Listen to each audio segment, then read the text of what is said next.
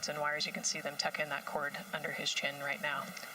And so the suits they're wearing, they're called the Orion Crew Survival Suits, or OX suits.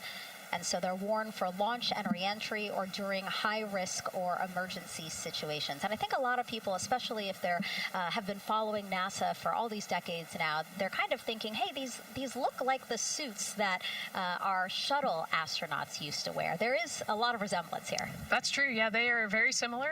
You know, NASA does a great job of leveraging the lessons that we learned from previous missions. So dating all the way back to Apollo, you know, some of our first spaceflight missions, we learned lessons about the suits and how to make them better, and we just continued to carry that through all the way into the Artemis mission. Time now to introduce you to some of our teams today. We have Gary Jordan at NASA's Johnson Space Center in Houston. He's going to be inside with the mission control teams, which will take over from Kennedy's launch control team right at liftoff. And then back here at Florida, there's Megan Carter inside Kennedy Space Center's visitor complex, Jasmine Hopkins at a launch viewing location, and then finally Daryl Nail inside the Launch Control Center with the launch team. Now, each is going to provide a very unique experience today, starting first with Daryl, who has been closely monitoring the launch countdown for us. Yeah, and welcome into Firing Room 1, a historic firing room here at the Kennedy Space Center in Florida. It's a pleasure and an honor to be here reporting what's happening as we lead up to countdown and liftoff of Artemis 2. So far, looking pretty good. You see the rocket out there on the pad. It is launch day, and we just got that crew weather brief that you were talking about from Launch Director Charlie Blackwell-Thompson to the crew.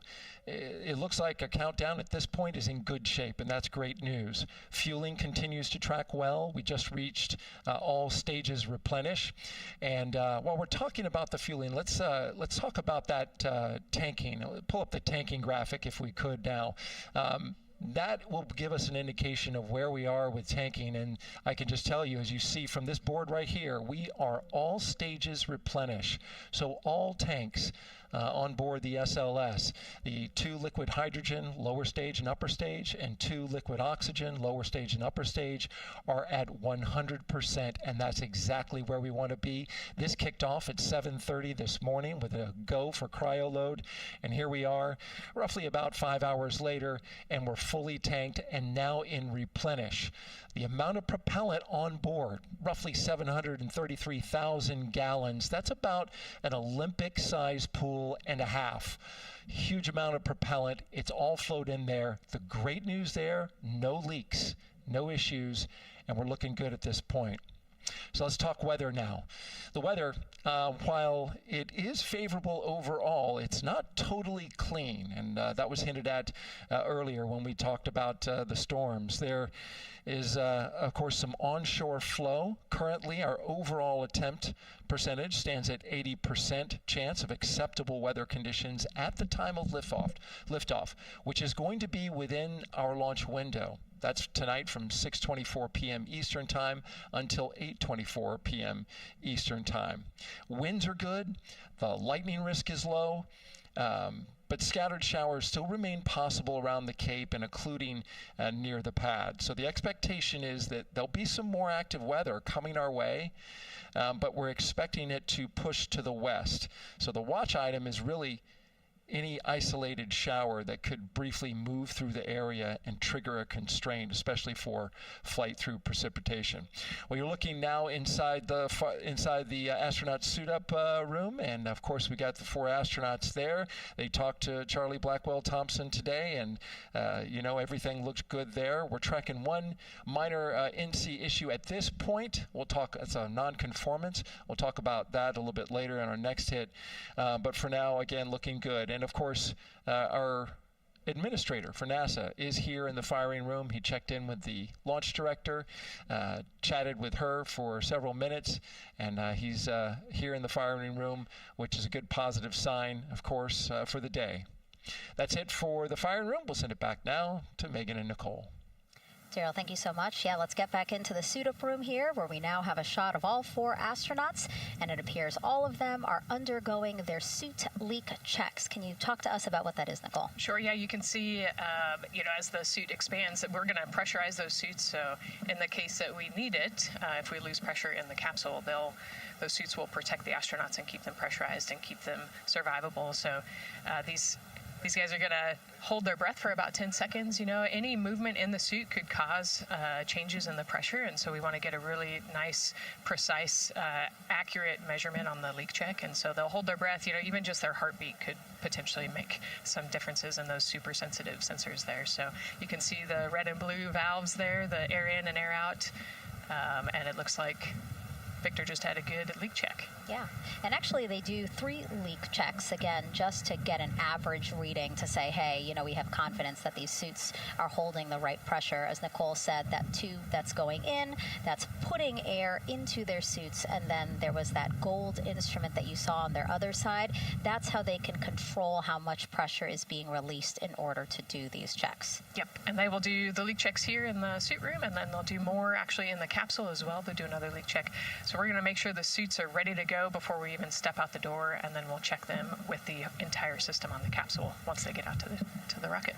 And you might also notice that some of the astronauts, while they're doing their suit leak checks, you might have seen Victor gave an OK sign. You might also see a thumbs up, and that's because concurrently, while they're doing these suit leak checks, they're also doing comm checks.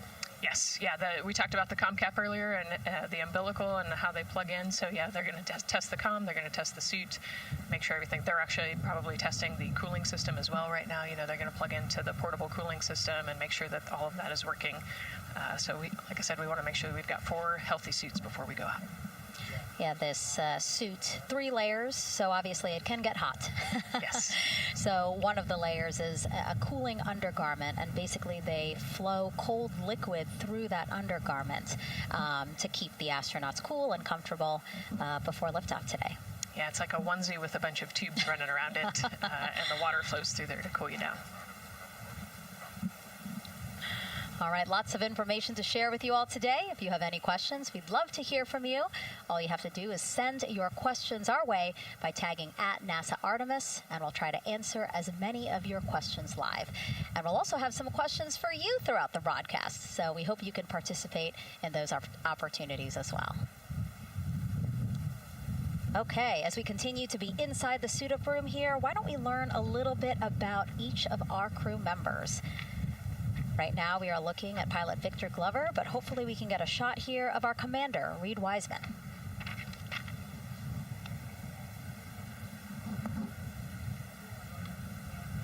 Now, Reed Wiseman is a Baltimore native. He's been in space once before as flight engineer for Expedition 41 aboard the International Space Station from May through November 2014. During the 165-day mission, Reed and his crewmates completed, get this, more than 300 science experiments in areas like human physiology, medicine, physical science, earth science, and also astrophysics. They actually set a milestone for station science by completing a record 82 research hours in a single week. He also served as chief of NASA's astronaut office from December 2020 to November 2022, and Reed has 2 daughters. Yeah, I love, Reed is such a great leader. He was the chief of the astronaut office when they hired our class of astronauts. And so, I think I have to publicly thank him for my job here today. But yeah, he's a family man, he's a good leader, and he's a great pick for the commander of this mission. Yeah, I think, in talking through some of his other accomplishments, obviously he has leadership qualities that makes him prepared for commander of Artemis 2. Yes, he does. He's a well-experienced naval officer and now NASA astronaut. And so now here we are, pilot Victor Glover. NASA selected the California native as an astronaut in 2013. At the time, he was actually serving as a legislative fellow in the United States Senate. His first trip to space was in November 2020 when he launched as pilot of NASA's SpaceX Crew 1 mission. That was the first operational mission of NASA's Commercial Crew program, which resumed launching American rockets from American soil to the International Space Station at the end of the shuttle program. Victor is a U.S. Navy captain and naval aviator who served as a test pilot, racking up more than 3,500 flight hours in more than 40 different aircraft. He and his wife, Deanna, have 4 children. Yeah, 4 children, a lot of energy, but that checks, right? Because when I think of Victor Glover, I think of a lot of energy, smart guy who's always excited and ready to go. And there you go, he's smiling in the suit room this morning. Oh yeah, he's a great guy. All of them are. This whole entire crew. They're just a good group of human beings, of leaders, of friends, family. You know, I have never heard anybody say anything bad about any of these 4. They're all so well accomplished, and they're also deserving of this opportunity to return to the moon. Yeah, and they're also humble, right? They're just standard humans going to the moon, but you would never know that when you talk to them in a normal conversation. And so it looks like Christina here has completed her suit leak checks as well, her communication checks too. Yep, they've already got her gloves off. They're getting ready to kind of hang out and relax a little bit, I think, before they walk out. She is a mission specialist for this mission, native of Grand Rapids, Michigan. Was selected to the astronaut corps in 2013, so actually same class as Victor. She served as flight engineer on the International Space Station from March 2019 to February 2020. And during that time, Cook set a record for the longest single space flight by a woman with a total of 328 consecutive days in space. She also participated in the first ever all-female spacewalk. And before becoming an astronaut, Christina helped build space science instruments and led scientific field work in some of the most remote environments on the planet. Her hobbies include surfing, rock climbing, community service, yoga, travel, and photography. Again, so much. When does she find the time?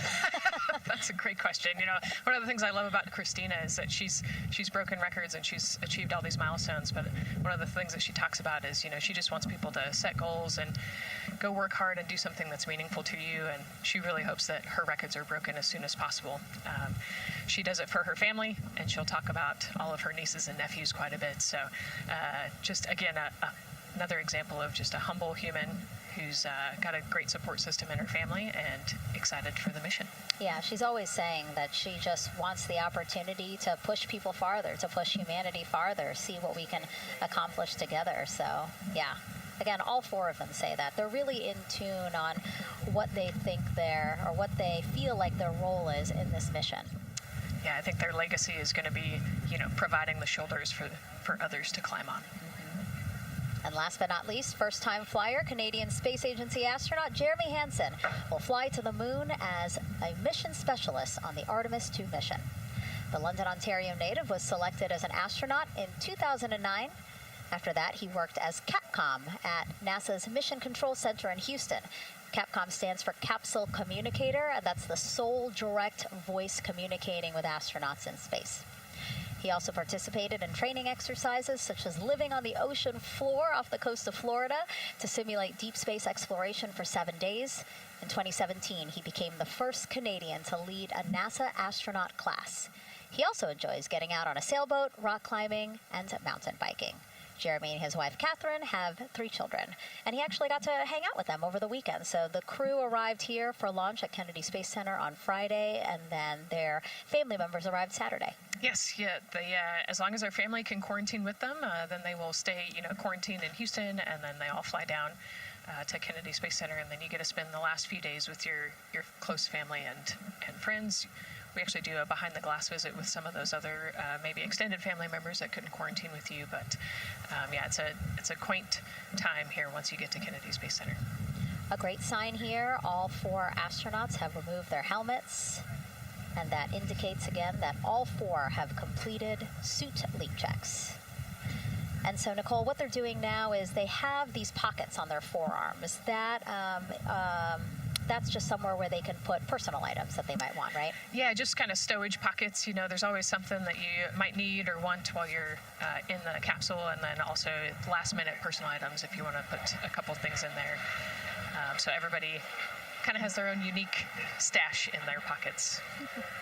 And then another pocket has emergency equipment that they might need, right? Like a signaling mirror, things like that. Right, yeah, the suit is basically all in one. You know, it's got the oxygen bottles there on their right legs. You'll see in a different shot, they've got pockets with survival gear in it, and that is to keep them safe. So if they had to egress the capsule, either from the launch pad or from the water, then they will have all of the survival gear with them. They'll have about 10 minutes of oxygen as well from that bottle so that they can get to safety quickly and safely.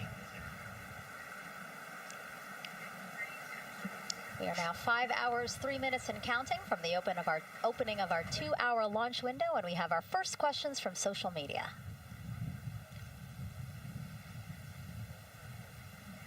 Question here from X. So to be clear, this is not a mission to land, but to orbit the moon. Thank you, and thank our astronauts.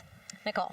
Yeah, this is a great question. You know, I think it's important to highlight the mission of Artemis 2, where we are going to go around the moon. We're going to see the far side of the moon.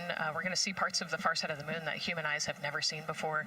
It's very similar to the Apollo 8 mission, right? We're also potentially going to be able to see the landing sites for the future Artemis missions and kind of provide the overall context of those landing sites amongst the entire moon site there. So it's an exciting mission. We'll get to learn a ton about you know, there's so much science that's going to be on this mission as well, right? Where they're going to do some science experiments on humans, learn about the stress of the environment, and we're going to learn about the radiation environment. We're going to learn about the suits as well. We've got some technology demonstrations that are going to happen. So there's a lot going on this mission as we fly around the moon and come back. Mm-hmm.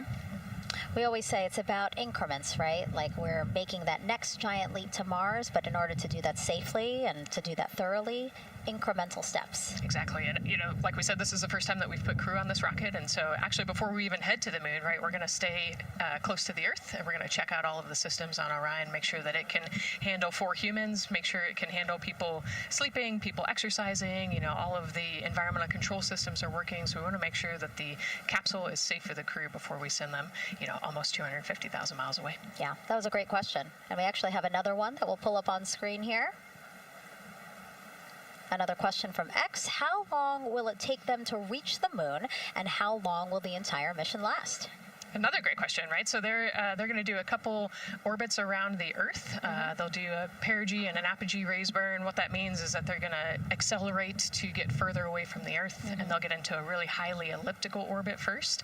And then once they get into the translunar injection, so they're actually on a free return trajectory, which means we're going to accelerate them, and then they're going to escape Earth's gravity, and then just based on orbital mechanics, they'll be able to come home without having to do another burn or acceleration.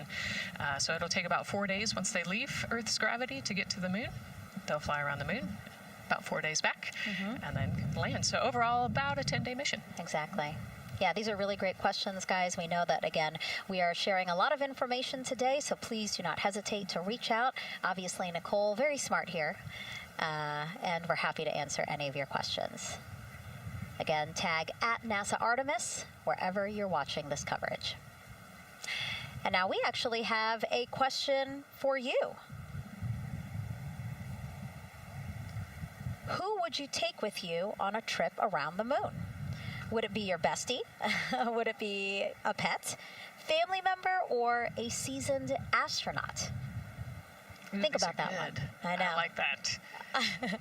I absolutely know what I would say. I think it would make my husband upset, but I have my answer here.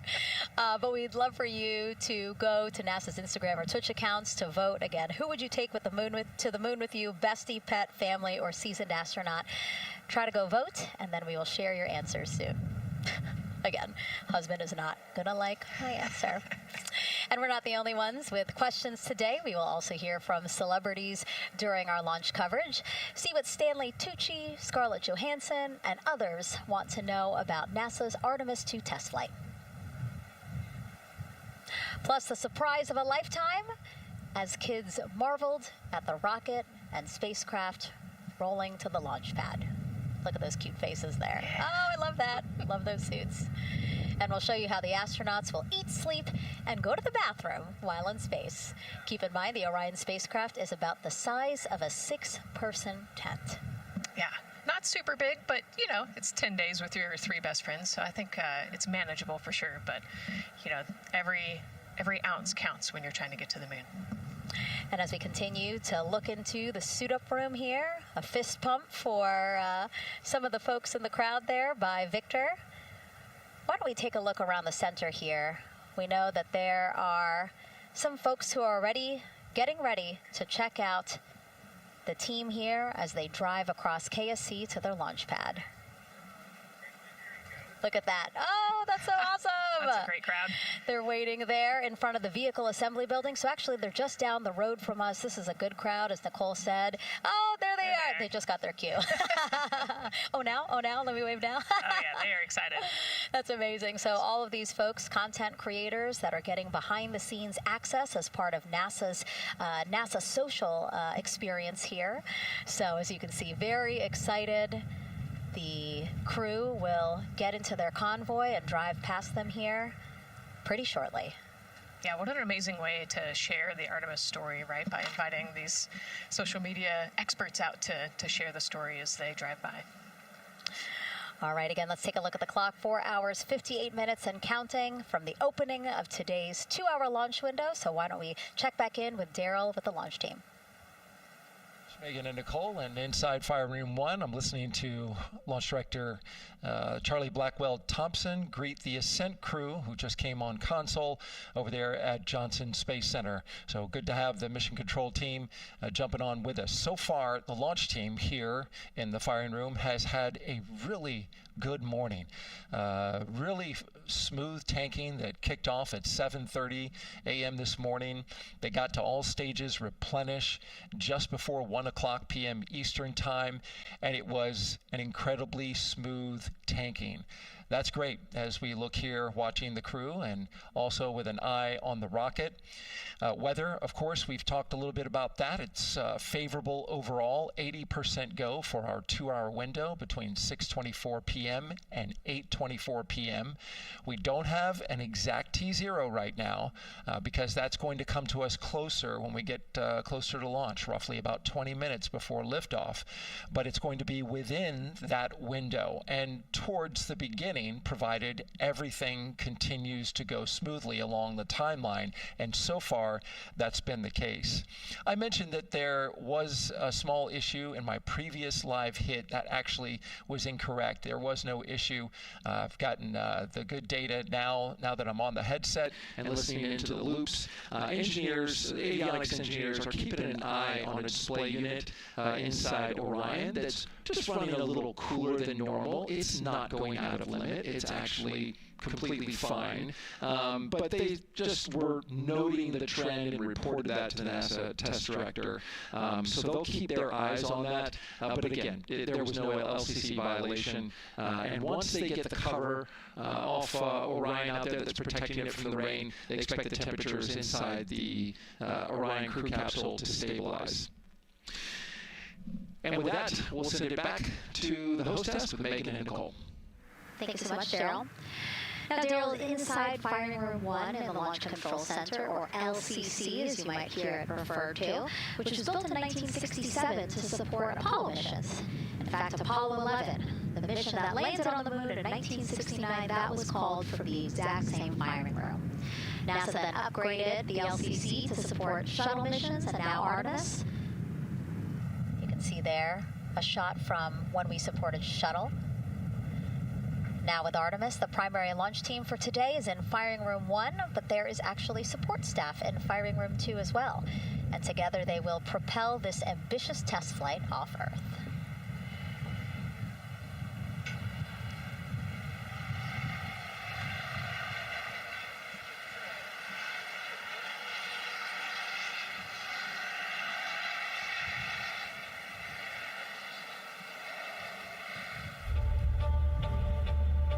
We're going back to the moon because it's the next step in our journey to Mars. We need to go explore the moon. There's vast regions of unexplored areas with the coldest, darkest places in our solar system. This is a test mission, and when we get off the planet, we might come right back home. We might spend 3 or 4 days around Earth. We might go to the moon. That's where we want to go, but it is a test mission, and we are ready for every scenario as we ride this amazing space launch system and the Orion spacecraft. But another reason we're going back to the moon is to fulfill NASA's mission, which is to explore the unknown in air and space, to innovate for the benefit of humanity, and to inspire the world through discovery. And when we succeed and when we accomplish the things that we set out to accomplish, that inspiration not only can set up new things to happen, but it also is a reminder in tough times that we're capable of doing great things when we work together. The thing I love about the moon is that it's not just a beacon for exploration and this platform of possibilities for incredible missions like this, but it has benefits. That's actually why we're racing towards it. Those benefits are really wide in nature. You have everything from innovation, technology development, not only for future missions going deeper into the solar system, but technologies that come back to Earth. You have inspiration, a whole generation of people starting this pipeline of STEM workers and manufacturers and operators that are excited to see what you can do when you work hard and you come together as a team. When I think about the 4 of us flying around the far side of the moon, seeing that Earth rise, taking images and video and sending them back to you, the feeling that I have inside is hope. We know that Artemis 2 is not the solution for humanity on planet Earth, but it is a contribution in the positive column. We hope that just for a moment that people will pause and say, wow, it's extraordinary when you look back upon the Earth with over 8 billion people, and you see this concrete example of what humanity can do, this extraordinary thing when we set big goals and we work together to achieve them. Now, Kennedy's launch control team takes us to liftoff, but then mission control at NASA's Johnson Space Center in Houston takes over. That's where we have our Gary Jordan embedded with that team. Hey, Gary. Hey, Megan and Nicole, it's great to be joining you from here in Houston, Texas. I'm in NASA's Mission Control Center, where the Artemis II Ascent flight control teams, led by Flight Director Judd Freeling, recently started their shift to monitor the Orion spacecraft integrity, the Space Launch System, and the crew to make sure all criteria is met to commit to today's launch and the mission ahead. The team you see here in this room today has been training extensively to prepare for the highly dynamic phase of flight that begins shortly after engine ignition.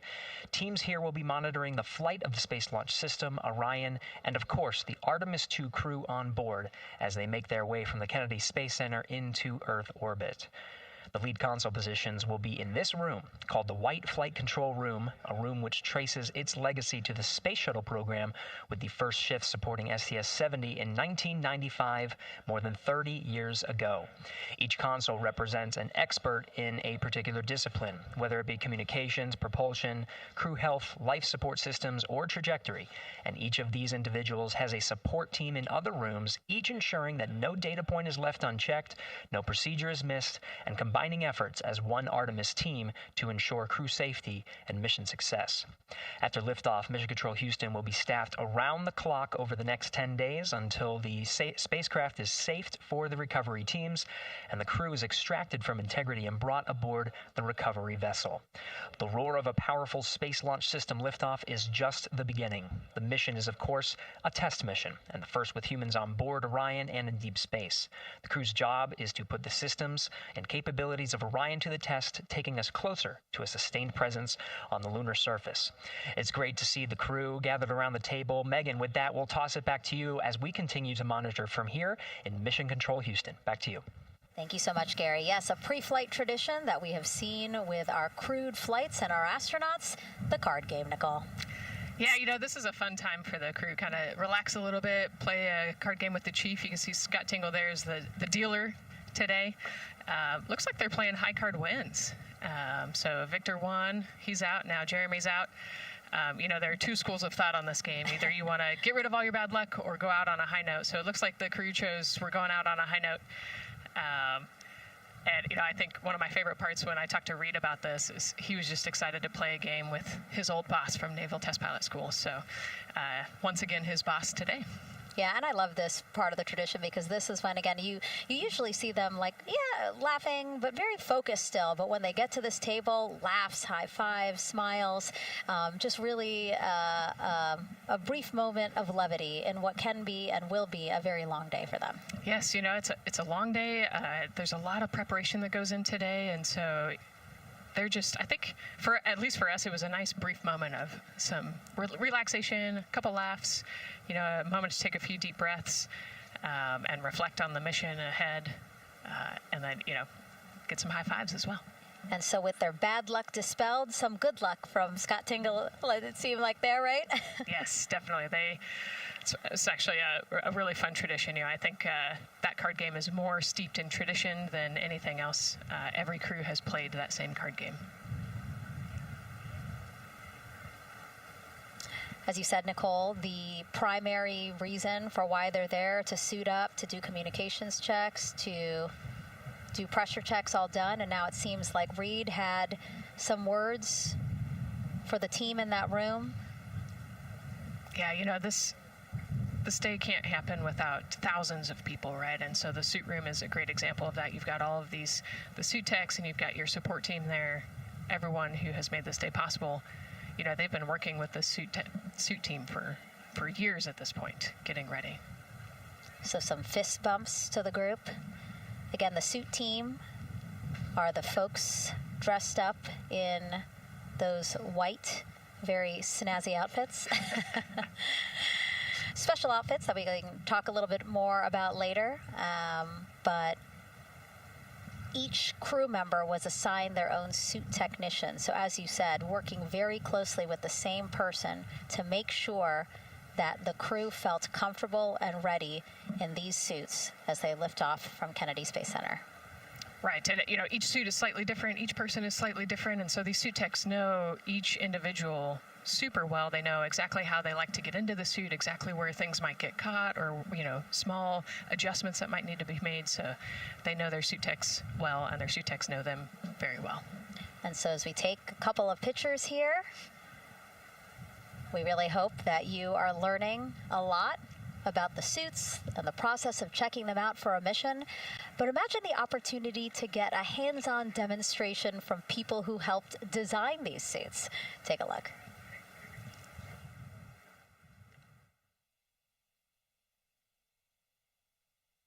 Does anyone want to try on one of the gloves? I love showing the kids the suit. I love how excited they get about space. Oh! So that would be... It just goes in there? We got to bring some stuff for them to actually put their hands in, and some of them were very excited because they want to be astronauts when they grow up. I would love to be an astronaut. That would be incredible. I'd like to be like an engineer that like maybe designs the suits. Whether it's the calm, the orange color, every aspect has an important function for our astronauts in space. It's going to be amazing seeing astronauts up close to the moon again. And that was a special event at Johnson Space Center. What we just saw there, obviously a big part of why this mission is so important to NASA, really just an opportunity to inspire everyone, especially kids, right, Nicole, to dream big and be curious. Oh man, yeah, the kids are so important, right? I love talking to kids. You know, they are the future of spaceflight. They are the Artemis generation. And, you know, if we could just inspire even one of them to go on to be a scientist or an engineer or maybe even an astronaut someday, that's a win. And now let's turn our focus to the rocket for a little bit. Powering liftoff will be, again, NASA's Space Launch System rocket right behind us. And to learn more about SLS, let's go to Megan Carter, who's at Kennedy Space Center's Visitor Complex at an exhibit dedicated to Artemis and the future of spaceflight. That's right, Megan. I am so excited to be over here at the Visitor Center, but not just because of launch. I get to introduce you to the moon board. This is obviously a very complex mission, lots of moving parts and pieces. So the moon board is going to allow me to break some of those things down for you just a little bit more in depth, starting with that SLS rocket. Now, the SLS, or the Space Launch System, very big, very powerful. It is going to be producing 8.8 million pounds of thrust at launch. And like I mentioned, mentioned, very large, as you can see here, going to stand about 322 feet tall with Orion there on top, just a little bit taller than the Statue of Liberty. Now, there are many components that make up this rocket, so I'm going to point out just a handful that you're going to hear about a lot throughout this broadcast, starting with our boosters. These two twin solid rocket boosters are going to be very powerful. They are going to burn for the first 2.5 minutes of flight, and each one is going to stand 17 stories tall. They weigh in at about 1.6 million pounds each. Now, I am going to jump back out and I'm going to show you a little bit about our core stage. That's going to be known as the backbone, essentially, of our rocket, and it is made up of around 5 components, starting with this engine section down here. This engine section is where our 2 propellants are going to be funneled down through our pipelines, and they are going to be mixed at 2 different temperatures, very complex processing, and they are then going to go on to feed that fuel to our 4 very powerful RS-25 engines. These are going to produce about 500,000 pounds of thrust each at launch, and they will burn for 8 minutes. All right, now jumping up here, we are going to take a look, because I just mentioned those propellants. Obviously, we do need fuel, and that is why we have around 535,000 gallons of that liquid hydrogen. That's approximately about the same amount that you could fill an Olympic-sized pool, just to give you an idea. And then we're also going to have that liquid oxygen, and like I mentioned, there's going to be about 200,000 gallons for that one, and they are going to be funneled down through those lines that you see here on the side. All right, jumping up real quick, this is going to be our upper stage. That is where our core avionics are going to be stored, essentially the brains of the spacecraft. And then jumping out super quick, let's see if we can zoom in here, and we can. Those propellants I talked about are going to be stored at cryogenic temperatures. That means thousands of degrees below Fahrenheit, so they have to be kept very cold. And that, all those bumps and ridges there that you see, those are actually going to be an insulation spray that's going to help keep that rocket nice and cool, keep the propellants ready to go, and get us set up for success. Now, obviously, that was a very quick overview of our rocket. I have so much more to show you here on our moon board, but for now, I'm going to turn it back over to you, Megan. Thank you, Megan. A very impressive demo of the moon board, but also an impressive system, obviously. She mentioned 4 RS-25 engines on the core stage, and actually we have one right behind us here, used during the shuttle program, and I got to get a closer look at it with Space Launch Systems Engines Deputy Manager Philip Benefield. Okay, so Philip, in terms of size, shape, and function, will we see here behind us exactly what we see on the pad? Absolutely, Megan, absolutely. So this is the RS-25 engine. Impressive. We have 4 of these on the bottom of the SLS rocket to propel the SLS rocket in Orion into low Earth orbit. And we've been seeing views of the pad throughout this broadcast, but you mostly only see the bell here. What's happening over here? Right, so this is generally what we call the power head section of the engine. So the purpose here is that it takes in the propellants from the vehicle tanks, the liquid oxygen in minus 297 degrees, super cold stuff. The liquid hydrogen even colder, minus 423 Fahrenheit. There's 4 turbo pumps on the engine that pressurize that propellant up to 9,000 psi in areas. It is all directed into the main combustion chamber, where it is burned into hot gas that then is accelerated out the nozzle to produce thrust. When you say hot gas, what are we talking about? We're talking 6,000 degrees Fahrenheit gas. Wow, so we're talking really cold as liquids coming in to the combustion chamber, and then it comes out as really, really hot gas. How do you design, how do you engineer something to control both extremes? Absolutely, it's very technically challenging. One of the main things here with the nozzle is that since you have the 6,000 degree Fahrenheit gas coming out, you have to cool that nozzle so it doesn't melt. And so the way the nozzle is constructed with these 1,080 coolant tubes. And so each of these coolant tubes flows a small amount of hydrogen. It keeps it cold, and so it doesn't melt during operation. Wow. I mean, all of this science that you're talking about, it is truly amazing that you guys designed this for shuttle, and yet you've reconfigured it, retooled it to be able to now support Artemis. What do you think about that? Yeah, I think that's really amazing, the fact that we were able to use the heritage hardware on the Space Launch System. The engine itself, developed through the Space Shuttle program, many upgrades to make it more reliable and improve the thrust as well. Perfect. Philip, thank you so much. I can't wait to see all 4 function. Same here. Thanks, Megan. Enjoyed it. And again, another idea and way that we are learning from what we've built upon and figured out all into this moment. Yes, with so much more thrust and capability, like we said, we learn all those lessons from previous missions, and we get to involve them here today. And here we are, the closeout crew in the White Room, getting ready for the astronauts who have just left crew suit up and are now walking down a hallway to greet some family and friends downstairs. Commander Reed Weissman, Pilot Victor Glover, Mission Specialist Christina Cook, and Jeremy Hansen. Looking excited, ready. Now in that elevator to take them 3 floors down. Thumbs up, one more photo, one more photo. Oh, nope, a couple more people in that elevator. Those are important folks. They're going with them to the pad. Yeah, Bye, Reed. This is a fun elevator ride. Yeah. And actually you couldn't see them because they're off camera, but the support crew that's actually in crew quarters with us is right there waving goodbye and saying goodbye to you. So it's a really special moment to say thank you and say goodbye to the support crew at crew quarters. That's amazing. And so again, they will ride down 3 floors, and then soon we'll walk out the doors that you see underneath the banner there that says their names. These doors, the same doors that astronauts who have launched from Kennedy Space Center have walked out of since the Apollo program. Yes, and you can see another tradition is putting your patch on that archway as well. So I'm sure they did that over the last couple days. They did. It's actually it's so hard to see because there's so many of them, which is also great, but it's on the door frame on the right-hand side, the very, very bottom. Awesome. Great crowd here. A shot now of everyone who is waiting to greet the crew as they walk out of the operations and checkout building here at Kennedy Space Center and will board their ride to the launch pad. Yeah, this is a really great shot, right? Because you get to see a little bit of what goes on there. So you've got the close family that were in quarantine with them up close. They get a wave goodbye one last time. You've got a little bit of media in the background, and then you've got some NASA employees and a lot of the program managers off to the side as well to wave goodbye one last time and wish them luck. Yeah, it's a really nice moment. Again, they have had some quality time with family, but this is their final opportunity to say, see ya in 10 days. Yep, the last wave. And so there are different pens of people, again, as Nicole was alluding to, specific to the quarantine rules that you followed in order to be able to have that access, have that closeness with the crew.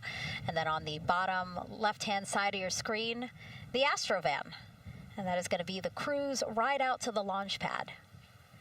This modified Airstream motorhome can seat up to 8 people inside. It has a TV and sound system, and we know they plan to watch a video during their trip out, right, Nicole? Yes. So I think Top Gun is on the menu, yes. And then also Point Break because Christina surfs. So I think they've got a pretty decent entertainment planned. So I love that. It gets them in the headspace, the right headspace to really just enjoy the ride to space. NASA's history with Airstream dates back to the 60s when the company created a crew quarantine vehicle for when astronauts returned from the moon. This picture here, President Nixon talking to the Apollo 11 astronauts inside said quarantine vehicle. Then during the shuttle program, Airstream created the first generation Astrovan, a 27-foot motorhome that transported astronauts across KSC to their launch pad. And again, that is what we're going to see today. A very similar picture. Again, the orange suits, the Astrovan, very reminiscent of what we have done before and how we got to where we are now. Yeah, and it's a pretty cool ride. You get about 20 minutes to get out to the launch pad and watch a movie, listen to some music. It's kind of an interesting, and then along the whole way here at KSC, all of the employees from Kennedy Space Center come out. You can see in the background of the shot you're looking at right now, all of those employees and everybody lining the streets, waving and wishing them luck. I think this is an emotional moment for a lot of people because this is the last time where a lot of people will be with the crew because once they get to the pad, there's only a handful of folks with them before launch. Yeah, definitely. This can be emotional for the crew, can be emotional for the families, of course. I mean, I got to wave goodbye one last time to my sister, and when we walked out those doors, and it's surreal. It starts to become much more real the closer and closer you get to the launch pad. 20 seconds now from when we expect the crew to walk out those doors. It must be really hard for them to patiently wait for these very specific milestones. You've got a whole group back there that's telling jokes and keeping it light. So.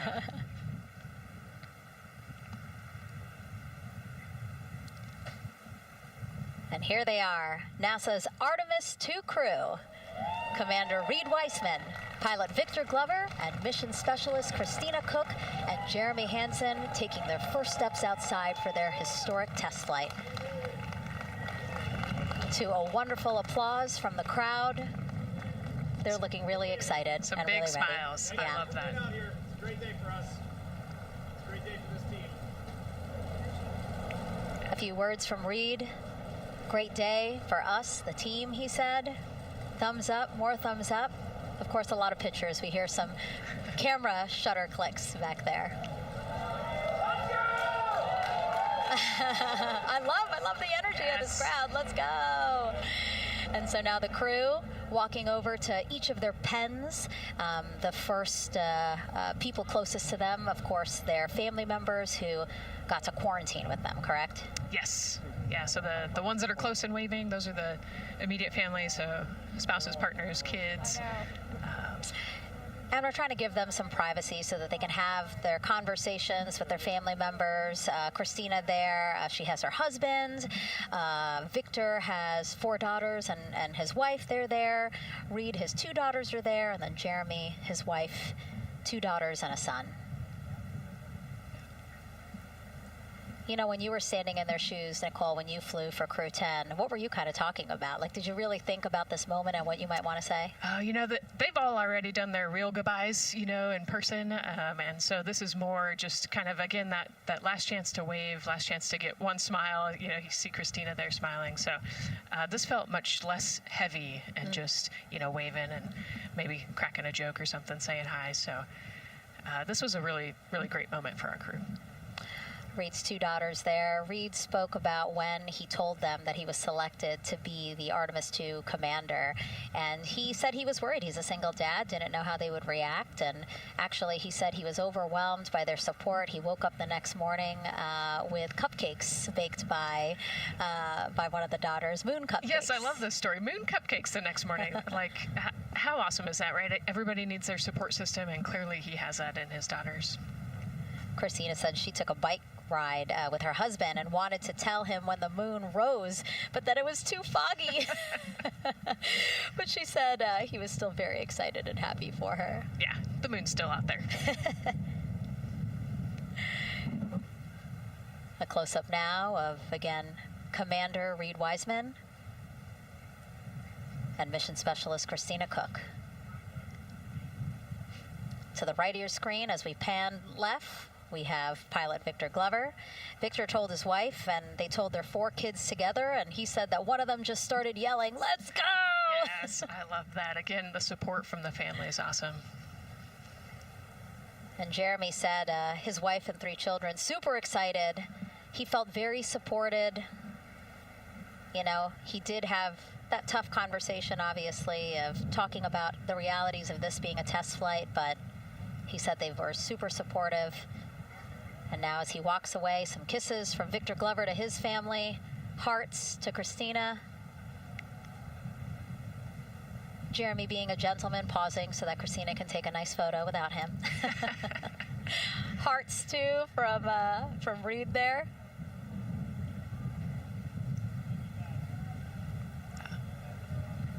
Hearing Victor saying, "Love you guys," saying that to some of his crew members there. Woody. Some more applause from the group. Quick wave to some of the NASA program managers, and I think Norm Knight's out there, the FOD Flight Operations Director.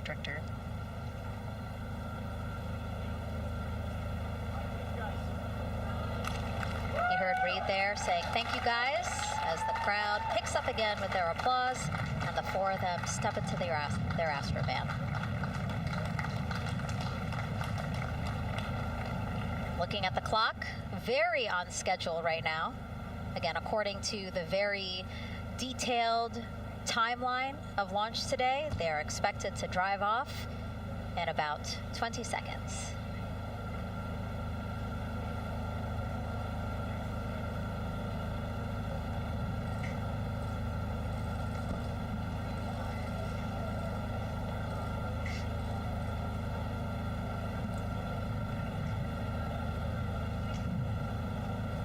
So far, we're marching toward the launch smoothly.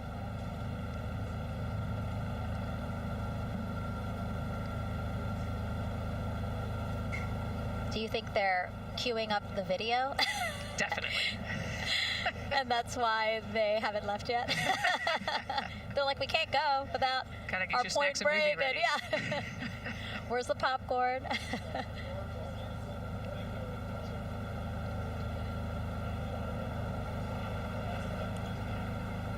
Again, good on the timeline. Of course, they do have these very specific milestones, but this is not one that has to be completely stuck to the second of the minute. Yeah, we will make up that time easily.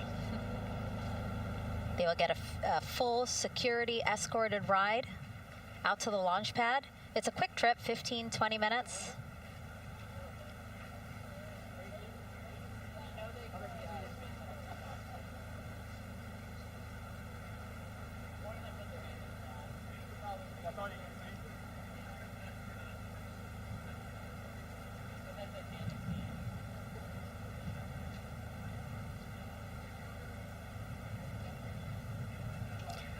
The closeout crew at the pad still just getting everything ready for their arrival.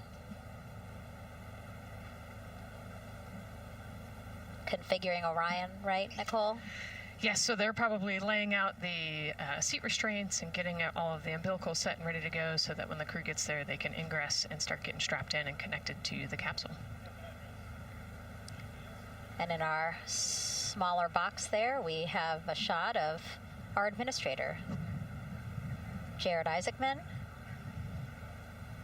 Bouncing around quite a lot today, was in the firing room right after the crew weather brief, saying to the crew that they are good for them to start suiting up, and now here to wish them well as they drive out to the pad.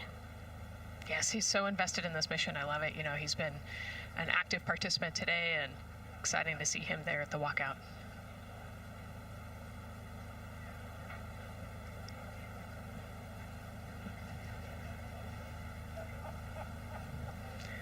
So in the van, they're probably getting hooked up to the portable cooling systems as well. So that would be my guess on the slight delay here, making sure everybody's situated, connected to cooling, and ready to go before they take off. Right, because the orange boxes, we didn't talk about it when we were in the suit-up room, but if anybody noticed, there are these orange boxes, and that's what provides the cooling to those thermal garments. And so those boxes have been staged inside of the Astrovan so that once they got there, they can connect up, again, so that they're cool and comfortable on the way out. Right, so they were off cooling from the walkout, you know, said hello to their families and the 80-degree weather here in Florida today, so it can get really warm in the suit quickly if you're not careful, so you want to make sure everybody's comfortable before we drive off. And then when they get to the pad, of course, and strapped into Orion, then they don't have any need for those cooling boxes anymore. They will get that cooling through Orion, through the different lines and umbilicals that they'll be connecting to there. Yep, that's exactly right. The Orion capsule and its environmental control system will take over once they're connected to the umbilical.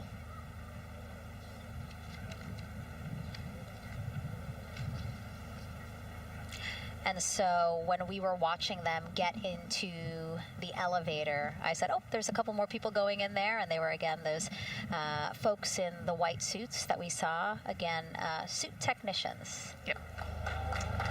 And there they go. And off they go. Reed, Victor, Christina, and Jeremy now on their way to launch pad 39B, where they will fly to the moon, something no human has done in over 50 years. They may also set a new record as the farthest humans have ever been from Earth, a record set by the Apollo 13 crew almost 56 years ago today. We still hear cheers as they drive away from the operations and checkout building here at Kennedy Space Center. Now, while the crew make their way to the pad, let's get to know each of them even better. First, Commander Reed Wiseman. The moon, to me, it's the thing that connects me together with all the other humans in my life. I remember being a little kid lying in bed at night and just looking out at the moon in whatever phase it was in, and I was thinking, man, my friends that live like 20 miles away, they can probably look out and see that same exact moon. And then when I was in the Navy and I would look out at the moon and I'd be halfway around the planet, and I would think, man, my brother can see that moon where he is, and he's halfway around the planet from where I am. To me, it's a connection of life on Earth. We can all look up and see that moon, and it's always changing. The moon is never the same 2 days in a row. I love that. My name is Reed Wiseman. I'm the commander of NASA's Artemis II mission around the moon. I grew up in a little town just north of Baltimore, Maryland, about 20 miles north of the city.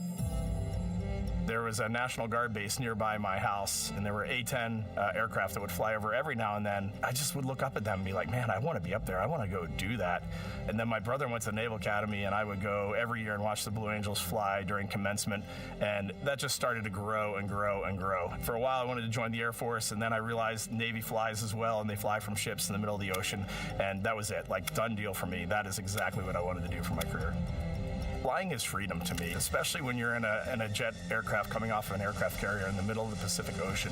Nearest land is over 1,500 miles away. So when you come off of that aircraft carrier, you are truly just alone with yourself out there. It is a magical experience to be out there all by yourself in an aircraft over the Pacific. Just it's free. I think anybody who accomplishes something that they set their mind out to, there's no one thing that does it for them. It's a combination of everything. I mean, the way my parents raised me, the way my brother and I, the way our relationship developed over time, my friends, being in the marching band, going to college, setting my own course, learning how to live on my own, being mentored along the way, being, kept on the path to success, but being given the freedom to, make excursions and fail every now and then and regroup and carry on. I think all those things come together in the end to get you where you are. I've had to overcome, I'm a human being. I've had to overcome a lot of fears. I'm pretty scared of heights. I joked about that on the International Space Station, but it turns out I'm only scared like at the edge of a building. When you're up on the International Space Station, even though you're 250 miles up, I never had that feeling of falling or that I was, at risk up there. I just kind of loved the feeling of floating and looking down at Earth. There have been challenges all throughout my life. By far, the biggest challenge was losing my wife in 2020 to cancer, and now raising two daughters who are grown up now, but that's been the biggest challenge by far I've ever had to face. It is not easy. Being an only parent, trying to work a full-time job, and raising two kids is something that I think about every single day. I'm very proud of the work I've done. I haven't always done it well, but I've always shown up and tried as hard as I possibly can. And now Artemis II pilot Victor Glover and his journey to this history-making moment. I do wonder what it's going to be like when we are really far from Earth and can see it. The sensation of being so far away from everything that you know. I had that sensation on the space station the first time I got to sit in the cupola for a really long time. So I can only imagine what that's going to be like from 200,000 plus miles away. My name is Victor Glover, and I'm the pilot for NASA's Artemis II mission around the moon. When I was in 4th grade, I was 10 years old, and that's when the Challenger accident happened. And it helped me understand how the general public felt about the astronaut corps, right? Like, these are the people that we want to be, and that just gave me an easy thing to strive toward. The biggest fear that I've had to overcome in my life is doubting myself. Going to college when no one in my family had gone to college was a huge risk. I had more confidence in my athletic ability than in my academic abilities. I could play football with those college students that I saw on TV, but my classmates that I saw in the lab and around the University Union, I didn't know if I had what they had. I think addressing that self-doubt was a part of, swinging for the fence and trying to go get an engineering degree, not just go to college, but get an engineering degree and then go do something challenging and technical like flying. Apollo is known for sending humans to the moon. Artemis has an opportunity to continue the Apollo story, but I actually think it's important for for this story to stand on its own. Artemis is a new program, and we're trying to do new things. And it's great to compare and contrast. When you look at our spaceship, you can see parts that were designed, built, and integrated in another country. When you look at our crew, you see that our crew is international. There are also men and women. And I just think that comparing and contrasting makes the story even richer. The piloting role specifically, I will have an hour and a half or so where I get to fly the spacecraft by hand. We haven't flown that many spaceships. And so the ability to fly one actually in space on a test mission is just a really unique opportunity. I can't tell you how I'm going to feel when we fly by the moon and see the moon up close and the Earth from 250,000 miles away, but I don't use the word excited because I'm focused. You know, what we do, this is very serious and it's very risky, and we are all intimately familiar with that risk. And so if we go out there and we're successful and we can pass that baton on to Artemis 3, that's something to really be excited about. Great to hear from Reed and Victor in their own words about how they feel about this mission and their role in it as the convoy turns this corner here onto the road where the vehicle assembly building is, and where the group that we showed you earlier today, ready with their flags. Wow, that group has expanded exponentially. Love this. Yes, this is great. So many people. Flags, oh my gosh, I love it. Oh, this must feel so special to the crew to see all of these people here to wish them well. Yes, this is heartwarming. Look at how many people there are. Everyone is so excited about this mission. Signs, people have made signs. I feel like the Astrovan has slowed down a little bit, you know, to really take in the moment. Wow. That's amazing there. Again, crowds continue going, as we are now passing the historic vehicle assembly building. This is where the Space Launch System rocket was assembled and stacked with Orion. Its history, of course, goes back to the Apollo days, but today it is home to the Artemis missions to the moon and beyond. Gosh, still people lining the route. Yep. I love that. I do too. It leaves me kind of speechless, you Yes. know, just to see all the support, all of the people who want to know that they're thinking of them, they're with them, and the fact that this crew specifically has always said we are going for all by all. This must be really special to them. Yes, and that's just here on Kennedy Space Center. Imagine the rest of Florida right now. Yep. Mission Specialist Christina Cook, who holds the record for the most consecutive days in space by a woman. Let's take a look at what she has to say about this mission. I tell a story, which is one that my dad told me before the Apollo missions when he was just a very little boy. He was looking up at the moon with his mom, and his mom said to him, "Don't worry, Ronnie, we'll never get there." Fast forward maybe 70 years later, it's his daughter that's actually going there. And I think that long arc is something that we can all learn from. The idea that the seemingly impossible becomes possible if you just believe in it and are willing to work hard and come together to achieve it. My name is Christina Cook, and I'm a mission specialist for NASA's Artemis 2 mission around the moon. When I look back at my dreams as a kid, I definitely never thought I would actually get here. I was very pragmatic. Even though I'm a dreamer, I knew that the odds were way against me again, so I might as well do something I'm loving in the meantime. I definitely loved science and math in school and, did pretty well in those things, but I also loved being active. I was always outside. I loved things that made me feel small. I loved looking at the night sky, oftentimes between the pine tree branches, or I loved the ocean. North Carolina also has mountains, and when we go there, I just loved the vastness of all of those things. I loved how they made me feel and what they made me think about, and the vastness of the universe and how much out there was to learn.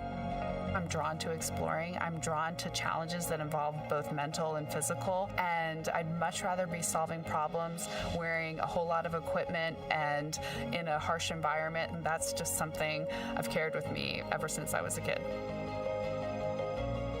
Thinking about the fears or challenges that I've had to overcome, there are just so many. I mean, basically, that has been the journey. I always say to people, do what scares you. And that means I have to follow my own advice. So doing what scares me meant getting on a plane and going to the Antarctic, getting on a plane and going to study abroad in Ghana, applying to become an astronaut, opening the EVA hatch in the airlock and going out of it into the darkness, strapping myself onto a rocket. And so for me, I think that no matter what the challenge, recognizing that if people believe in you and you believe they believe in you, the challenges seem always a little bit easier. To me, the moon, it represents history. It is a witness plate. Everything that's ever happened to the moon is still written on the moon. Every single person has looked at the moon their entire lives. We see the same moon. That's something really special. It's just the epitome of a symbol of something that's in each of our hearts, but that's also represents exploration and reaching. And as we continue to watch the convoy, almost at the pad, mission specialist and first-time flyer, Canadian astronaut Jeremy Hansen.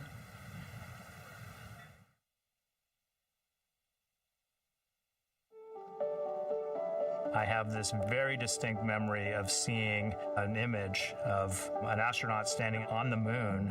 It's burnt in my brain because I went back to it so many times in my childhood, and I would look at that image, and I know it had a huge impact on me that humans had walked on the moon. My name is Colonel Jeremy Hansen. I'm an astronaut with the Canadian Space Agency, and I'm a mission specialist on NASA's Artemis II mission around the moon. My elementary school years, I grew up on a farm outside of London, Ontario. I spent as much time as I could with my dad on the farm. I learned the value of hard work, for example. If I wanted to go to work with Dad, it was going to be a long day, and I was going to have to not complain, or I wasn't going to get to go the next day. I had a treehouse. I had a vivid imagination, and I changed my treehouse into a spaceship. I made all these dials and controls. I had circuit breakers for switches that I found in the barn, and I was exploring space in my imagination. The most important thing I did to get to where I wanted to go in life, which was flying fighter jets and eventually becoming an astronaut, is I shared those desires with other people. And it turns out, just like you don't go to the moon on your own, if you could, I would have done it a long time ago in my treehouse as a kid. You have to go as a team. I think the biggest impediment to achieving my goals was, of course, myself.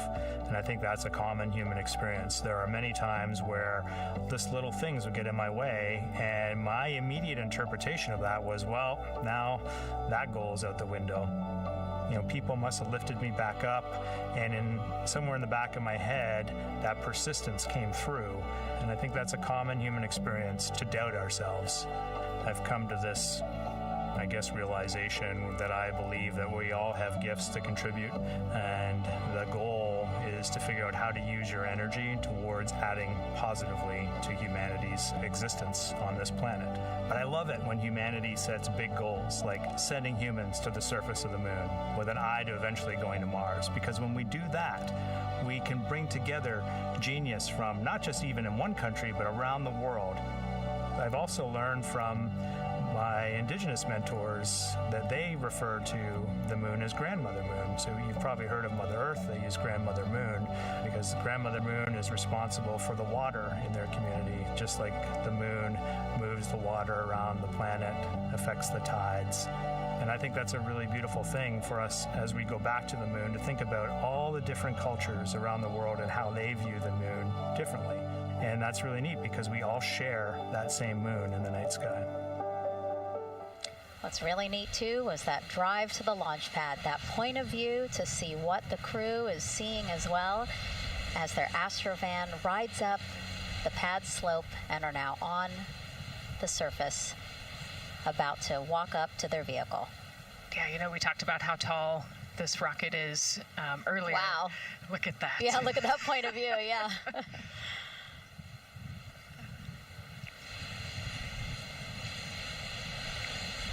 Pad 39B, another historic place here at Kennedy Space Center. Construction began in 1964, finished 3 years later.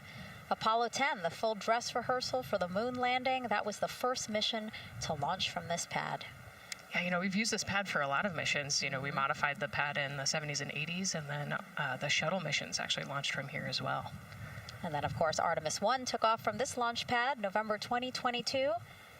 And now here we are about to see the Artemis 2 crew get out of the Astrovan and make their way up the mobile launcher to the 274-foot level, where they will embark on their first crewed test flight of the Artemis program. You know, I think that button in the elevator actually says space when It you does? hit it. Yeah. Really? At least on 39 Alpha it does. So I imagine it says something similar here. Again, let's take a look at the clock as we wait for the crew to get out. 4 hours, 10 minutes, and counting until the top of our 2-hour launch window today. Let's head back across the street to Daryl, who's following the launch team every step of the way. All right, thank you, Megan and Nicole. And here inside Firing Room 1, we had a nice moment. The launch director, Charlie Blackwell-Thompson, NASA's first female launch director, standing up from her console, taking her cell phone and snapping photos as the Artemis crew that she had just given the go to leave the astronaut crew quarters, driving by, and of course going up the causeway until they got there to the pad. And now we see them coming out of the Astro van there and getting ready to ascend the launch tower. Well, we got a weather brief before they went out to the pad, and of course LWO gave a go.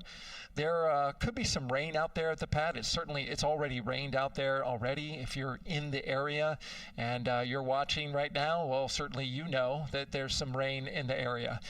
There's going to be spotty showers that are going to be coming ashore here, and we expect that throughout our rest of our countdown. But we also are getting forecasts that there'll be some clearing as we get closer to our launch window. Big wave from Reed Wiseman there, and a thumbs up as the crew goes into the elevator to ascend the launch tower to go up to the level where they'll walk across the crew access arm and get into the white room.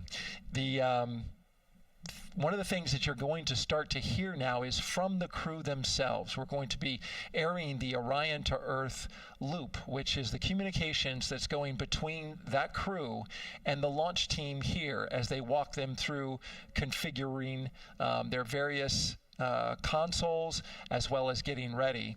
A nice moment here, and I'll just pause to just look and see as the crew walks across the zero deck, as they call it, which is the deck that's right there even with the engines, and they're taking a moment to go over there and stand up and gaze up at the 322-foot tall SLS rocket. This was part of the plan for the Artemis 2 crew, and potentially a rocket that could help them make history to go farther from Earth than any crew has before. The farthest distance from Earth when they launch will be roughly around 248,000 statute miles. They're expected to go about 4,000 miles farther than the Apollo 13 crew did. And now they've headed to the elevator to go up. Again, I was talking about the loops. You're going to be hearing from the crew as they discuss with the launch team getting various systems ready to go. And then closer to liftoff, we'll hear the operational launch team loop brought forward ahead of the critical pre-launch polls and then the start of terminal count. And that should be right around L-25 minutes, right before the NASA test director gives their poll and the launch director gives her management poll, which happens at L-17 minutes. Right now, a lot of focus is on, of course, the closeout crew. They've made the way for the crew to get inside the spacecraft now and walk across that crew access arm, and there they are. They have been working on a tight timeline, but they are ready to go, and they are ready to receive the crew and start putting them inside their Integrity spacecraft. That's it from the firing room. We'll send it back to Megan and Nicole. And Launch Director Charlie Blackwell-Thompson, again, we mentioned her a second ago. Her team have been training extensively for this moment since Artemis 1 launched in November 2022. Today, they have a message for Reed, Victor, Christina, and Jeremy.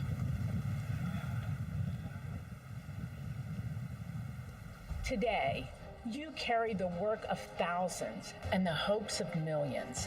Every test, every simulation, every long day and night have led to this moment. This team is ready. The vehicle is ready, and you are ready. From the ground to the moon, Godspeed, Artemis 2! I love that. I just love seeing all of the people who have contributed to this mission and the fact that this is what they've been working for, and now it's culminating today. Yeah, thousands of people have worked on this mission, and we saw there from the launch team, but human spaceflight is like the ultimate team sport, is what I like to say, and that's just a great example of our team wishing our astronauts good luck. That shot there that we were just looking at was aimed at the elevator doors, again, to catch the astronauts as they make their way up to the 274-foot level of the mobile launcher. The mobile launcher is the structure you see there. It is not only a way for the crew to obviously access Orion, but also provides the fuels, communications, all that to the rocket. And now we're watching the crew walk across the crew access arm, getting a beautiful view of Kennedy Space Center. From 274 feet. Woo. Nicole laughs because Nicole is also, like Reed, does not like heights. Do not like how open that crew access arm is. But Reed made it across, so that's good news. It looks like they really enjoyed it. They didn't just walk straight past. Christina and Victor, we definitely saw. Some thumbs up there, looking out, yep, that crew access arm. And then Reed, he knows where that camera is. Taking the opportunity to, again, just tell folks, hey, we're doing good. Ready for it. Yeah. And it looks like they're actually probably signing their patch. Yeah, there's a wall with patches there, and so each crew signs when they get up for their launch. And so this is probably actually the first time a crew is doing this in the White Room of Launch Pad 39B. Don't quote me on that, but I think the signing started with the commercial crew program. So there's a lot of that in the White Room over at 39A, but again, this is 39B. Yep. And so now in this room here, the White Room, again, we will see the crew don or put on their communication caps again, their helmets, their gloves, and remove coverings that they had on their shoes. Yeah, so they want to protect the suits while they're walking out and up to the White Room, and now they'll finish reassembling those suits. Put the boots on, put the gloves on. You see they're working their comm caps now, and they'll work the helmets eventually as well. And so as we watch this process unfold, why don't we take a couple of questions from you guys? What is the most difficult thing about preparing for a flight? Nicole, that question's obviously for you. Ooh, this is a great question. I think we get such good training. This crew's been training for years. And so they know this rocket and this capsule inside and out. They know all the dangers. They know how to react to anything. So I actually think, preparing your support system and your family, I think launch day is actually tougher for your family than it is for you. And we've heard the crew talk about the difficult conversations that they've had with their family to prepare for this historic test flight. And so I think, the closer and closer you get to the rocket, the fewer and fewer things from Earth you keep. They left their suitcases at crew quarters this morning. They left their cell phones, their laptops, everything. And so you are just a human in a spacesuit about to get on a rocket with all of your loved ones watching. And I think that can be probably one of the most difficult parts about today. And while you were answering that question, Nicole, we did get a chance to check. Yes, this is the first time crew has signed the wall of the White Room, again here at pad 39B. Let's take another social question now. All launch windows happen to be in the evening. How come? Obviously referring to the April opportunities specific to Artemis 2. Right. This is a complicated answer. I don't know that I would have the exact mechanics behind it, but it has a lot to do with orbital mechanics and where we are in terms of the Earth and the Moon relationship. And like we said, we're trying to get on that free return trajectory, and so it has a lot to do with when we can do the perigee and apogee raised burns and the translunar injection. So there's a lot of math that goes behind these launch windows and why they shift and move, and why we just so happen to be in the evening for the April launch windows. Yep. You did answer it well. All right. And before we asked you guys a question. Who would you take to the moon with you? Would that be a bestie, a pet, family member, or seasoned astronaut? Overwhelmingly seasoned astronaut. So Nicole, you and I are going to the moon. Was that your answer as well? That was totally my answer. Again, like I thought my husband would not like that answer because he'd want to come along too. But I think if asked, he would also say seasoned astronaut. So that's fair. Yeah, like we said, there's a lot of training that goes behind it. These guys can react to anything that comes their way, and so yeah, if you don't have all that training, maybe you do want someone that's a little bit more experienced. Yep. So correct answer, everyone. And now we have another question for you. What do you want to know about living in Orion? What the crew eats, how the crew sleeps, how to fly the vehicle, or how free time is spent? Another great question. Yes, I'm excited to see what they say. Yeah, so head to NASA's Instagram or Twitch accounts to vote, and we'll share the results as soon as possible.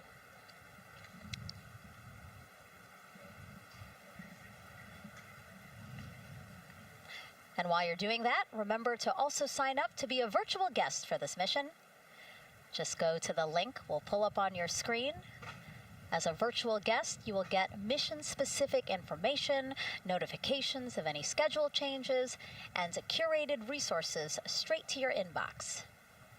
You will also receive commemorative stamps for your virtual passport after launch and splashdown. Again, we really, really want you guys to engage with us, engage with this mission, come along with us for the ride. So yeah, take advantage of these opportunities to be a part of it. Yes, it's a mission for all. And so back in the suit, no, not the suit-up room, the white room. Well, they're suiting up. You can see why I might have slipped that up.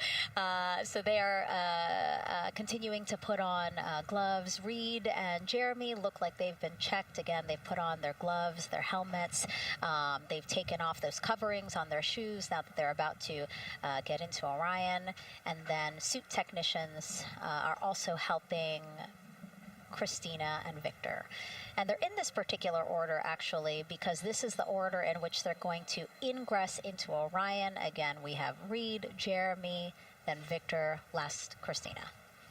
Yeah, and that just has to do, like you said, with the seat orientation. So as the astronauts sit down and lay back in the capsule, the left side will be Reed, and then below him will be Jeremy. So that's why they're going to get in first, to create space for then Victor and Christina to get in. And let's talk a little bit now about the closeout team. We saw a few of these folks also in the suit-up room. Suit technicians were in there, again, to make sure that they get into the suits properly. And then a couple of them came out to the pad here to, again, do the same thing. Hey, are you comfortable in these suits? Is everything is as you expected? And then these folks here will help them get into Orion, buckle up. And so we were talking a little bit about their attire, specially made for what they're doing right now. Yeah, so these, they almost look like, the equivalent of a flight suit, right? They're fire resistant. They've got the straps on the back for emergencies that mimic the same straps that the astronauts have on their suits, so that you can use the same exact equipment in an emergency egress from the pad, for example. So we can use the same equipment to get everybody safely away from the pad as required or if needed. Yeah, always thinking about those contingencies, how to very quickly, if there were an emergency, get everyone out, not just the astronauts, but also the closeout crew if an emergency was happening while they were still at the pad. And so those suits, flame retardant. Also, when we see them crawl into Orion, you will notice that they are on their knees quite a bit, so built-in knee pads. Really a thoughtful design for the purpose that they're serving today. Yeah, they're functional, which is exactly what we want, but also they're pretty classy looking, so we did a good job with the design. I was going to say, they actually look like, the outfits that car racers wear, right? Yeah. And then when I said that to the lead of the closeout crew, he's number one, if we do see him, Taylor Hose, he said, well, actually, we are kind of like a pit crew, like they're very quickly moving through the operations so that not a lot of time, not more time is spent at the pad than is needed, because this is a fully fueled rocket, Nicole. Right. Yeah, we want to minimize the time that we have more humans up in the White Room, but also safely and efficiently get the astronauts ingress into the capsule. And so that's their main job. That's so yeah, I like the pit crew analogy. Works great.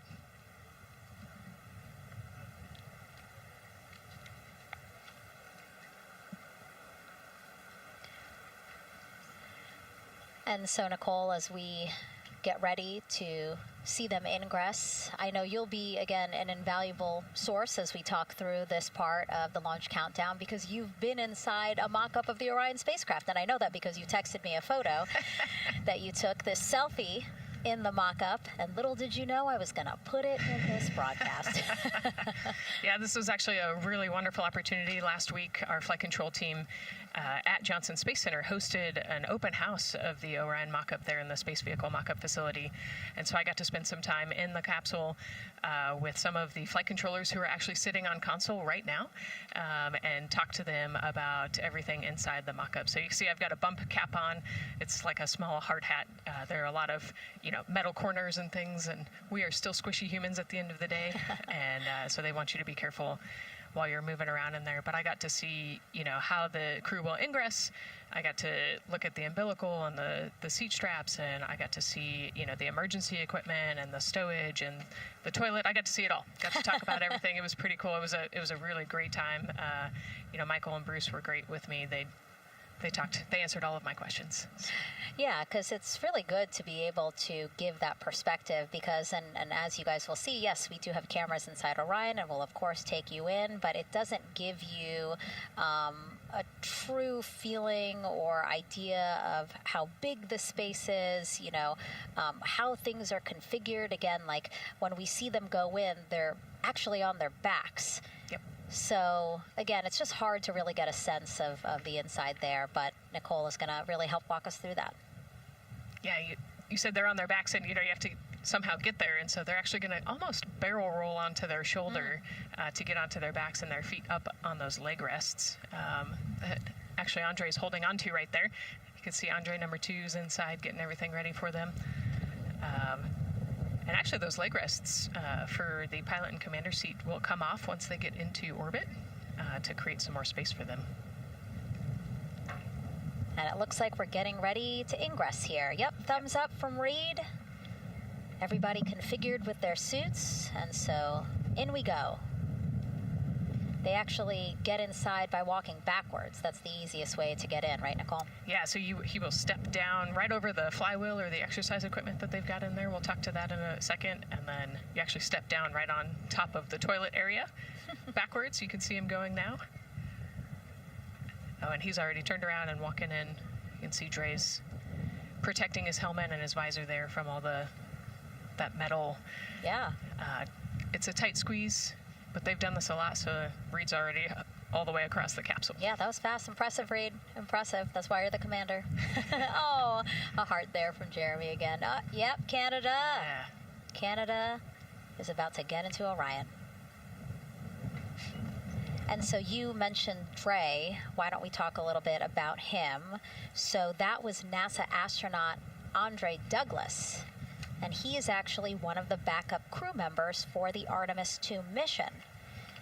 He trained alongside the primary crew and will step in if any of the 3 astronauts are unable to fly.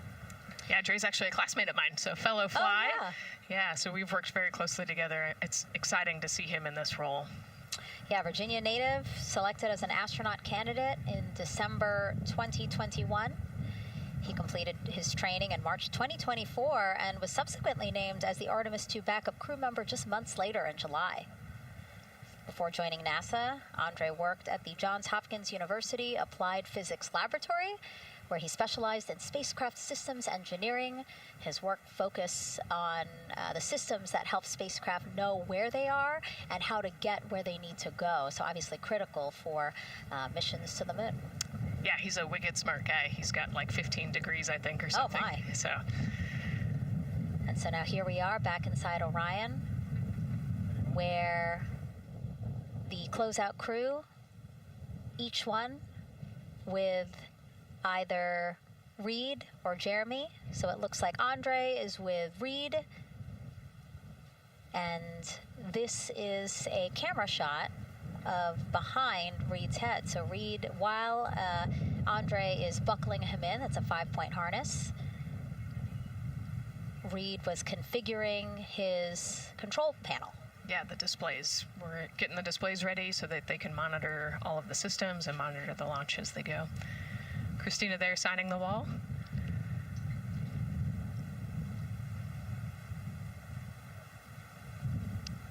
Got to put away the pen.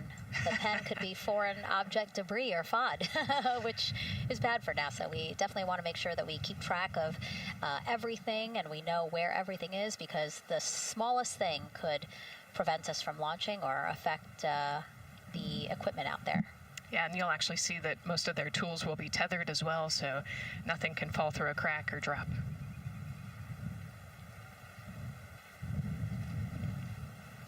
And so as soon as Jeremy and Reed are good to go in their seats and connected to their communication umbilicals, as Daryl had said before, we will start hearing the loops, the audio mission loops, specifically Orion to Earth 1, which is the communication loop that the crew communicate on to the different teams supporting launch today.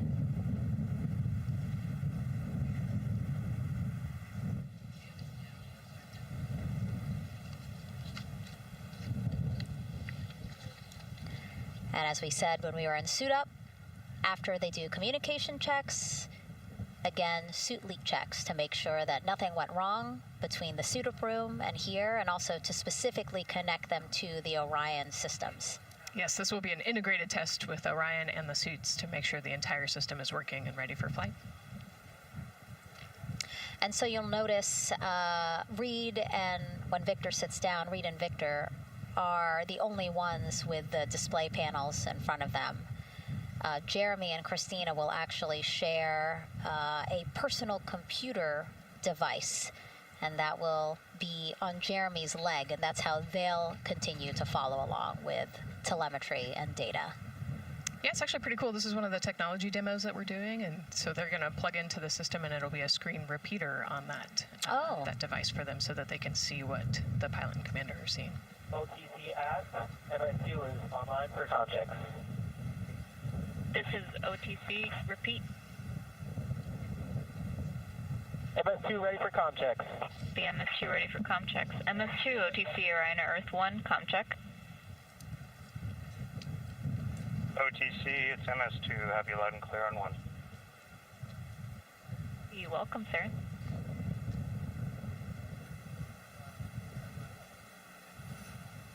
And so that was the Orion test conductor speaking with Jeremy Hansen, again, mission specialist 2 for this mission. So his communication check over, you heard him say 1, Orion to Earth 1, has been completed, a successful test.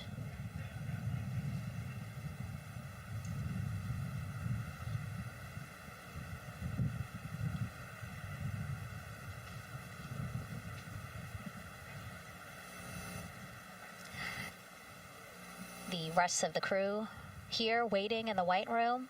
Again, as Nicole was saying, a little tight there for all of those folks. So Christina and Victor will wait until Reed and Jeremy are done getting buckled in. Yeah, I think 4 astronauts and 4 suit techs would be a tight fit in that capsule. Yeah, I mean, take a look at Bill. He's number 3 there, that the suit technician there. He is kneeling where Christina will be in order to get Jeremy situated.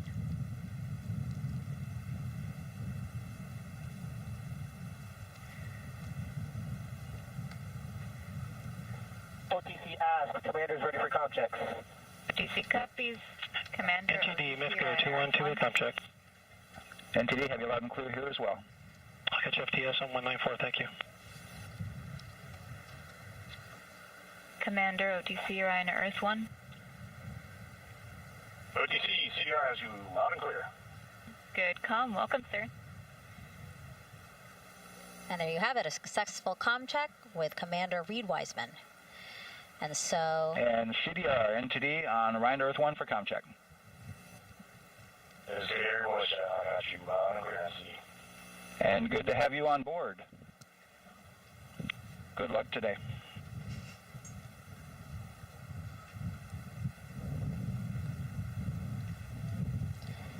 And so now these two closeout crew members will finish up what they're doing here.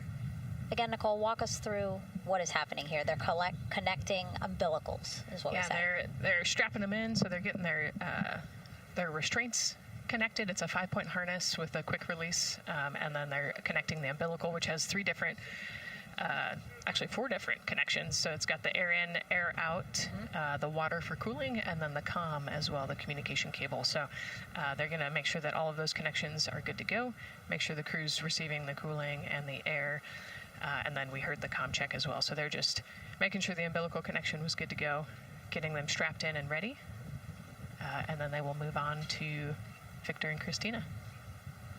And so while we wait for that to happen, why don't we get another check of the launch countdown milestones with Daryl and the launch team?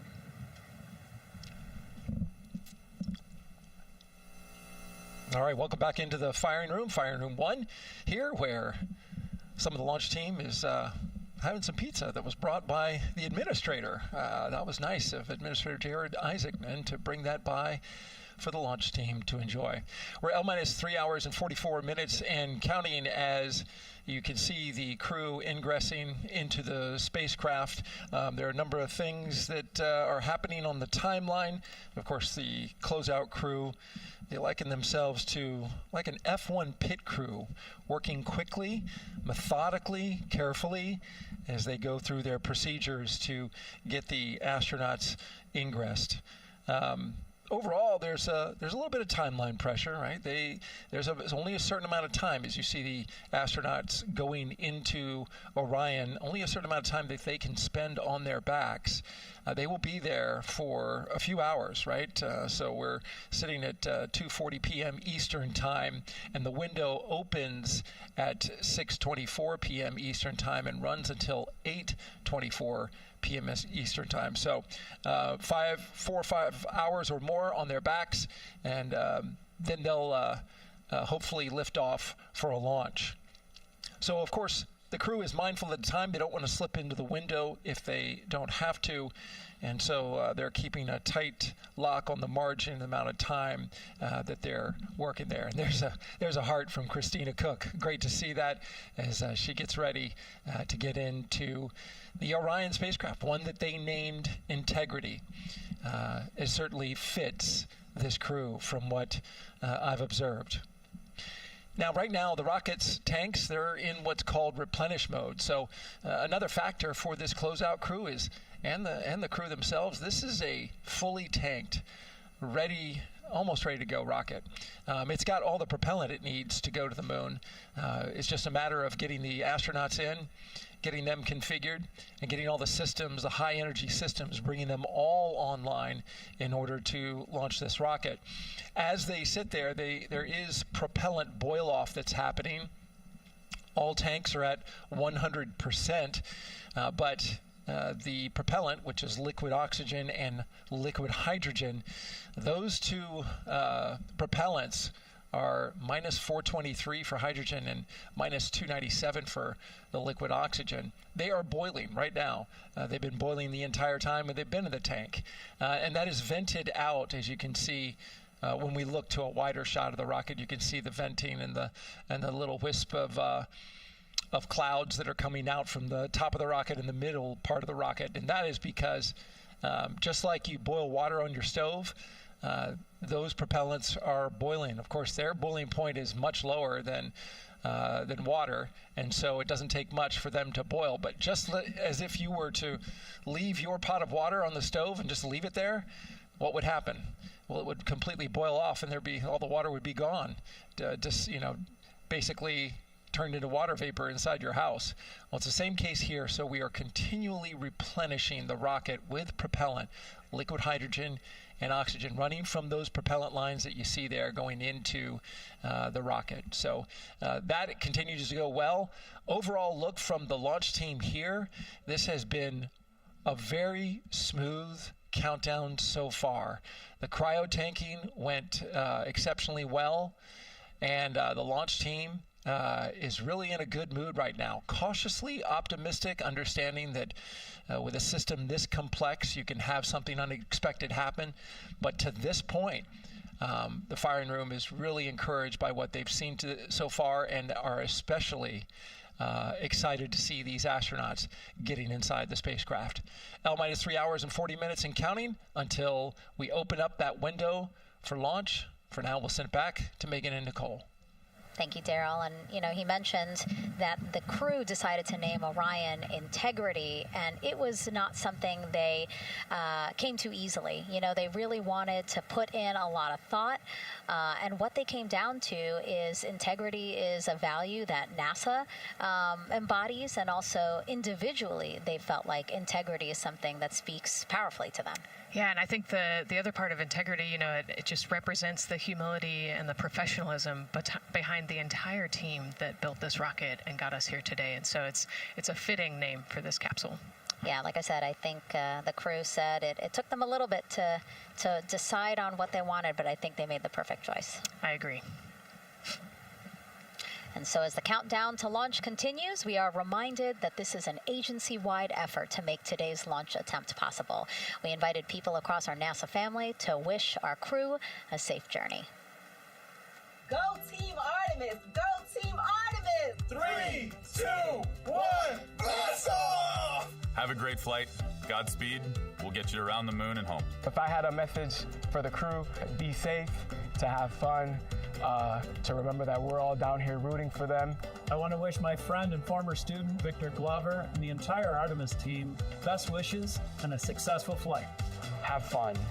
Take some really cool pictures. Can't wait to see you when you get back. From the Earth to Sky team connecting NASA science to public lands, go Artemis. We will see you in the Pacific, and you can count on us being there. Greetings from NASA Langley's historic gantry facility, where Neil learned to land on the moon and Orion learned how to swim. We are with you all the way to splashdown. Let's go fly from the Orion Human Engineering team. Woo! Like a full moon, your future is bright. Have a safe journey from the multimedia team in Cleveland, Ohio. We hope to see you guys back safely in San Diego, maybe singing some karaoke. Yeah, right, maybe. He knows exactly what he wants to do. After he's like, yep, karaoke. I love that people submitted videos. This is something that we actually asked as part of the broadcast. We were like, you know what, I think it'll be really fun. And the overwhelming amount of people who wanted to record something for the crew was really heartwarming. Yeah, this is the first time in over half a century that we're sending people back to the moon, and everybody is excited about it. Kindergarten to congressmen and all over the world, everyone is ready for today and excited to see this launch. And so here we are again, still inside Orion with the closeout team, putting some final touches on, it looks like Victor's configuration there. Again, making sure that his harness is set and that he's connected to cooling, he's connected to communications, and he's connected to any other umbilicals that he needs to be connected to for Orion. Again, we are sharing so much information with you, and we hope you find it educational and fun. But we do know you guys still have some questions, so why don't we take another one now? Tell us what the moon is like! So cute. That wasn't a question. That was a demand. Nicole, you tell her what the moon is like. Oh, man, that was so cute.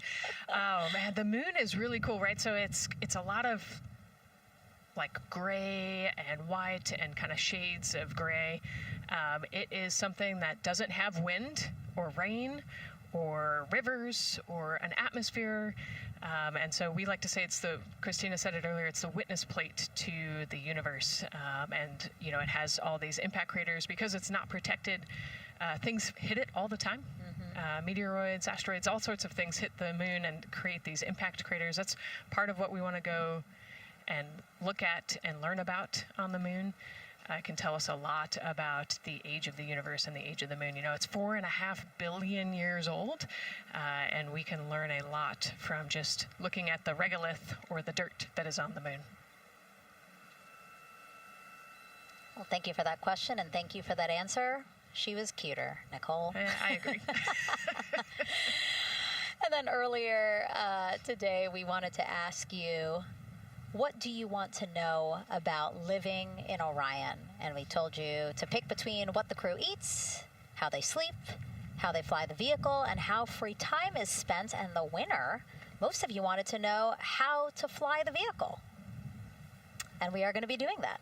Yes, we are. That's a great question, and actually, part of what we're going to go do. So the rocket is fairly automated, right?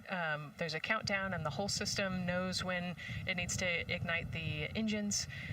But we are going to do some manual piloting throughout this mission. Once they launch and they separate from the ICPS, they're actually going to do a rendezvous and proximity operations demonstration. So what does that mean? They're going to take that portion of the rocket and they're going to try to fly closely to it. And so they will actually take manual control of the Orion spacecraft and try to get nice and close to the other portion of the rocket that had just separated. And so you can see actually a little bit in the view that you have right now. So for Reed, the left-hand person, his right hand, there's a kind of a joystick, if you will, on the right side, and then on the left side there's something similar. And so they've got translational and rotational hand controllers in order to command the rocket in different axes. Yeah, it's really exciting. I mean, Victor said it himself, like one thing that he's really looking forward to is piloting Orion manually. So we'll get to see that during our continuous coverage. Again, we are covering this entire mission. We started with tanking, and we will go all the way through splashdown, so you will see what Nicole was just talking about, that proximity ops demonstration, where the crew will pilot Orion manually. And so, speaking of their 10-day mission, why don't we take a closer look at the crew's home away from home for the next 10 days. Here's Megan Carter again from the KSC Visitor Complex. All right, thanks, Megan. Yeah, it's getting real out there, so I am going to bring you back to the moon board so I can show you just a few things about the Orion. Obviously, it is going to be very compact, sitting up there on top of the SLS rocket. Very compact, like I mentioned, over 355,000 pieces. So let me show you a couple key components, starting with these three fairing panels right there. When the rocket blasts off, obviously it is going to get very fast. It's going to get on Orion Earth 1 for windy, and so we have these three fairing panels in place to help protect our astronauts. I am also going to take you into a little bit closer look and talk about the LAS, or the Launch Abort System. This is the one piece that is going to be in place to protect the astronauts should something happen to go wrong in the first few minutes of launch. They can actually hit those abort motors, and these can activate within milliseconds, basically faster than you can even blink, and that is going to pull the crew and the crew capsule away from any danger. Now, obviously, we hope that those are not needed, and if that is the case, then about 3.5 minutes into flight, the LAS and those fairing panels will actually activate and jettison away. They'll fall away from the rocket, because at that point, the crew can actually abort the spacecraft safely by themselves. Now, we've talked a lot about the crew capsule right here. This is where they are going to spend the duration of their flight. We're going to talk a lot more about that one in just a little bit, but for now, let me jump down here to the service module. This is the one, we're going to think of this as the powerhouse for the spacecraft. It's pretty much going to provide them with almost everything that they need for the entire mission. Temperature control, removing the carbon dioxide, providing them with oxygen, so much more. You can also do course corrections and things like that. So, super quick breakdown, but as you can see, all of these components together are going to make the spacecraft one that is built not just to fly, but to protect, sustain, and bring those astronauts home. All right, lots more to come, but let's see where we are with the crew. Back over to you, Megan. Hey, thanks so much, Megan. A lot of useful information there. And we did want to point out that you did hear over and PLT, NTD on Orion Earth 1 for comm check. NTD PLT, I have you loud and clear on OE1. And I have you the same. Welcome aboard. And so, again, we are now hearing mission audio loops, specifically the Orion to Earth 1 loop, the communication channel for the crew. Successful comm checks by both Victor and Christina. ADR OTC Orion to Earth 1. CDR. Yes, sir. Configure ARS to shoot mode per EPROC 10.1.1. Crew ingress and vehicle pre-launch config. Step 1. 10.1.1 crew ingress and vehicle pre-launch config. Step 1. Going in work now. And so see, now we are privy to some of the countdown procedures that the team is asking for the crew to do. Yeah, so they're going to work through some of these procedures and finish the ingress portion, as you heard in that procedure. So this is where the crew is going to start building their nest, if you will, running some procedures, getting the capsule ready for humans to be on board. And now look at the clock, 3 hours, 30 minutes and counting until the opening of our 2-hour launch window, and we are pretty good on time. We are as we are expecting in terms of when ingress will be wrapping up soon. And so now let's bring Gary Jordan, again, our commentator inside of Mission Control at Houston. Gary, let's check in with you about mission preparations. Hey, Megan, thank you. Yes, we're following along here in Mission Control Houston. OTC copies. And we'll stand by for those comm checks.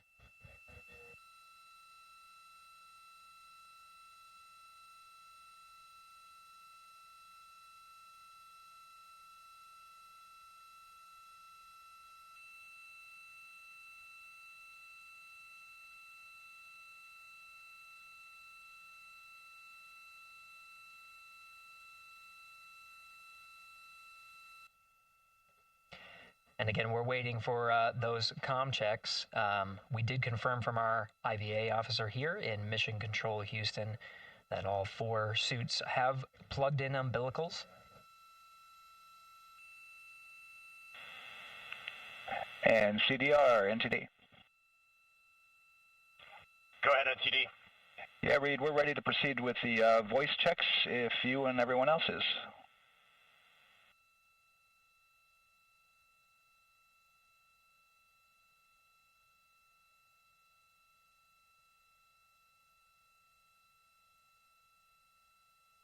NTD, integrity crew is ready for voice checks.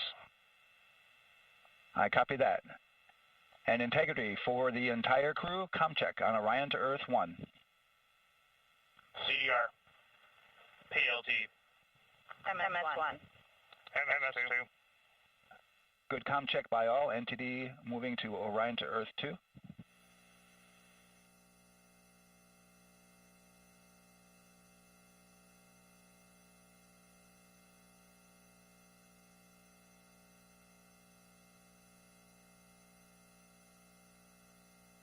CDR.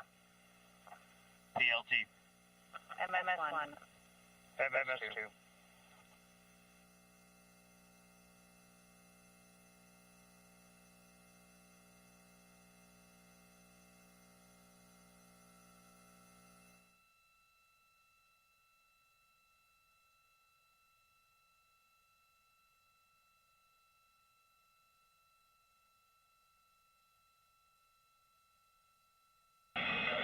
Integrity Houston on Orion to Earth 1. Voice check for the entire crew. CDR. PLT. MS1. MS2. Houston has all 4 crew loud and clear on OE1. Stand by for 2.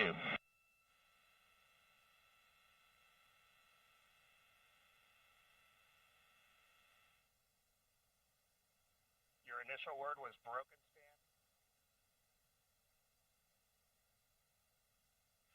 MS1. MS2. 4 crew loud and clear on OE2. We'll use 1 for the default. Houston out.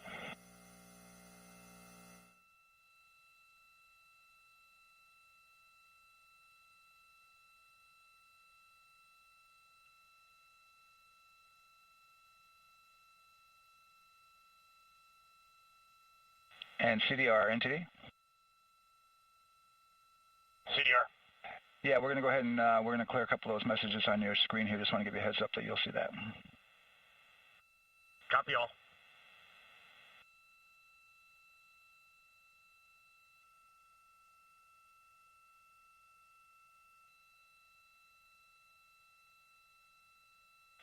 CDR, OTC Orion to Earth 1.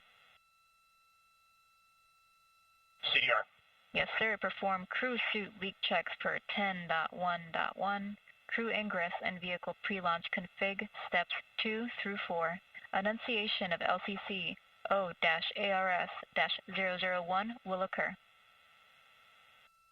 10.1.1 crew ingress and vehicle pre-launch config steps 2 through 4 going in work now.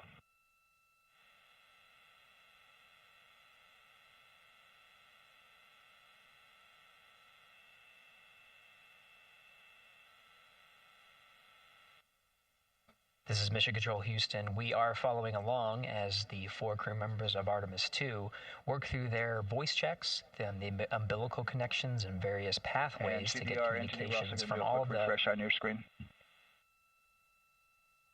CDR.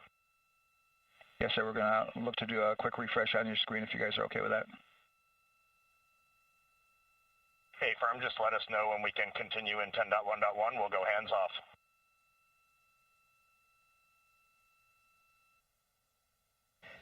.1.1 referring to the procedures that they have through the various phases of ingress and some of the checkouts needed to prepare for today's launch. Here in Mission Control Houston, the IVA, or Intravehicular Activity Officer, will be confirming the leak check status and watching as the suits pressurize to once again confirm that the suits are in a good configuration ahead of launch. Of course, for the teams here in Houston, launch is just the beginning.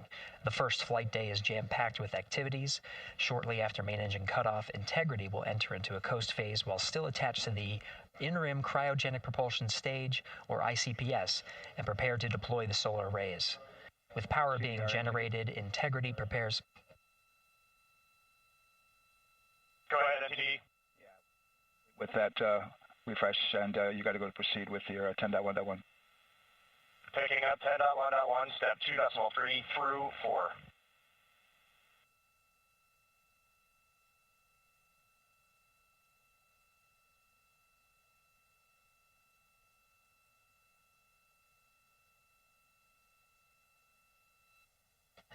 Picking up the procedures, the crew again working through the various steps to prepare for launch, standing by for suit.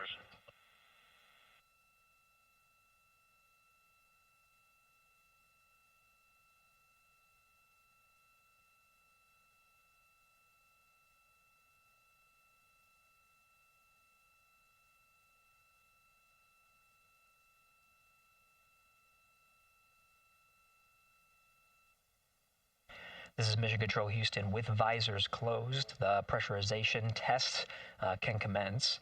We'll stand by for word of a good leak check on all 4 of the crew member suits for the Artemis 2 mission. Again, this is the very beginning of a very busy flight day for our 4 crew members. After launch, they have a series of burns to prepare for. The first major burn being the perigee raise maneuver that allows them to continue in low Earth orbit, and the next being the apogee raise burn that puts them in a high Earth orbit. This is an orbit that takes them around the Earth for nearly a day, 23.5 hours to be precise, and allows the teams, including the astronauts and the flight control teams, to check out critical systems ahead of committing to the next day's translunar injection. But before they even call it a day, Integrity will separate from the ICPS, and the crew will command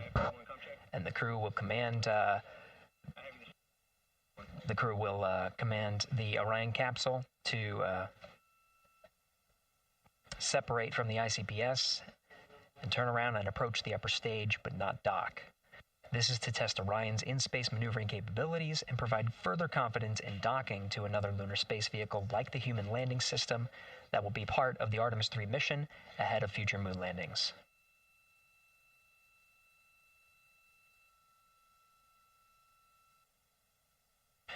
These are just a few of the highlights of the very first of 10 flight days as we await for confirmation of good leak checks inside the capsule Integrity. And there's a lot more to this mission. A reminder that this is, of course, a test flight. The purpose here is to demonstrate procedures, systems, and life inside Orion on a mission around the moon for the first time. and give further confidence in the capabilities that are charting a return to the lunar surface.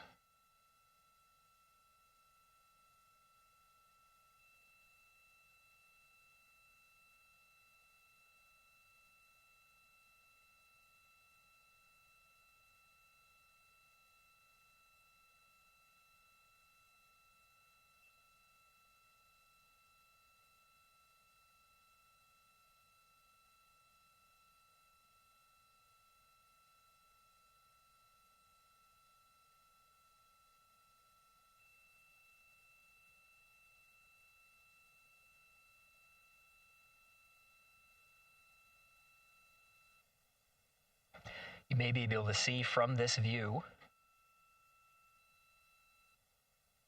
the suits themselves inflating. This is, again, a pressure check, verifying that the suits are leak-free ahead of the ascent portion of today's flight. How you see the crew now with visors down will be the configuration of their ascent all the way through core stage separation, about a little more than 8 minutes after booster ignition.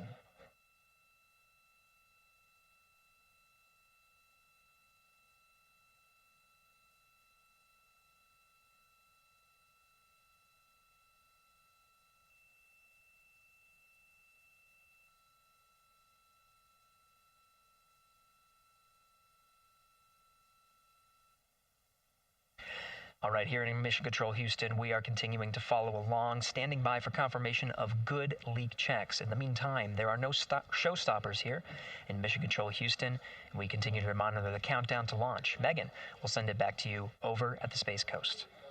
Hey, Gary, thank you so much. Yeah, as we wait for confirmation of a successful leak check for all 4 astronauts, why don't we go back to Daryl, again, who has been following along with the launch countdown as we inch closer to the opening of our 2-hour launch window. All right, thank you, Megan. And yes, getting some good communication. It's great to hear from the crew inside, even though it is as simple as a comm check. It's really good to hear their voices as they move through those various comm checks and then get ready for their suit leak checks.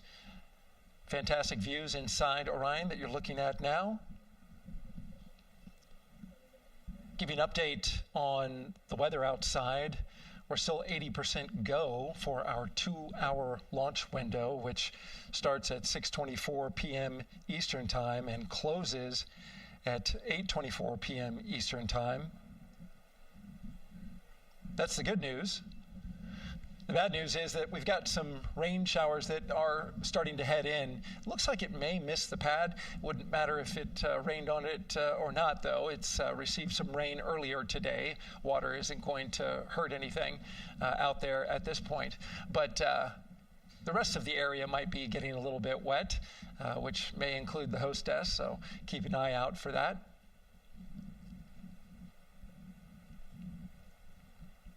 As we're watching with the astronauts inside the Orion Integrity spacecraft, you'll be hearing more and more from them, especially Christina Cook, who is mission specialist number 1. She not only is going to be making history. All crew, visors open, suit loop leak check complete. OTC. Okay, there you heard the suit leak check complete. They check those suits for leaks in astronaut crew quarters. They check them again inside the spacecraft.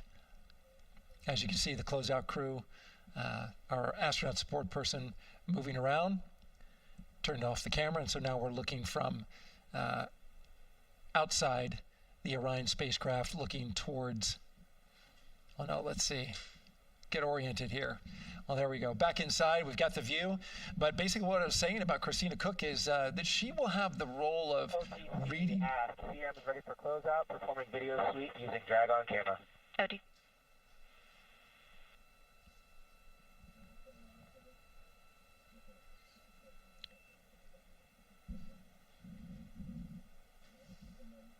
She will have the role of reading out a pressure reading that tells the team that and CDR, NTD. Go ahead, NTD. Yeah, we're going to do another cleanup on those suit leak check messages that we got from since we're done with that now. Integrity copies. Thank you.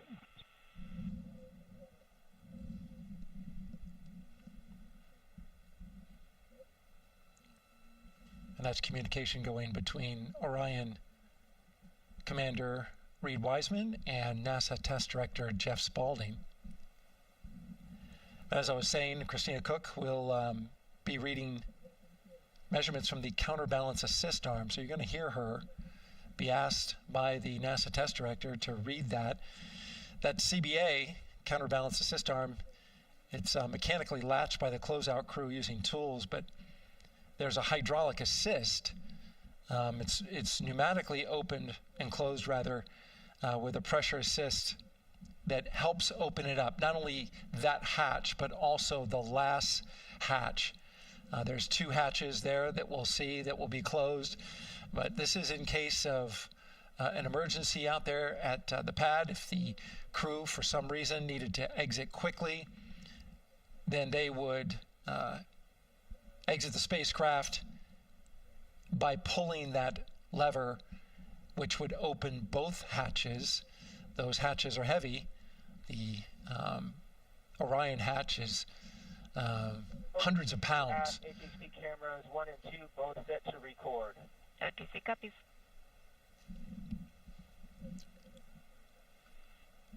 And just an update on the launch countdown, continuing to monitor the team's communications here in Firing Room 1. Everything going really smoothly so far. We don't have any significant open constraints to launch at this time, so we continue counting down. And for now, we'll send it back to the host desk with Megan and Nicole. Thank you so much, Daryl.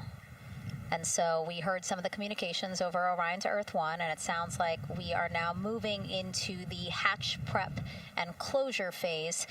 We will now start to see the closeout crew getting out of Orion soon so that they can start getting ready to, again, close up Orion, close the 2 hatches, and then get out of the pad.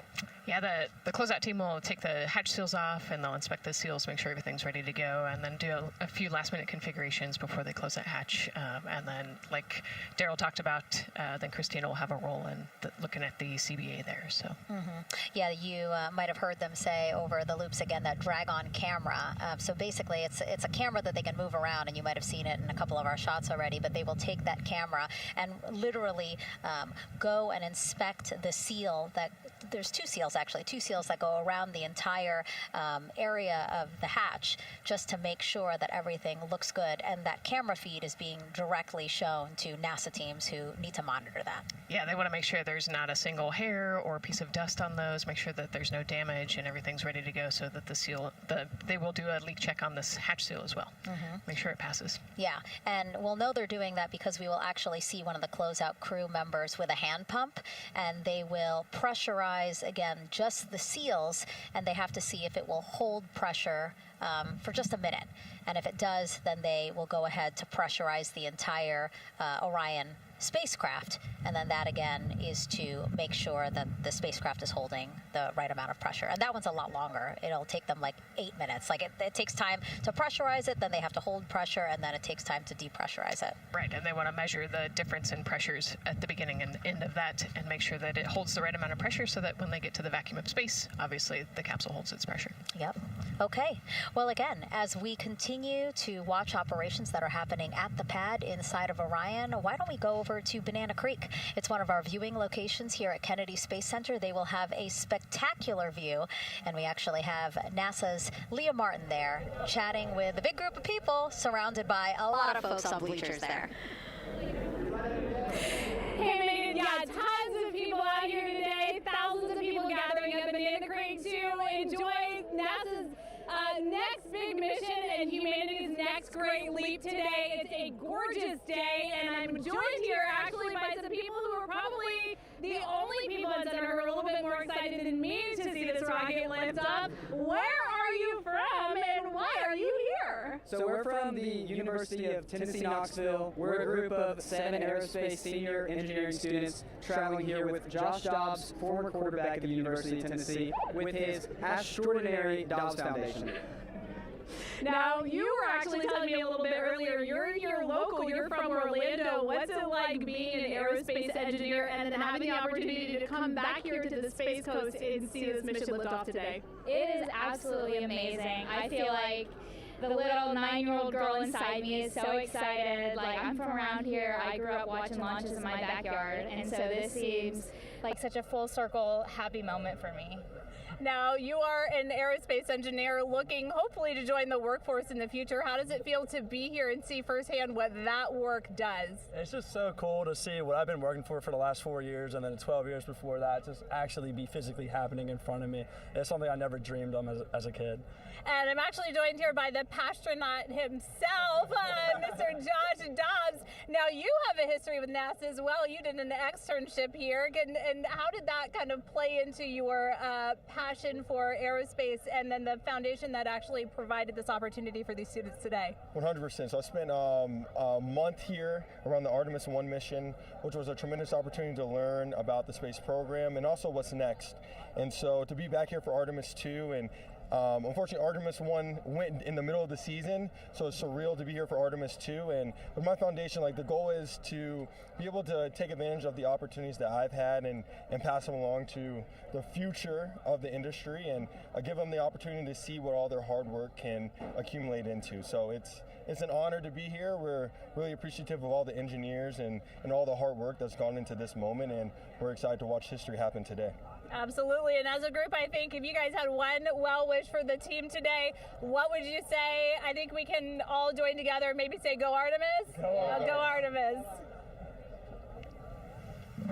That was a fun interview, and again, just so neat to see all the people who are here. I mean, still hours before liftoff. Not even hours before liftoff, but hours before a 2-hour launch window. So people just really committed to being here and seeing it in person. Yeah, you can see the Banana Creek is already buzzing back there behind Leah. You could hear the chatter in the background. It's an exciting time. Yeah, you could tell that it's a lot louder than we noticed because we just have very good mics, but you know, she's obviously yelling over a huge crowd there. So super fun, super exciting, and yes, I hope that we all get to see liftoff here shortly. Okay, so as we know, Victor, Reed, Christina, and Jeremy will have their hands full during their mission. So for some of their test flight objectives, let's go back to Megan Carter at the moon board. All right, as we have seen from those camera views, their capsule is very compact, obviously. So let me show you a few cool things about this piece. The Orion capsule is going to only be about 16.8 feet in diameter and a whopping 10.5 in height. Think of it about the same cubic feet as 2 minivans. So obviously every piece of that capsule has been planned with purpose. And a really great example of that is going to be these seats that we have seen that live view of. Now these seats are going to be out for launch, re-entry, and splashdown, but in between they are stored in between to give them more room for daily activities and things like that. While they are on board, obviously they are going to have a lot of things to do. One of those is going to be to manually fly Orion, as we've discussed, but they also have several other objectives as well. And they're going to be doing lots of system checkouts, checking out the service module, making sure everything is working correctly. They're also, like I said, going to have a chance to manually fly. Now this was taken during one of their training simulations, but as you can see here, they will have advanced flight displays, hand controllers, touchscreen interfaces, so much to work with and practice with as well. Now, while on board, they will also have the ability to eat those shelf-stable meals that are designed specifically for microgravity. I think I saw somewhere that one of their meals is going to be mac and cheese and brisket, so that makes the Southern in me very happy. All right, but they are going to have also some time to look at some things like power and propulsion. They will have 3 key propulsion systems that are going to help power Orion as well. And speaking of power, I want to bring you back to the service module real quick because I wanted to point out these 4 solar panels. These are going to take about 18 minutes to unfold like giant wings, and they're going to stretch 62 feet from end to end, and these are going to help power the service module and in turn provide what the crew needs for their journey. So as you can see, spacecraft is built specifically for what we need and to guide them and get them home safely. All right, back over to you, Megan. Thank you so much, Megan. You know, it's taken thousands of people many years to get to us to where we are today. Let's meet some of the people of Artemis who've made this flight test possible. I am the Artemis Launch Director. I'm the Orion Crew Survival System Manager. I am the Artemis II Chief Training Officer. I'm the SLS Launch Integration and Mission Operations Lead. I am the Recovery Director. And I'm Boeing's Core Stage IPT Leader at Kennedy Space Center. I am the Artemis II Entry Flight Director. And I'm the Closeout Crew Lead for Artemis II. Our job is to design the spacesuits that the crew will wear for the Artemis II mission. The team here at Johnson Space Center in the Orion Crew Survival Systems Lab does pretty much everything involved with processing the suits, designing the suits, qualifying the suits, testing them for the Orion mission. The role of the Chief Training Officer is to manage both the planning and the development of how we are going to train our astronauts and run our simulations for our flight control team for the mission, and then go implement that plan. Recovery team is responsible for three things. So recovery is what we call our nominal recovery situation, where we go recover the crew and the capsule at their designated landing site. Rescue is if in case we do need to rescue the crew or they landed somewhere else that we did not plan. And then the retrieval is us getting the capsule if they did land somewhere where we did not expect them to. My job on SLS is to manage the operations architecture on the SLS program. One of the specific things that we do is support launch operations. It means a lot to be a part of this Artemis team, to show the next generation in seeing what may come. I am responsible for our core stage processing at Kennedy Space Center. My team is responsible for that core stage, and it's our responsibility to make sure that core stage is safe, built correctly, and there's going to be 4 of our astronauts, and it's going to get them to their ride around the moon. I've been a flight director for over 10 years now. I worked on the Artemis I mission, and after that mission completed, I was assigned as the entry flight director for Artemis II. I can't wait to see the hatch open after splashdown. That's when we know that our mission will be complete and the crew will have safely returned to the moon and back to Earth. Closeout Crew is responsible for getting the astronauts up to the white room, getting their helmets and gloves on, getting them into the vehicle safely, connecting all their umbilicals, making sure they're ready to go for launch, and then closing the crew module hatch. The reason we do this is to expand mankind's knowledge. If I can be a part of that, doing anything, I want to do that. The launch director role really is to step back and kind of take that big picture view of launch. How are we doing on any NCs? How are we doing on our timelines, our procedures? Artemis II is a beginning. It's going to inspire a new generation. It's going to uncover science. It's going to serve as a pathway to places that we have never been before. And to meet more people of Artemis, you can head to the link we're going to put up on your screen there. Just, again, really nice to see all the faces that have put in the work, the time, the hours, the dedication to get us to today. Yeah, so many professionals that worked so hard on this mission. And what was really fun to see is, you know, we interviewed Taylor Hose, closeout crew lead, as he said, and that's who we are now seeing inside of the White Room as they are getting ready to close out Orion and close one of 2 hatches. We have the side hatch of the crew module as well as the launch abort system hatch, correct? Yeah, the astronauts are in the capsule. They're ready to go, and now the White Room is very busy as they're getting ready to close both of those hatches. That's a great shot right there where you can see them. Almost looks like they're doing that hatch seal inspection that we talked about.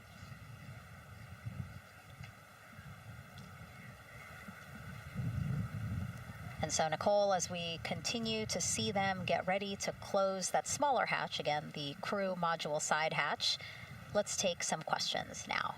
Sounds good.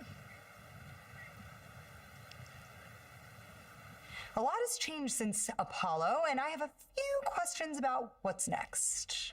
What part of the moon are we exploring through Artemis, and what are some of the key points that NASA needs to consider when planning missions like this? Were you expecting to see Scarlett Johansson? I think that took you. Yeah, I mean, took you aback. We've talked about this, but everybody has an interest in this mission. You know, it's humanity trying to explore and go back to the moon. And I love this question. You know, what part of the moon are we going to? You know, eventually we want to get to the polar regions, the South Pole specifically. We think that there are volatiles there, so water ice, something that can be harnessed as a resource as we create the permanent base on the moon and then try to get onto Mars. But getting to the moon is a tricky mission. You know, we're going further than we have in a long time, and you know, on the International Space Station we're 250 miles from the Earth, and so we're pretty close.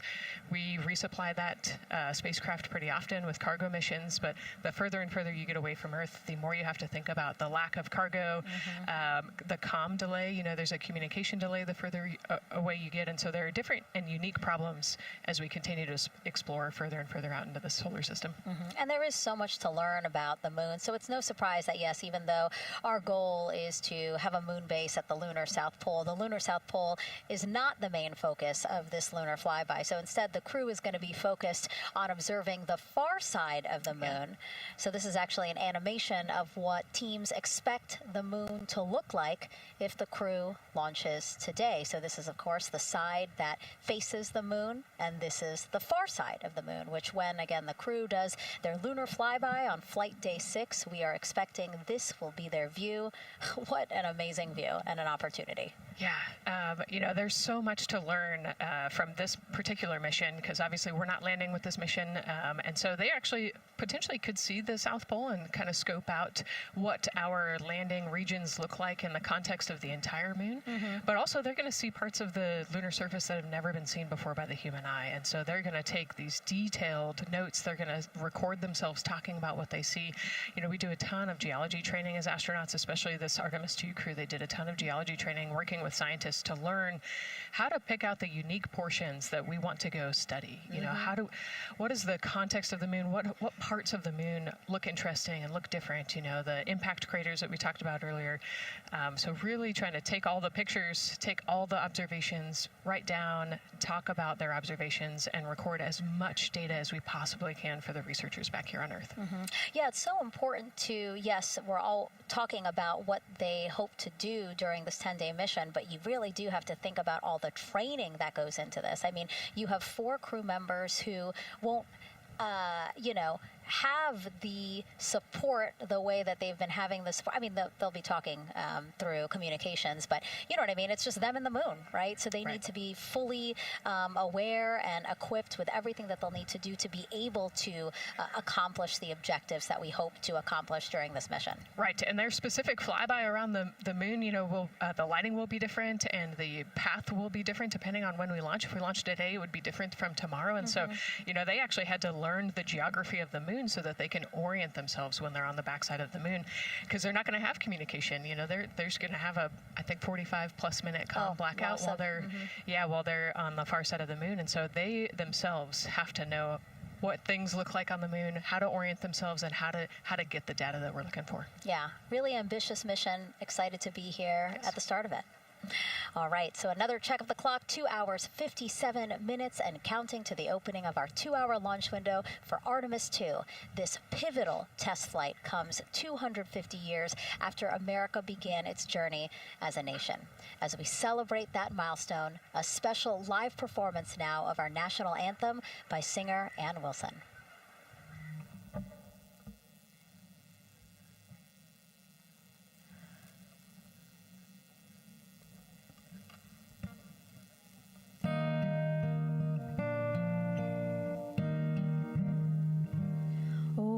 Say,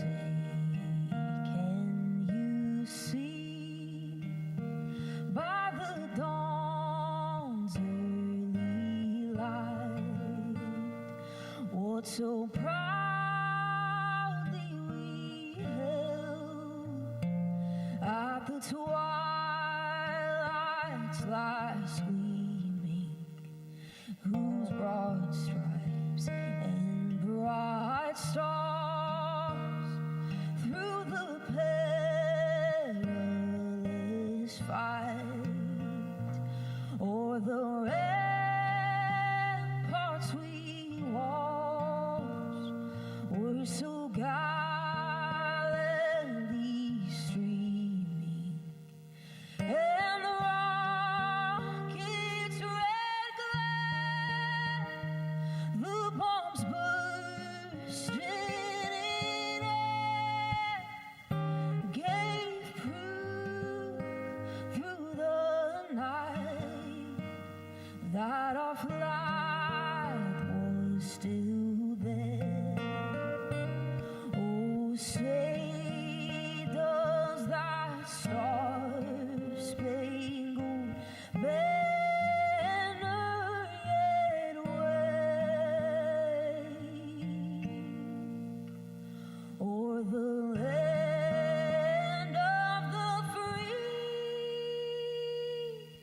and the home of the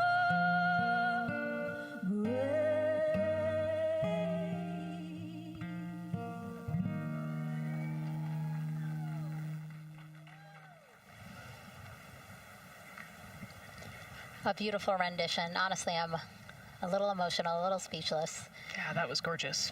Yeah. I mean, again, we are a nation of explorers, a nation of curious minds, and to see us again 250 years after our Declaration of Independence was signed to when we are trying to return to the moon for the first time in more than 50 years, really powerful. Yeah, leading the way back to the moon. It's exciting. Mm-hmm. And that's so important to us. You know, we do want to be the leaders in exploration, but we definitely know we can't do that alone. You know, we often hear NASA leadership say that, you know, this is not something one nation can do. This is something that is a collaboration of nations, and that's why we have European countries. We also have Canada, again, joining us on this ambitious test flight. Yeah, of course, you know, it goes back to the old proverb, if you want to go fast, you go alone. If you want to go far, you go together. And we want to go far. We want to get onto Mars eventually, and so we're going to get to the moon first, and you can't do that alone. So thank you again, singer Ann Wilson, for that beautiful rendition, again reminding us of what it is we are trying to accomplish for all, by all. We are now back inside the White Room with the closeout crew. Again, backup astronaut Andre Douglas, number 2 there, just outside in the White Room, which is right outside Orion there, with the crew seated comfortably inside. As you can see, they've dimmed the lights a little bit. The crew has the opportunity to set the ambiance, if you will. They were given the opportunity to adjust the lighting as they see fit, again, just so that they can get comfortable. It's kind of like when we are on a plane and you get the opportunity to... Sure, yeah, you don't want the bright lights in your eyes. Also, you want to be able to see the screens well, or see the, you know, the tablet on Jeremy's knee well, so they're going to adjust the lighting to what makes sense for the mission. And we saw in that very quick shot there, our best camera view of the 2 hatches is actually that drag-on camera, like we were saying, that kind of moves around. So sometimes it's hard to show that. So there you have it. You can see that the closeout crew has closed the side hatch. And so right now, that's a panel that they have to close out in order to then close the next hatch, which is the launch abort system hatch. And so, Nicole, can you just quickly, again, talk to people about the 2 hatches, again, crew module first, and then the launch abort system hatch? Yeah, so the crew module hatch is the one they're working on right now.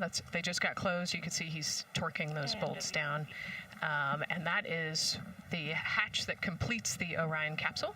And then you have the launch abort system, which actually is kind of almost a shell that goes around the capsule and holds onto the capsule during launch. And it has its own separate engines that can pull the capsule away from the rocket safely in the case of an off-nominal data point. So it's actually looking at roll rates and attitude and thrust and all sorts of different data in order to make sure the launch is safe. And if it's not, then the launch abort system will pull the crew module away and get them into a splashdown zone safely.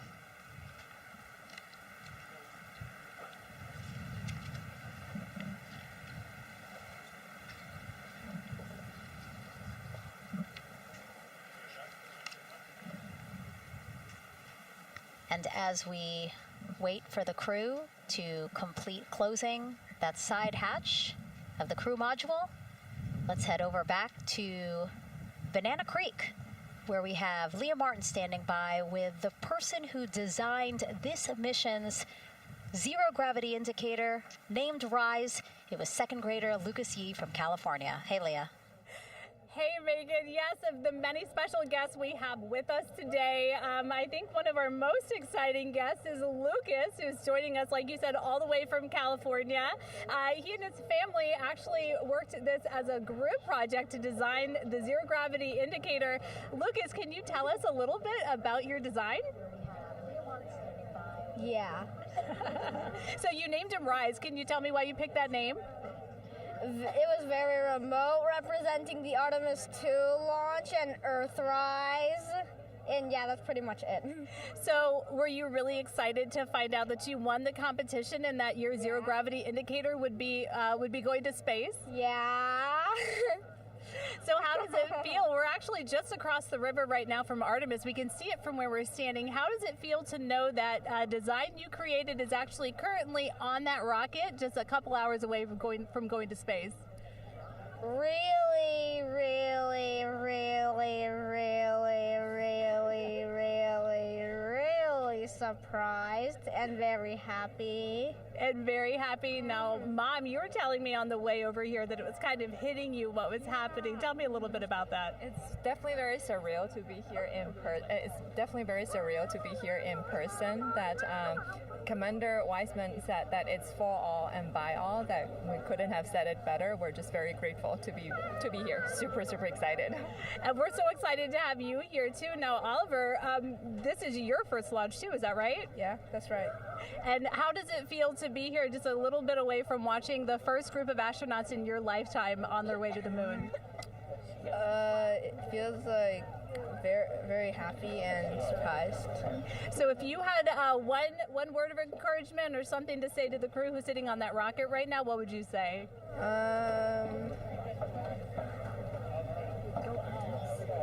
What? Go Artemis. Go Artemis.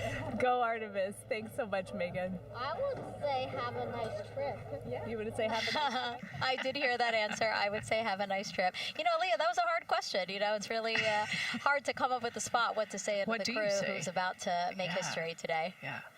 And so the Artemis 2 crew, again, ZGI, Zero Gravity Indicator. It's a plushie, a soft toy that is brought in to the spacecraft with astronauts so that it can be a visual indicator for when we have reached the weightlessness of space, right? Yeah, you saw a little replica there that Lucas had, and then in some of the views in the cabin view, you could see it swinging and hanging earlier. So I think actually Jenny was the one who installed it into the capsule. Oh, really? Yesterday, yeah. So we have to unpack a lot here. We got to talk about Jenny, who we will get to here in a second. But then, yes, we will also go back into the capsule so that we can show you where the ZGI is now. But the ZGI was chosen by the crew after a contest where the crew asked for submissions. They got submissions from around the world to, again, design their ZGI that is going with them to the moon. It's kind of like any other road trip. You need clothes, food, a map, your favorite toy. Really. Except this toy has a job to do up there because this is a zero gravity indicator. While not a scientific instrument, this safe and soft object tells the strapped-in astronauts that they've reached weightlessness. For Artemis 2, the crew wanted a one-of-a-kind ZGI, so we asked you to come up with it.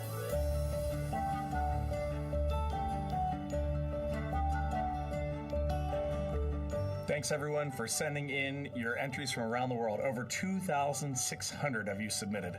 And we loved seeing all of your contributions. It was a really difficult decision because each design had a unique quality that stood out to our crew. In the end, we were able to narrow it down to a top 5 from Finland, Canada, Peru, and 2 from the United States, Kansas, and California. In the end, we went with one called Rise. It was a design inspired by the Earthrise photo taken on Apollo 8, which is very special to our crew.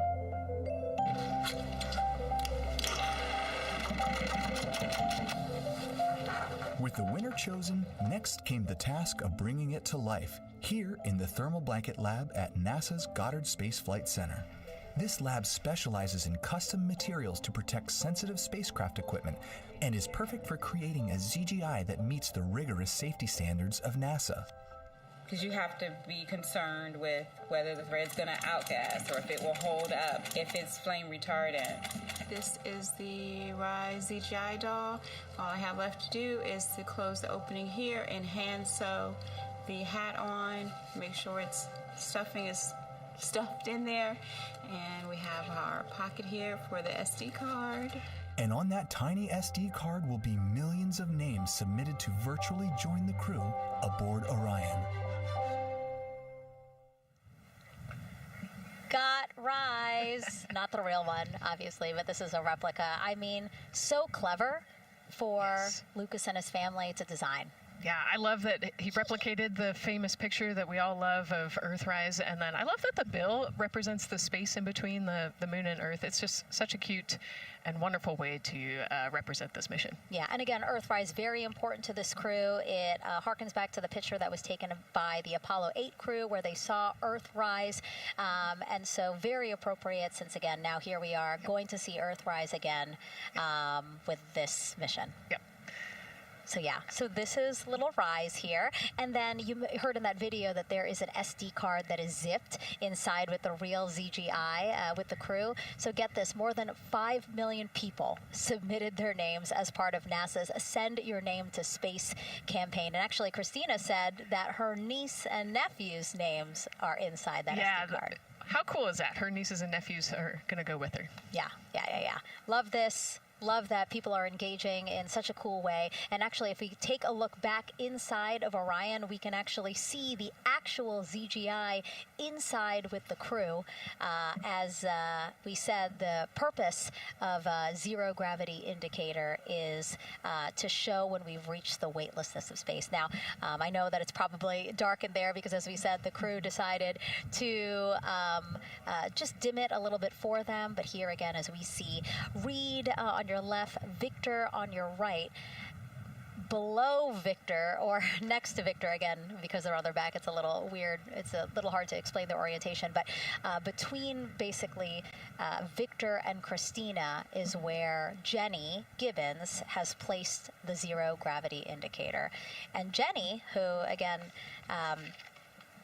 Nicole just brought up, Jenny is one of the backup crew members. So we mentioned how Andre is the backup crew member for the NASA astronauts. Jenny is the backup crew member for Jeremy. Yeah, Jenny's one of our Canadian astronauts, and yeah, so she's been also helping with preparations for today and helping get the white room ready, get the capsule ready, and she's actually going to be a Capcom for Artemis 2 as well. Yeah, she's from Calgary, Alberta, completed astronaut training in 2020, mechanical engineer, combustion scientist, and actually before becoming an astronaut, she was an assistant professor. So again, another very well-accomplished person on the team. And I know the Artemis 2 crew has really enjoyed working alongside both Andre and Jenny. Yeah, actually, Jenny was our EBQ mentor when I went through our AskCanner initial training, so she helped us with all of our spacewalk training, which was kind of cool as well. Okay, and there we have Andre again, number 2, with the rest of the closeout crew team there. Why don't we get another check with Daryl and see how the launch countdown is going.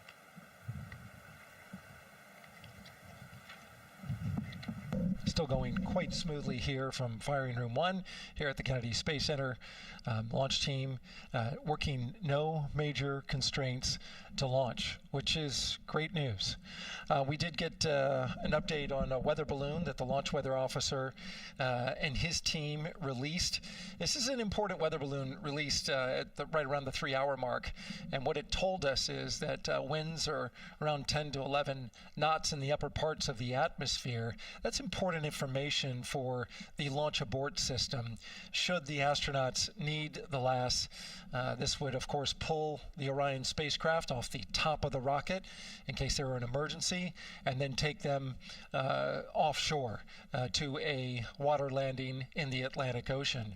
And so the winds are pushing onshore. And because they're pushing onshore, the launch weather officer is keeping a close eye on the strength of those winds, because if the Orion were to come off the top, and it's powered by 3 rocket motors which can propel it or pull it especially fast off the top of the rocket, it would go up into the air thousands of feet and then splash down in the water. And if you've got wind pushing against it, you don't want that spacecraft to come back and land on land. So they're watching that very closely because of the onshore flow. That onshore flow is also what's giving us a little weather action down to the south of us along what's called the beach line, 528. We got a whole lot of people out there. We're getting ready to watch the Artemis 2 historic launch. Well, they just got a good soaking. Line of rain showers, I should say, passed through that area and soaked the place. Certainly rain is a possibility, spotty showers from time to time, but overall the launch weather officer tells us that we are trending towards getting that stuff to all push to the west the closer we get to our launch window. A reminder, that window is from 6:24 p.m. to 8:24 p.m. Eastern Time. We don't have a specific T0 at this moment. There's a lot that needs to be calculated before we get there. We also need to get through the rest of the countdown on time. As of right now, we are right on time. The launch countdown is going exactly as planned. That's not something that we saw certainly in Artemis 1. There was a lot of flexing in the timeline during those 3 launch attempts back in 2022. But so far today, on our first launch attempt, we're really enjoying some really solid countdown work, some solid operations by the launch team so far. And to quote our friend Lucas, who created Earthrise, we all really like that. We'll send it back to the host desk. Thanks so much, Daryl. Yes, we really like that, and we really like Rise and Lucas. So thank you for that. That was really cute. Okay, so again, here we are in the big box here. We have our full view of the rocket, looking glorious on there with, again, some clouds, but still weather is good for launch today. And then we have the closeout team continuing to do work in the White Room. We got confirmation that they have successfully completed pressurizing the counterbalance pressurization. Basically, as Daryl explained it before, the side hatch for the crew module is very heavy. So in order to open it, there needs to be pressure applied to it, and that's what we just completed, right? Right, that's exactly it. So the CBA, that counterbalance assembly that we're talking about, has to be pressurized. It's a pneumatic system to help. So in the case of an egress, Christina's the one that has to open that hatch. So once she gets it unlatched and unlocked, then that pneumatic system will help move the hatch. It weighs a lot, and so the average human cannot open that hatch by themselves. And so that's why we want to make sure that the system is pressurized, that it's not going to leak, and that it is ready to go in case they need to open the hatch. So that is complete, and now what is happening are the seal leak checks.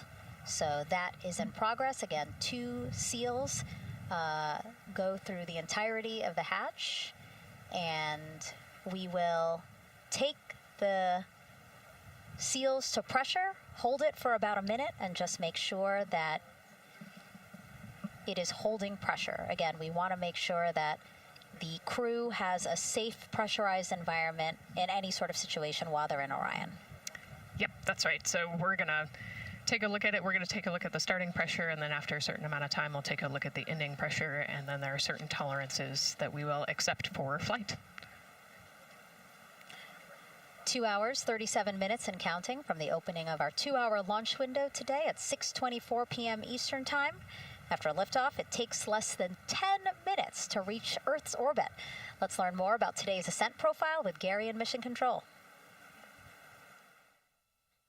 Hey, Megan. We are monitoring here in Mission Control Houston. Flight controllers are looking at data from integrity in the Space Launch System during the countdown.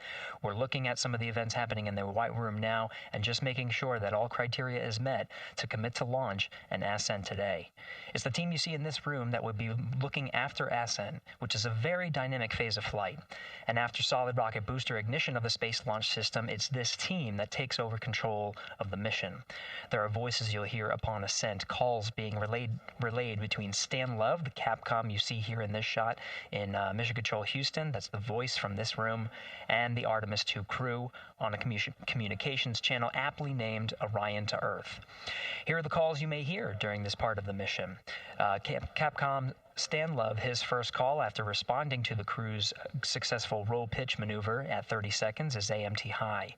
This notes that should we lose just one of the main engines, an alternate mission in low Earth orbit can still be achieved. At 1 minute 25 seconds, you'll hear max Q on PDL. This notes that reaching the moment of maximum dynamic pressure on the spacecraft. This event happens to be in line with a communication switch to another ground station, the Ponce de Leon Inlet tracking annex located about 35 miles north of Kennedy. At 2 minutes 45 seconds, you'll hear SM primed upper stage RCS ready.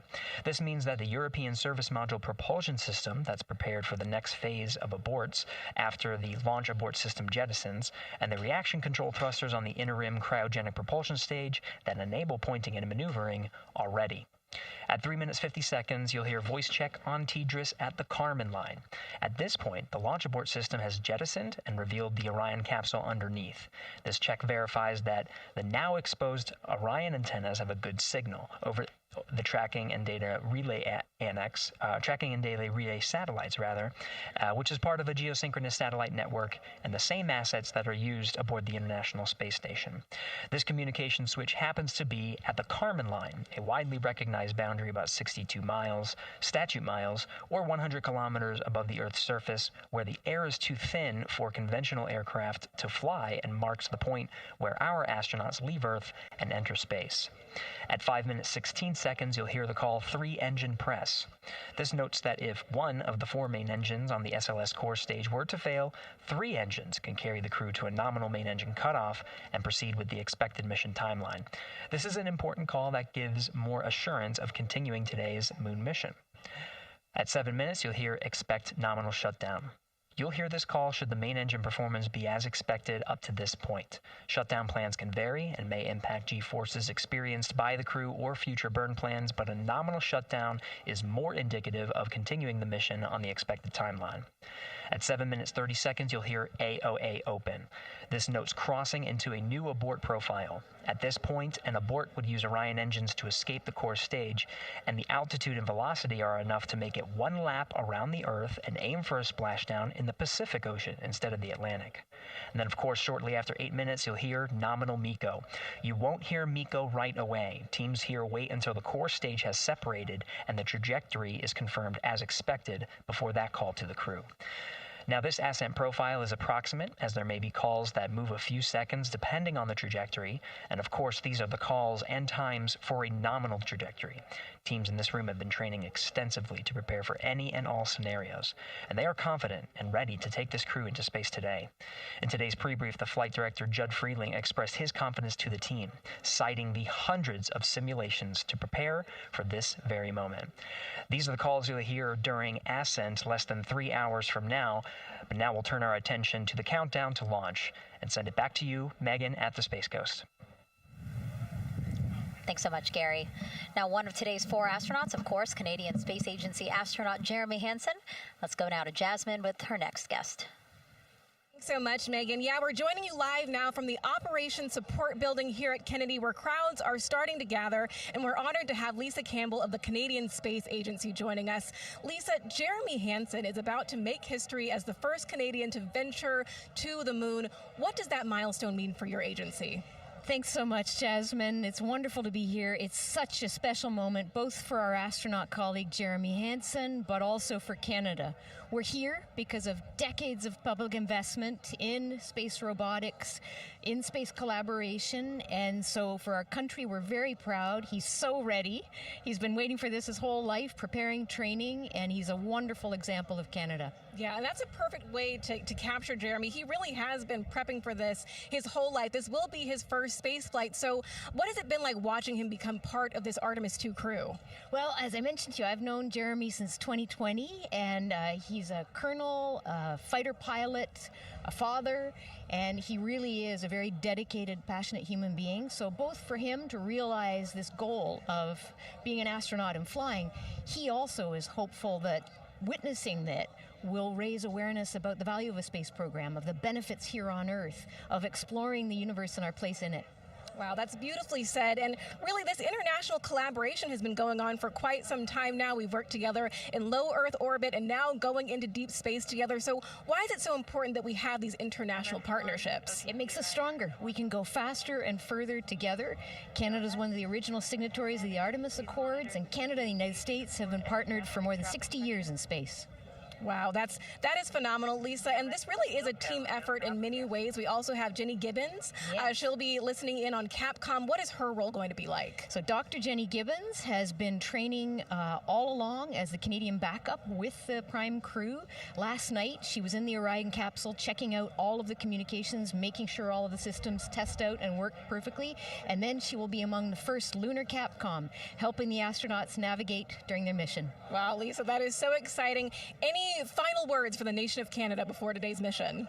Just, we are so proud, so excited, and we can't wait to welcome Jeremy home. Oh, fantastic. Lisa Campbell, thank you so much for being here today. Thank you, Jasmine. Of course. And with that, let's get back to NASA's Megan Cruz. And right now, Go ahead. Ma'am, TBA press has been completed. Did you see any drop in pressure? And MS1, we saw just a little bit. It is just over 2,600 now. Copy. Thank you, ma'am.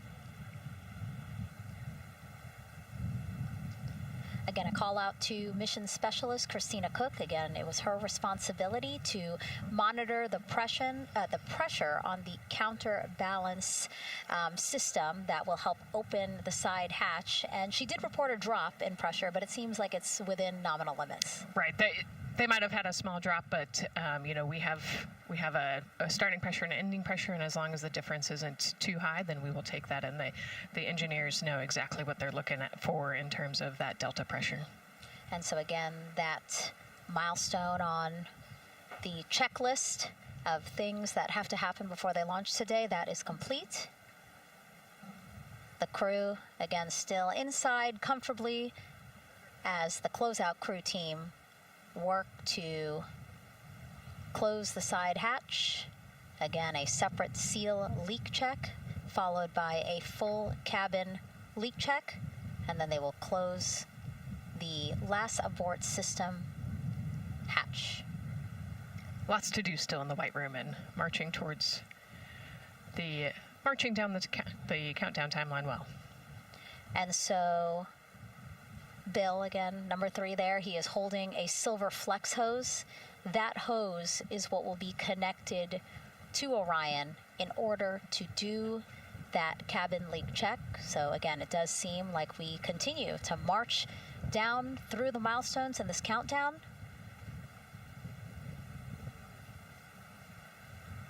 Hopefully lifting off today within our 2-hour launch window that opens at 6:24 p.m.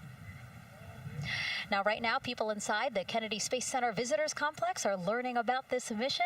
There are great exhibits there about the rocket and Orion, and of course, our Megan Carter with the moon board. All right, Megan and Nicole, yeah, you mentioned that checklist before launch. That checklist is going to continue during the mission as well, as there are several vital objectives that we are hoping to accomplish with this mission. So we've talked about the rocket. We've talked a little bit about Orion. Obviously, during Artemis 1, we had that test flight, and there were no humans on board. That is our one big difference for this one, and we are going to have that crew this time. So what are they going to be up to during this mission? Let me tell you just a little bit.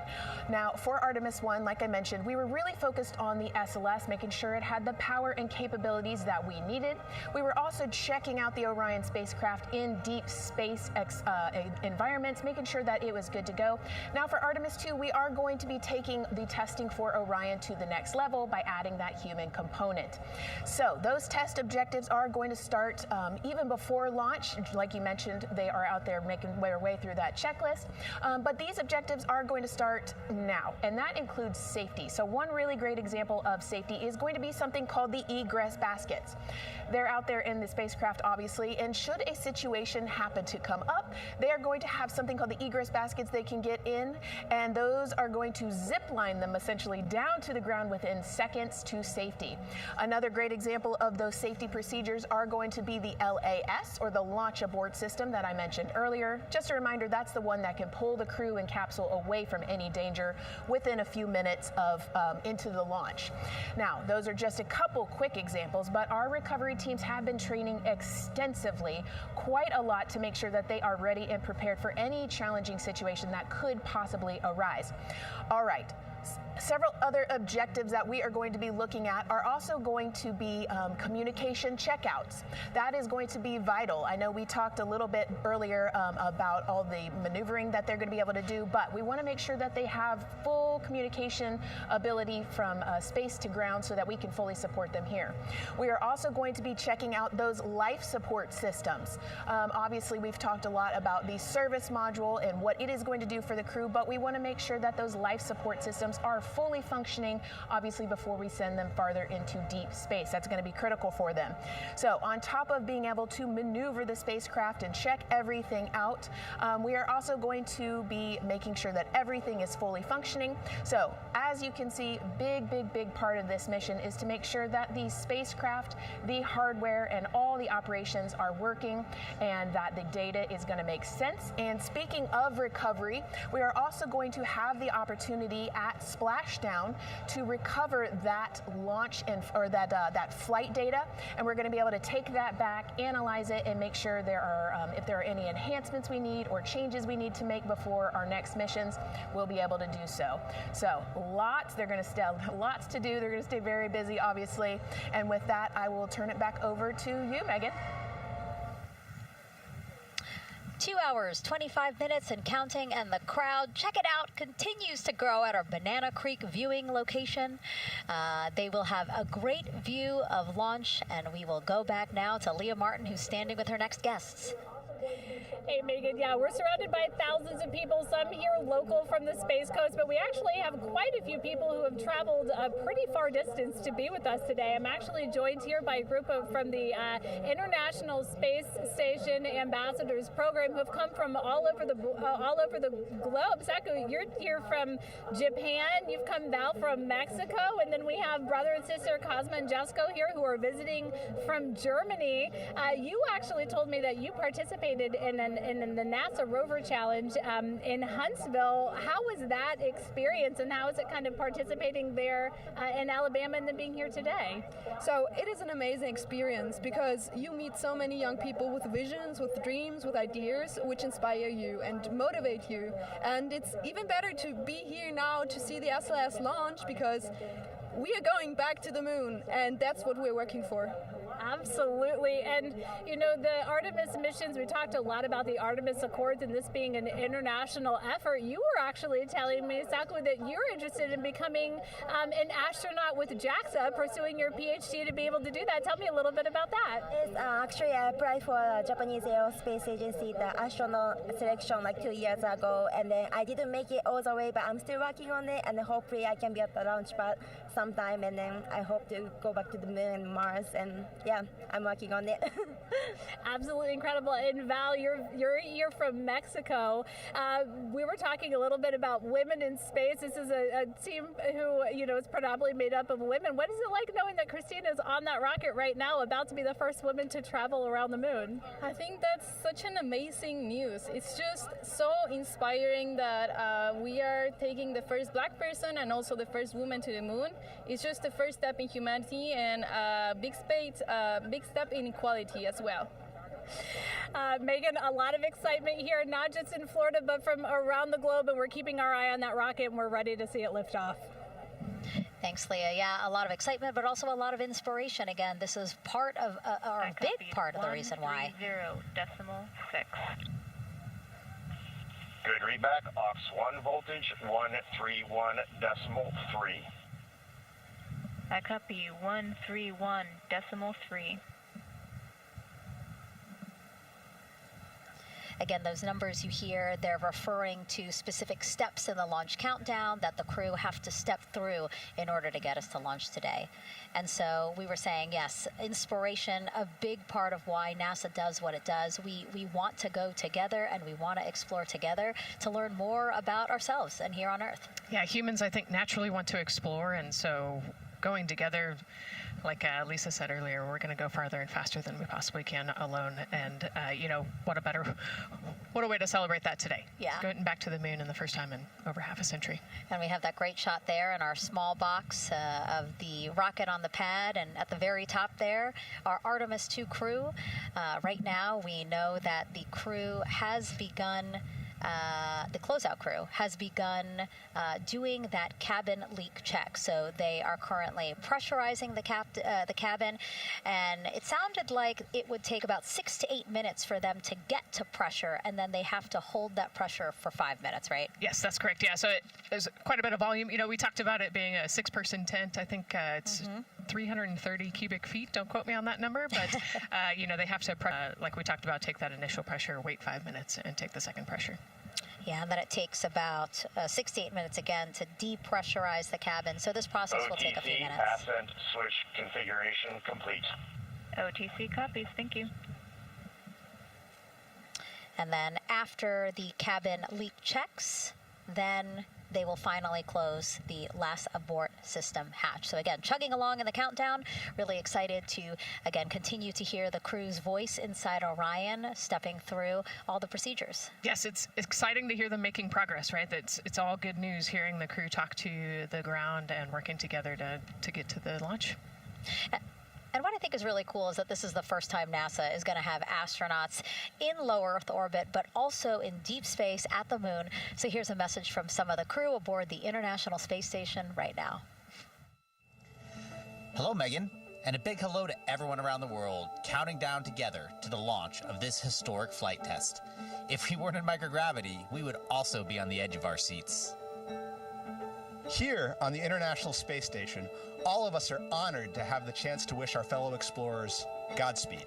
Throughout human history, the moon has sparked our imagination, curiosity, and wonder. With our return to the moon, we're not only going to be learning about its history, the history of our solar system and of our planet, but also about our place in the cosmos. We are so proud of the Artemis team and so excited for what you will see and learn on behalf of all of humanity during your trip around the moon. As we push the boundaries of exploration and expand our knowledge with scientific discovery, we advance our collective civilization together as one. Test flights are crucial to the mission of exploration. We all learn in test flight schools that the more challenging the missions are, the more incremental the tests should be. This Artemis 2 mission is one more increment on the way to further exploration.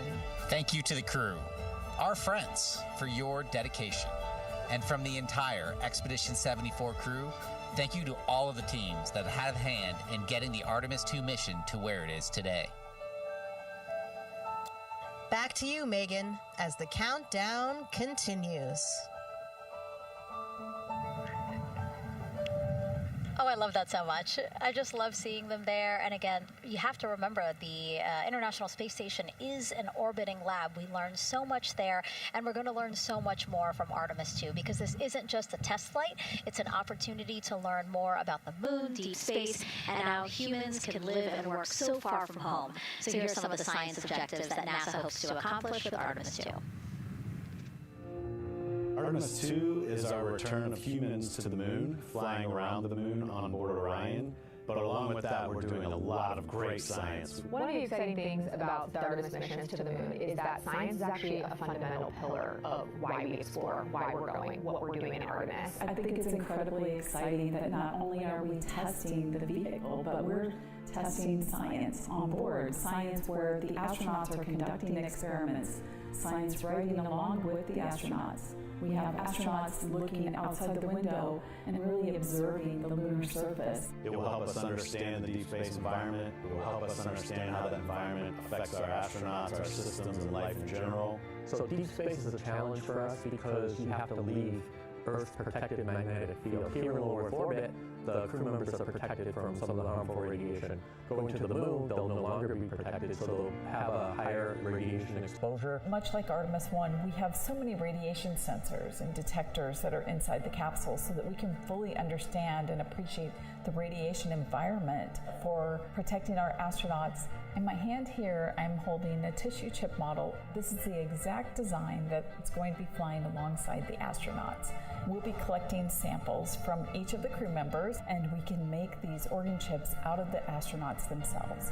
So every crew member will have their own avatar on board, and then upon return, we can evaluate that deep space radiation environment and what that compares to the astronaut themselves. Not only are they going to help change the course of medicine for the astronauts, but revolutionizing that on Earth as well. We're looking at sleep, we're looking at team dynamics, we're looking at how you interact with the environment. We're also looking at the immune system, so what are the biomarkers? We're using saliva as a method to study hormones and different things in your body that may change during a mission like this.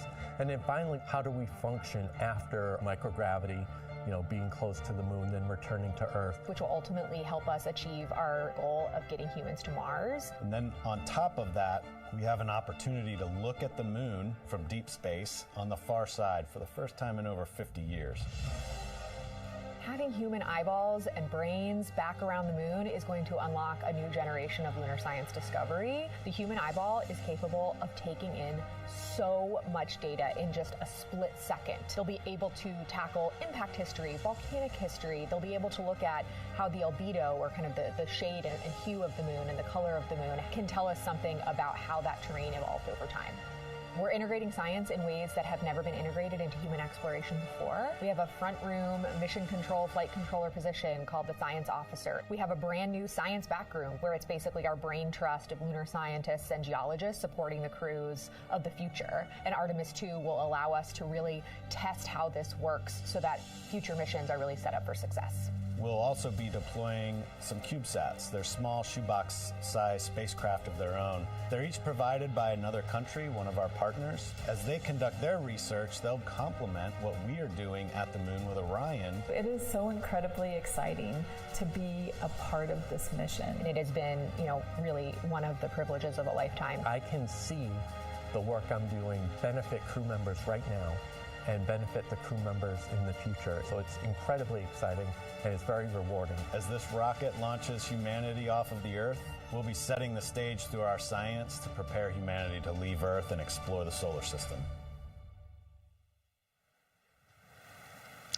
And what we learn during this and future Artemis missions to the moon will eventually get us to Mars. Here's Jasmine Hopkins again, now with Nikki Fox, Associate Administrator of NASA's Science Mission Directorate. Thanks so much, Megan. Yes, we're back on the balcony now, joined by Dr. Nikki Fox. Nikki, in this nearly 10-day mission, we are covering a lot of science, from CubeSats to tissue chips. What are you most looking forward to learning? Oh my goodness. I think for me, the most exciting thing is actually being able to interact with the crew while they are flying, doing this historic journey on the far side of the moon. They are going to be seeing pieces of the moon that no human eyes have seen before, which is really spectacular. It's going to be an interesting trajectory. Some of it is in darkness. Then at the terminator, so in darkness they'll be able to look for like impact flashes and things when micrometeorites pummel that poor moon. And then at the terminator they can see shadows and interesting things, which kind of gives you depth perception. And then of course in the sunlit, picking out everyone's favorite craters. Also, if we launch today or tomorrow, they will see a total solar eclipse from the Orion capsule. How cool is that? That is very cool. We are thrilled for this Artemis 2 crew to be able to see the moon in a way that we've never seen before. What is so unique about that far side? Why are we going there? I mean, honestly, it's just, it is unique. It's very different to the near side of the moon. The actual sort of terrain, the morphology, it's very, very different. And so it will be very exciting to see that as we're going past that. Absolutely. And Nikki, we are performing a lot of science at the moon this year, actually, not just Artemis 2. Can you speak to the commercial lunar landers we're planning to send? Yes, we are very, very proud of our commercial partners as they take our payloads for us to the lunar surface. And very excited. Next one up is Blue Origin's Blue Moon Mark 1 going. It's got some science on it. It's got the scalps that went on the Blue Ghost. So we'll be able to sort of look at that plume as it's coming down onto the lunar surface, and then also the laser retroreflector that will be the array that's up there too. So even on that first test flight, packing it with science as much as we can. Wow, Nikki, so much science. It's hard to keep track of everything. But the unique thing about Artemis 2 is we're sending crew. Can you speak to the importance of the human element of science? Absolutely. I mean, we can program, like we do with our beautiful rovers on Mars, we can program them to do certain things, and it's what we think we need them to do. When you have an astronaut up there, they can make that sort of like really unique split-second decision. The thing I'm most looking forward to is when they think they're going to be looking here, is hearing one of them say, "Oh my goodness, look over there." And I think that's just incredible about how we do that. Also, flying our tissue chips with the astronauts, our Avatar experiment. Here we go, Avatar. Wow, look at that. And that's got the tissue chips samples that matched to the crew, so we'll be able to monitor the effects of microgravity and radiation on that human tissue as we prepare for more and more missions to the moon for longer and longer durations, and then off to Mars. Wow, Nikki, so much science ahead of us, but first we have to launch. Thank you so much for being here today. Thank you so much. Go Artemis. Oh, of course, go Artemis. And with that, let's turn it back over to the countdown with NASA's Megan Cruz. Nikki is so fun. She has so much energy and so much passion about the science. And again, yeah, it's just so important to remember that so much science is happening with this mission. It's not just to test out the hardware and the life support systems. Yeah, you saw the science video, and then we talked to Nikki. Man, there's so much going on, right? We talked a little bit about the lunar observations that we're going to do. And then, she talked about, made a really great point about, the human eye can pick things out that a camera or a robot can't necessarily pick out. And so that's why we're sending humans. But also, we're not just doing the lunar observations. The Avatar, that's a really cool experiment. They took blood samples from the crew, and then they used those stem cells to make bone marrow and create those little Avatar chips, which is so impressive. Feels like scientific, sci-fi movie stuff. But, we're going to look at radiation. We're going to look at all sorts of different scientific experiments. We got the little CubeSats. We're going to go look at space weather. Lots going on. Yeah, even collecting some of the astronauts' saliva. You can learn a lot about the body through the saliva. So just really a lot in a small amount of time in a small capsule. Yeah, scientific discovery. That's why we go back to the moon. Yeah. And so, again, her energy just so... oh my God, I can't find the words. So wonderful, awesome. Yeah. I don't know why I couldn't find the word. So anyway, yeah, just really again, thank you, Dr. Nikki Fox and Jasmine. And so Nicole, what about answering more questions? Let's do it. Okay, great. First one. What was the word I was trying to get at? No, I'm kidding. Let's have the first question up on the screen now.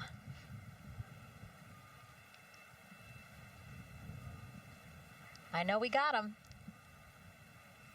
I see him being asked. And CDR OTC Orion Earth 1. Go. For your awareness, scrubber cycling is about to be restarted. Integrity copies.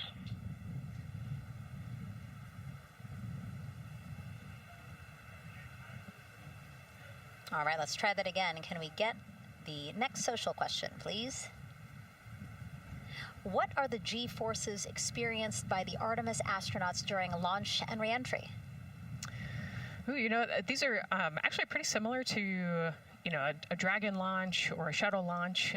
We have to accelerate to get out of the Earth's atmosphere, and then, we talked about the secondary burns that they will do to get away from Earth. But, for me personally, it kind of felt like we got slingshotted off the Earth is how I like to describe it. So, you get set back in your seat and the G forces are into your chest. CDR OTC Orion Earth 1. Go ahead.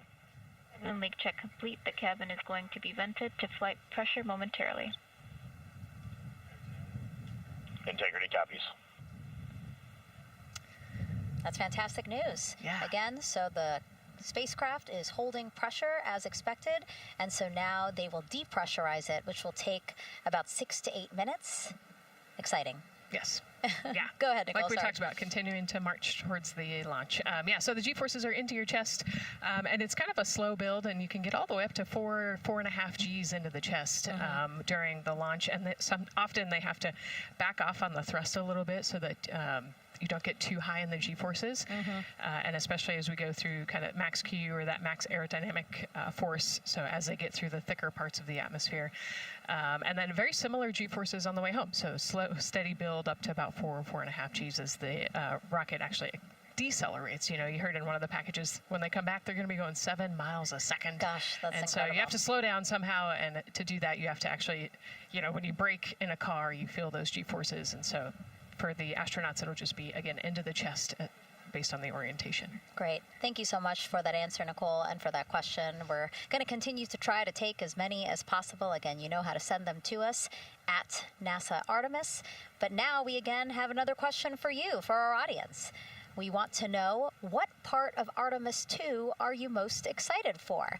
Liftoff, Earth views from Orion, lunar flyby, or splashdown? Tell us again on NASA's Instagram or Twitch accounts, and we'll share your answers a little later in the broadcast. That's a tough one. I don't know what my answer would be. I know. I don't know either. I'm excited for it all, but that's a cop-out.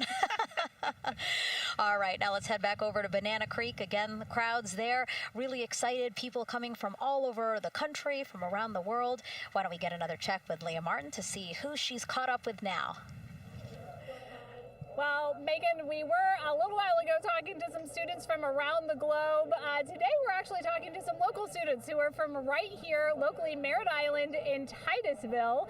We talk a lot about the Artemis generation and about the students who are going to become the next generation of dreamers, of engineers, of scientists and technologists. And I'm actually standing with a group of those students here today. Our local high school has actually implemented a really neat new program in the spirit of being able to create these pipelines for employment and engagement. Can you tell me a little bit about what Merritt Island High School is doing? Sure. Well, this is a new program, first of its kind here at Florida, and basically what we're studying is astronautics and aviation, kind of blended the two together. We have flight simulators in our lab, but students are also learning about engineering, aerospace engineering, and we're trying to make all kinds of pathways available for them, trying to give them opportunities to see which pathway they might want to be interested in. So, yeah, just a great opportunity for them to learn about space. We just finished doing a whole model rocket build where the students took CAD software, developed their own rockets, put them together, and launched them right from our school. So it's very exciting. Incredible. And then another local high school, Titusville, you guys also have a similar but slightly different program. Yes, we do space mechatronics with advanced manufacturing, preparing students to build and manufacture things to automate, do automation to build things on Mars and things like that, or locally too. Now, you told me that you're actually trying to figure out a little bit what you want to do when you're done your freshman in high school. What things are you learning in your class here that are really kind of tweaking your interest in the aeronautics field? So we're building a lot of things with like metal and how we're supposed to do it on the rockets. We're also doing computer programming, which would help with NASA and like programming and coding. Absolutely. And you were actually telling me that I think were telling me that you're interested in becoming a pilot. We talked a little bit about the pilot who is on board the rocket right now. How is this program preparing you for your future? I mean, it's teaching me everything that I know about aviation, and it's really inspiring that I get to learn it in a classroom, like locally as well. It's amazing. I love it.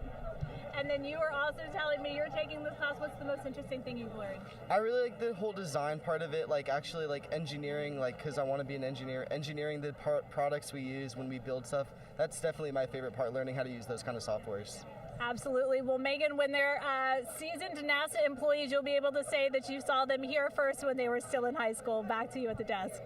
I can also say that they have fans. Nicole Ayers here. As soon as that girl said that she wants to be a pilot, Nicole went... Yeah, why is that something that's so thrilling for you to hear? I mean, I love when kids in high school have goals and they set their goals high and they want to go do something. You know, the kid who wanted to be an engineer or a pilot, like, I love that. You know, find something that you're passionate about, go work hard at it, and go get good at it. Yeah, and speaking of passion, I mean, we definitely have a whole bunch of people here passionate about what NASA is doing here. Again, the lawn behind us just filled with media from around the world, making sure that they can help tell our story to everyone who is interested in hearing it. So back here in Florida, of course, we have NASA leadership also keeping a close eye on launch operations. Let's go now to Jasmine Hopkins, who is standing by with Lori Glaze, Acting Associate Administrator of NASA's Exploration Systems Development. Thanks so much, Megan. Yeah, we're honored to welcome Dr. Lori Glaze to the balcony now. Lori, this is our very first time having crew on an Artemis mission. How does that feel, and how does that change our overall approach to the mission? It's a really good question, and it really came home today when we were watching the crew walk out, and then we saw them get into their van and go out to the pad, and we've been watching them getting into the crew module. And so we've really put an enormous amount of rigor into assuring the safety of our crew. One of the most important things on this mission, different from Artemis 1, is we now have environmental controls and life support systems. One of the most important things we're going to do on this mission is test those out and make sure that we can keep our crew healthy and safe throughout their mission. We also on this mission have an activated launch abort system, which we had the system for Artemis 1, but it wasn't active. But we definitely had that active on this mission. We want the ability, again, if something goes wrong, to be able to have that ability to abort and get them back to the ground, again, safe. Absolutely, Lori. I mean, as you're driving home, safety is paramount here at NASA, and your program is responsible for all of these Artemis elements. We have the Space Launch System, Orion, ground system. So how do you get everybody cohesively on the same page for a day like launch? And that's a great question, and it's really been wonderful to watch our teams working together. We have the ground systems, which are kind of the bookends of our mission. The ground systems help prepare us to get the rocket ready to take off. They're doing all of the loading of the tanks right now and getting the crew into Orion. And then at the back end, they'll be there to recover the crew when they land in the ocean. But they know that their job is to make sure that that rocket is ready to go and that the crew module is ready to go. And then the rocket itself, the space launch systems, they know that their job is to deliver the crew module to the right point in space so that they can conduct their mission. And then again, they have to make sure that everything is ready, that they set them on the trajectory that is going to bring them around the moon and set them up to land in the right place in the Pacific Ocean. And that's their job, and they know how important that is. And they have to work closely with Orion, which again, they also have to work with all the other teams to make sure that everything's working together. And then on top of that, our flight operations teams, all the people on the ground, they're all working together. They know this mission doesn't work unless every single part of the mission works. Right. Lori, there are so many things that have to work together today. We can't wait to see what happens next. Thank you so much for being here. It's my pleasure. Thank you. Of course. And with that, let's take it back to the countdown with NASA's Megan Cruz. Yeah, and speaking of the countdown, 1 hour, 59 minutes and counting until the opening of our 2-hour launch window at 6:24 p.m. Eastern Time. This is a shot of Jetty Park. It's a nearby popular viewing location of rocket launches, and it is so great to see how many people are here. I mean, this is a Wednesday. Like, people had to take time off of school and off of work, but it's something that they felt like they wanted to do, to be here. Yeah, you know, I think just based on the chatter on the airplane ride yesterday, half of my airplane ride way, really? They were coming to see the launch. You know, everybody's excited and traveling from all over the world to come see this launch. And it really is a great day. We had some sprinkles here in the crowd, but for the most part, I mean, it's just a beautiful day to witness history. It is, yeah, you know, a little bit of sprinkles, but for the most part, the clouds are staying away, and you can see the blue sky behind us, so hoping for good weather in a couple hours. Absolutely. And so Dr. Lori Glaze mentioned what we learned from the Artemis 2 mission helps pave the way to sustained human presence on the lunar surface. So what are the objectives of this mission to eventually accomplish that? Let's check in with Gary in Mission Control for more. Thank you, Megan. Yes, the Ascent teams are here in Mission Control Houston, working through their steps to prepare for a go for launch. Right up here on the front board, we're watching the teams in the White Room work through their checklist and closing the hatch as we verify ours, working as one NASA team. What Dr. Glaze said about working across the teams throughout the nation is true. It takes one NASA team to bring everything together and accomplish the mission objectives. The Artemis 2 is designed as the first crewed test flight of NASA's Artemis campaign, sending astronauts into lunar space to validate systems, operations, and human performance ahead of a more complex lunar landing missions. NASA has identified an extensive list list of mission and flight test objectives that serve as a checklist to verify the capabilities needed to land humans on the moon. For the Artemis II mission, there are 5 overarching priorities that cover the mission and flight test objectives. First is, of course, the crew. As the first crewed mission inside the Orion spacecraft, this mission serves to demonstrate the capability of safely sustain the flight crew throughout the mission, including launch, the deep space component, and return. Number 2 is systems. This mission brings it all together to validate the performance of all ground and flight systems needed for a long-term lunar campaign, from launch infrastructure to spacecraft operations in deep space. Third is hardware and data. We'll be gathering performance data as much as possible over the Deep Space Network, but we also aim to retrieve onboard data and hardware after splashdown to gather additional insight and improve future Artemis missions. Fourth is emergency operations. The crew and flight control team will be testing emergency systems such as abort procedures, rescue operations, and contingency responses. During the flight, astronauts will rehearse a number of these procedures to ensure that in the event of a real emergency, the planned procedures and operations are sound. And finally, there's subsystem validation.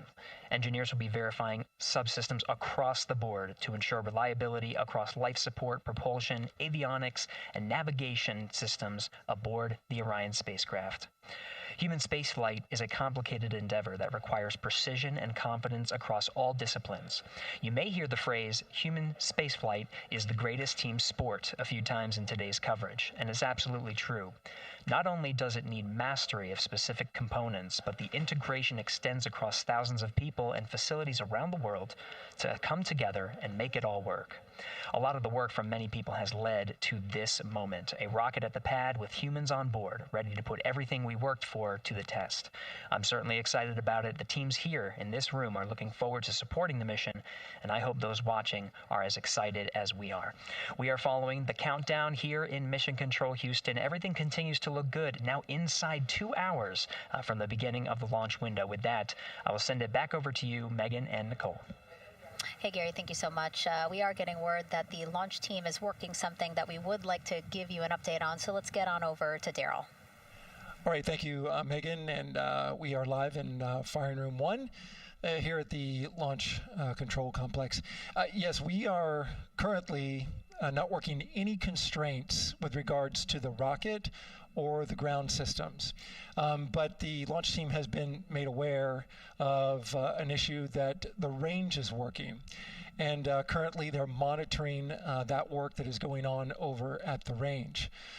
We understand that that issue is related to the flight termination system.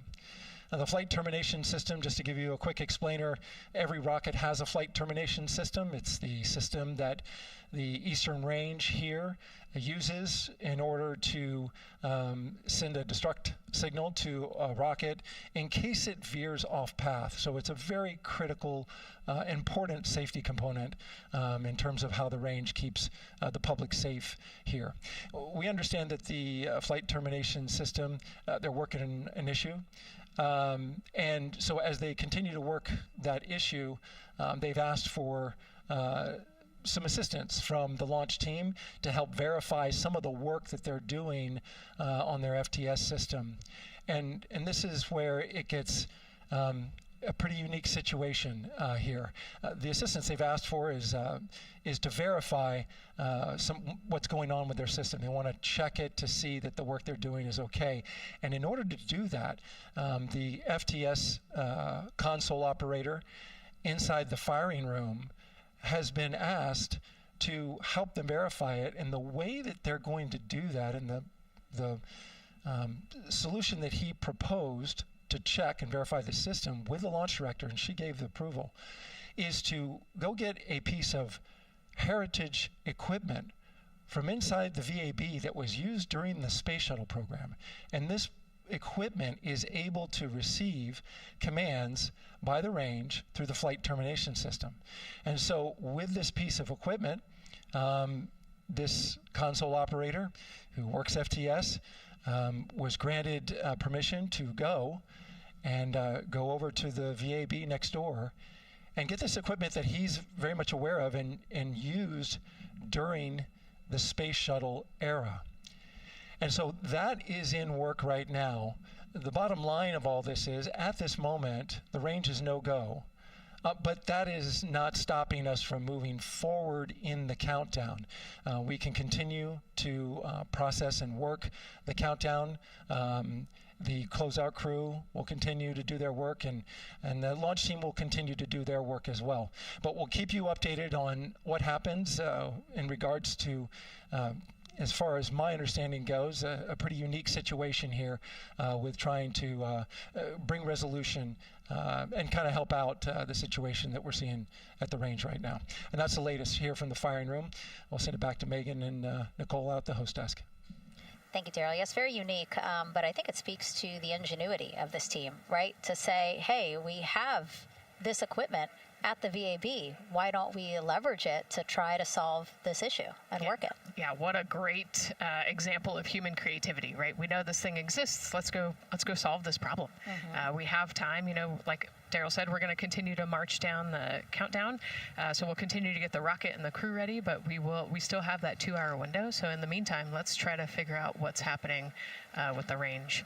And speaking of the range, what is the range for people who might not watch rocket launches with us often? Sure, yeah. So anytime that you launch a rocket, you have to clear the airspace, right, in the launch corridor. So where the rocket's flight path is going to go, you have to make sure that that whole airspace is clear.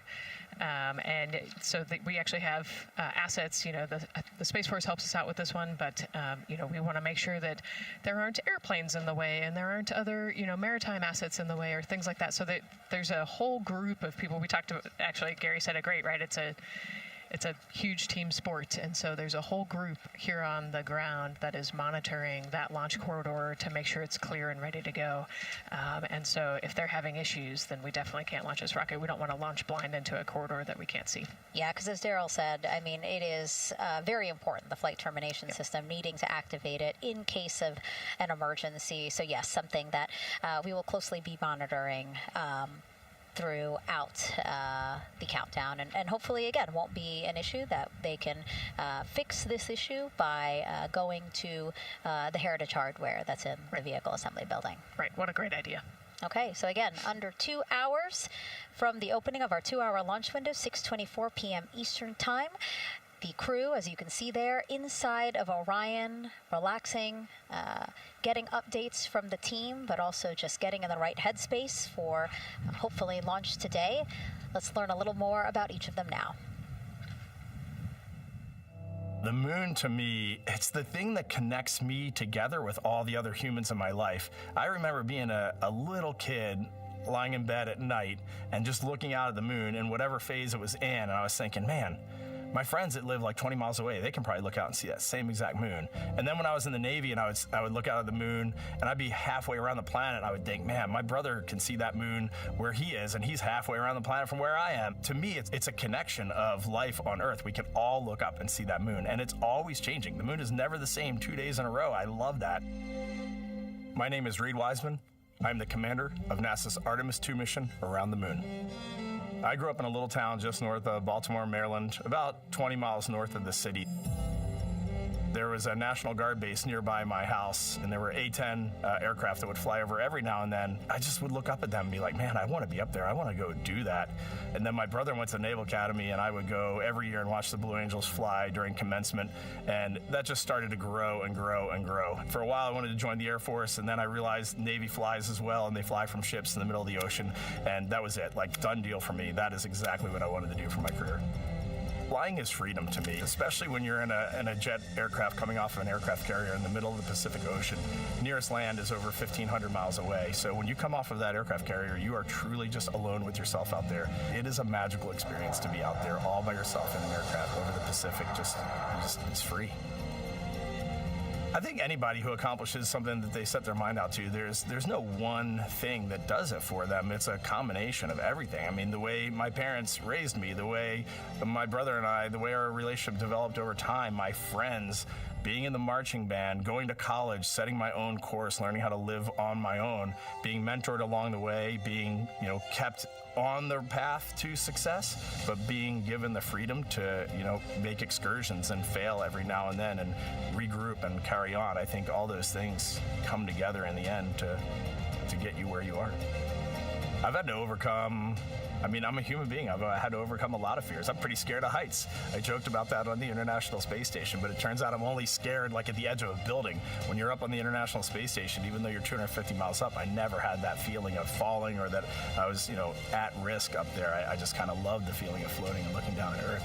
There have been challenges all throughout my life. By far, the biggest challenge was losing my wife in 2020 to cancer and now raising two daughters who are grown up now, but that's been the biggest challenge by far I've ever had to face. It is not easy. Being an only parent, trying to work a full-time job, and raising two kids is something that I think about every single day. I'm very proud of the work I've done. I haven't always done it well, but I've always shown up and tried as hard as I possibly can. I do wonder what it's going to be like when we are really far from Earth and can see it. The sensation of being so far away from everything that you know. I had that sensation on the space station the first time I got to sit in the cupola for a really long time. So I can only imagine what that's going to be like from 200,000 plus miles away. My name is Victor Glover, and I'm the pilot for NASA's Artemis 2 mission around the moon. When I was in 4th grade, I was 10 years old, and that's when the Challenger accident happened. And it helped me understand how the general public felt about the astronaut corps, right? Like, these are the people that we want to be, and that just gave me an easy thing to strive toward. The biggest fear that I've had to overcome in my life is doubting myself. Going to college when no one in my family had gone to college was a huge risk. I had more confidence in my athletic ability than in my academic abilities. I could play football with those college students that I saw on TV, but my classmates that I saw in the lab and around the University Union, I didn't know if I had what they had. I think addressing that self-doubt was a part of, swinging for the fence and trying to go get an engineering degree, not just go to college, but get an engineering degree and then go do something challenging and technical like flying. Apollo is known for sending humans to the moon. Artemis has an opportunity to continue the Apollo story, but I actually think it's important for this story to stand on its own. Artemis is a new program, and we're trying to do new things. And it's great to compare and contrast. When you look at our spaceship, you can see parts that were designed, built, and integrated in another country. When you look at our crew, you see that our crew is international. There are also men and women. And I just think that comparing and contrasting makes the story even richer. The piloting role specifically, I will have an hour and a half or so where I get to fly the spacecraft by hand.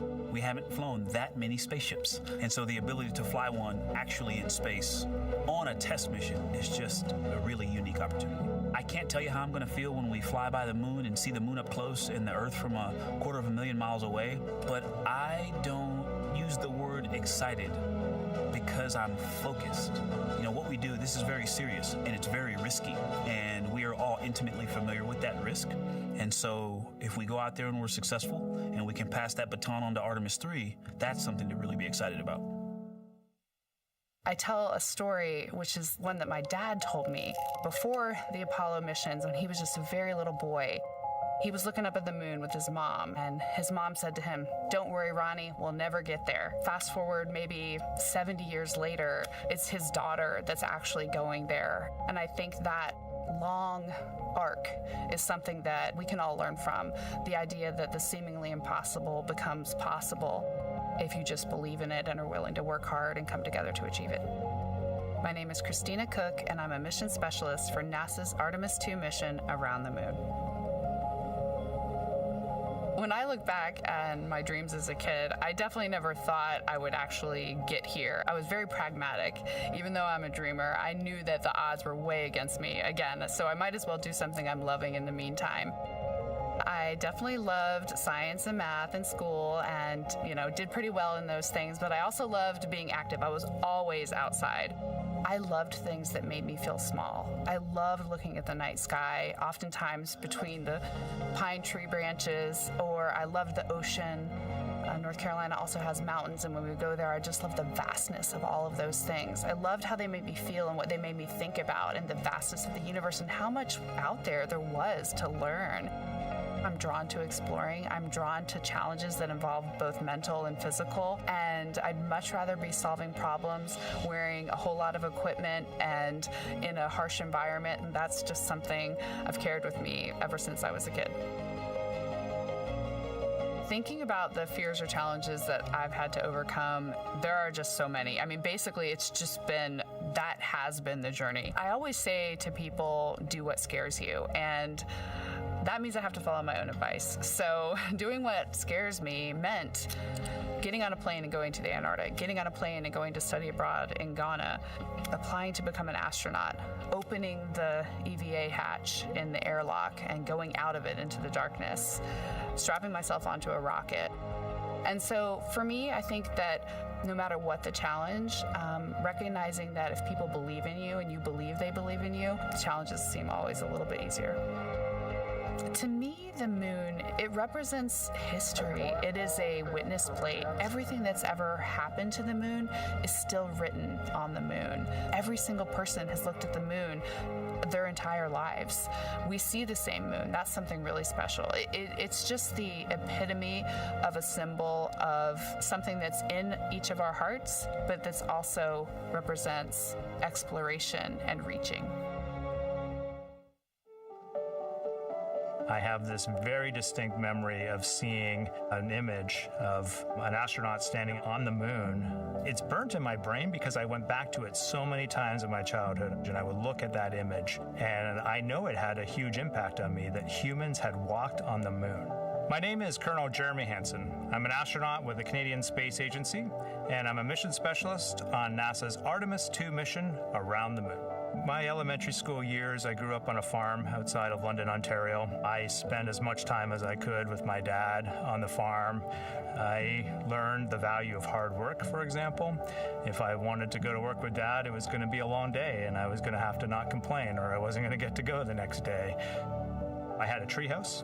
I had a vivid imagination, and I changed my treehouse into a spaceship. I made all these dials and controls. I had circuit breakers for switches that I found in the barn, and I was exploring space in my imagination. The most important thing I did to get to where I wanted to go in life, which was flying fighter jets and eventually becoming an astronaut, is I shared those desires with other people. And it turns out, just like you don't go to the moon on your own, if you could, I would have done it a long time ago in my treehouse as a kid. You have to go as a team. I think the biggest impediment to achieving my goals was, of course, myself. And I think that's a common human experience. There are many times where just little things would get in my way, and my immediate interpretation of that was, well, now that goal's out the window. You know, people must have lifted me back up, and somewhere in the back of my head, that persistence came through. And I think that's a common human experience, to doubt ourselves. I've come to this, I guess, realization that I believe that we all have gifts to contribute, and the goal is to figure out how to use your energy towards adding positively to humanity's existence on this planet. But I love it when humanity sets big goals, like sending humans to the surface of the moon with an eye to eventually going to Mars, because when we do that, we can bring together genius from not just even in one country, but around the world. I've also learned from my indigenous mentors that they refer to the moon as Grandmother Moon. So you've probably heard of Mother Earth. They use Grandmother Moon because Grandmother Moon is responsible for the water in their community, just like the moon moves the water around the planet, affects the tides. And I think that's a really beautiful thing for us as we go back to the moon, to think about all the different cultures around the world and how they view the moon differently. And that's really neat because we all share that same moon in the night sky.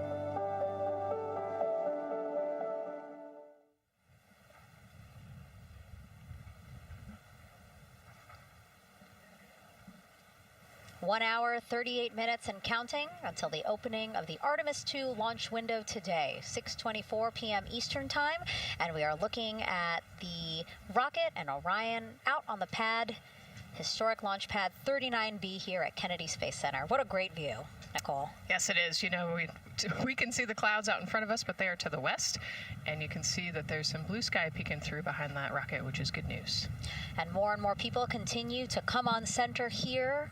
About a couple of hours ago, folks with special passes to come on center were allowed to start driving on with family and friends. And of course, we have media growing by the moment here at the press site here at Kennedy Space Center, setting up their cameras, setting up tents, interviewing folks. Again, this great jib shot that we have from our camera here showing all the interest that we have here at the press site. And actually, even to the right of us, so camera left, no, sorry, the right of your screen, left of us, plenty of other people there, set up with their own tents, broadcasting to their own viewers.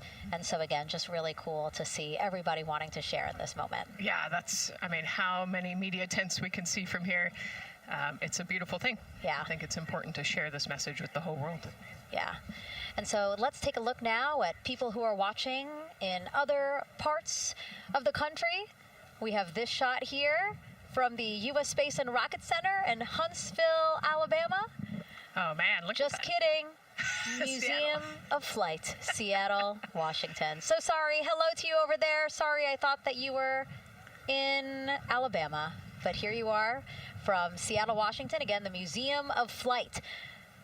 They must have had a special event to bring people there to watch, as well as a special event here. Now, correctly, the U.S. Space and Rocket Center, Huntsville, Alabama.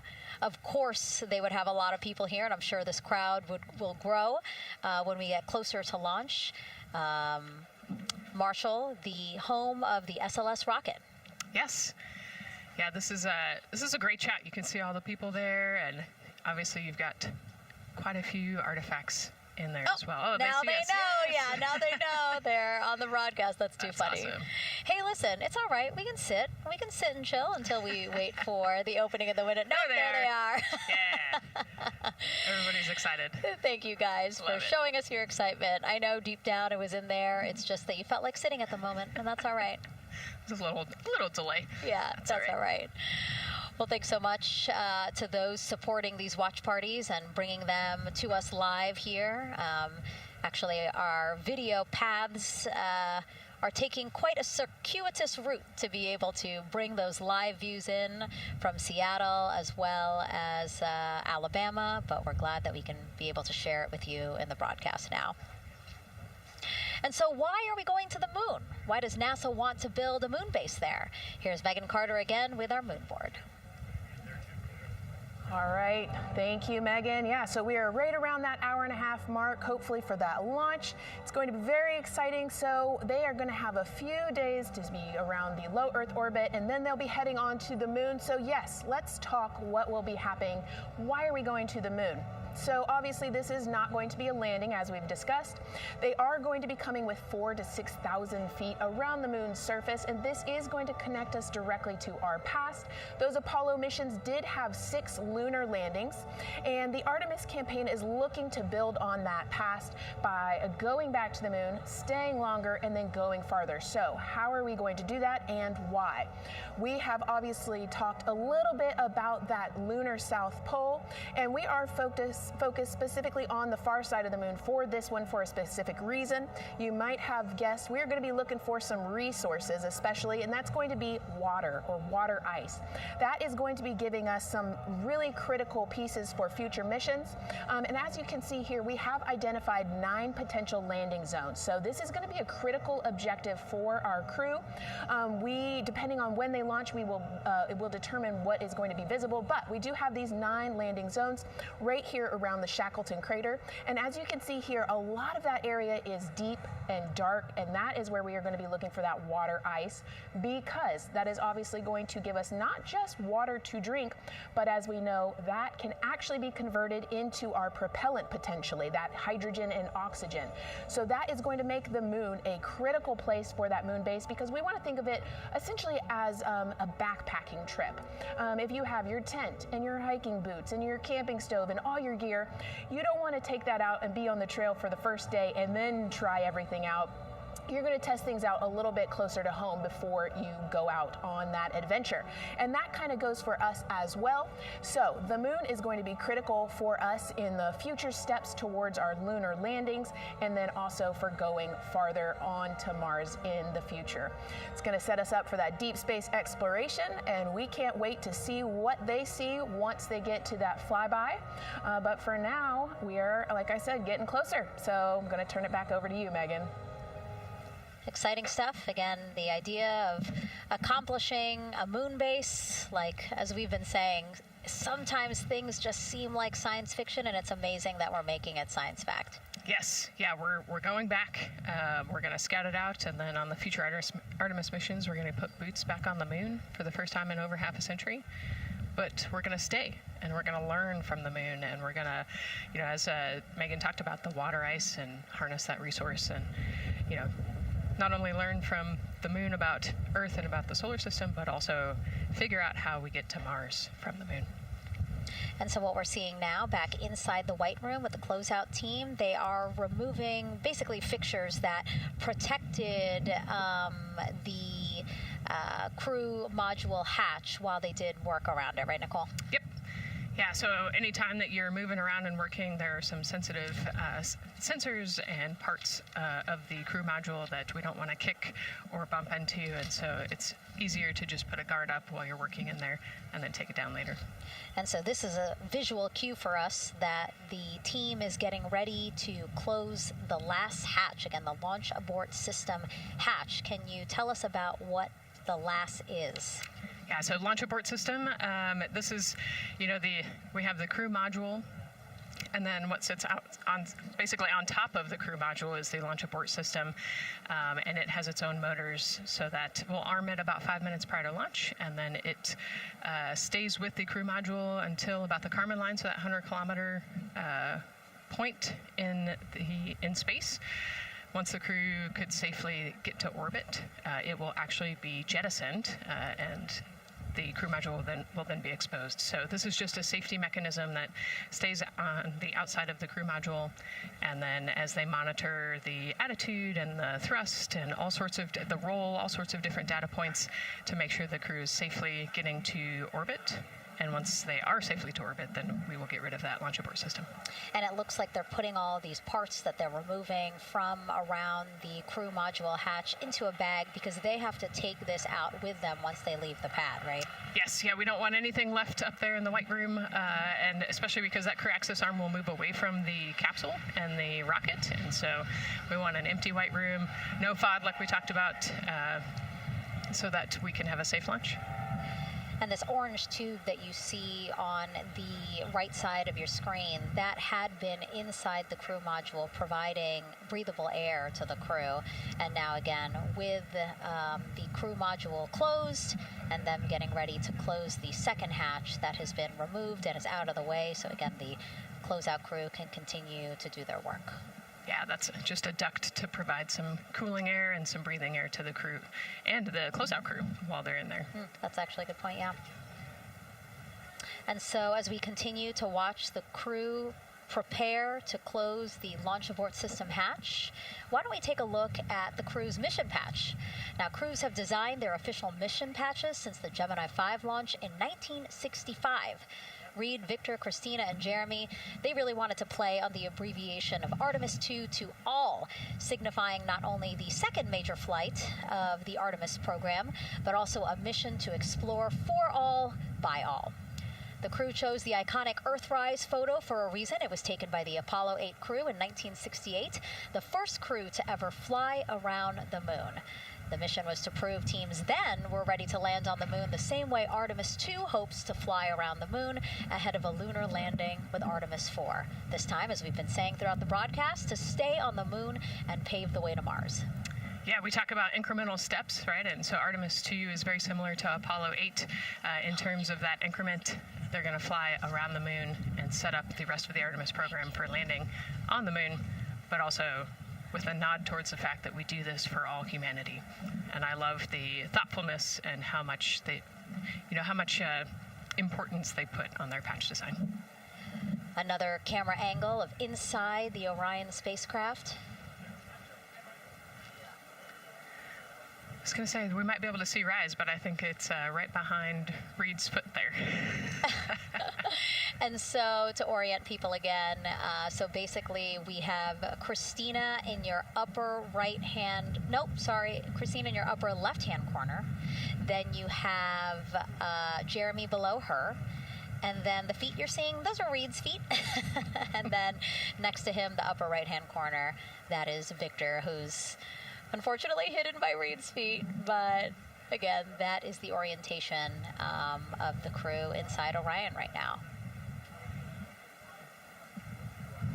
Now, earlier this week, the crew got to stick their patch on a wall just outside the suit-up room.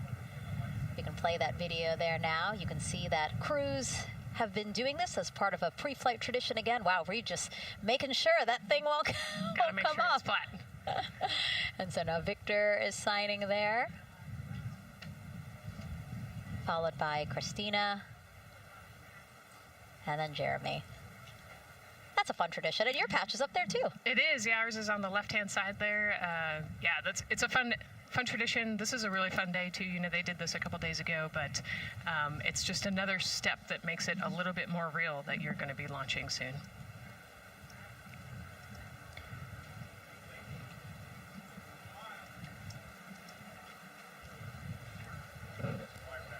Again, we talked a little bit about this before. The basically like a computer there on Jeremy's leg, a way for him to just check out the data, see some of the data that also Reed and Victor are getting to see, but in those much bigger displays for Orion. Right, yeah, it's basically a tablet on his leg, and it's actually plugged into a cord nearby that allows him to have a screen repeater so he can see what they're looking at.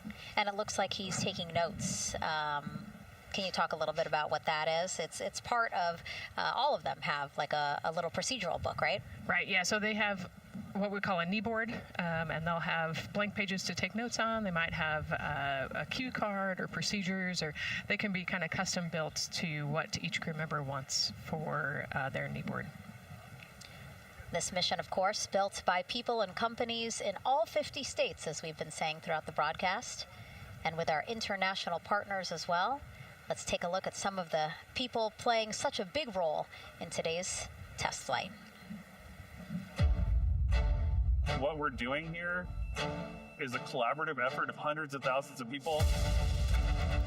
This is about the parts, the hardware, the software, the services, all coming together to make that mission possible.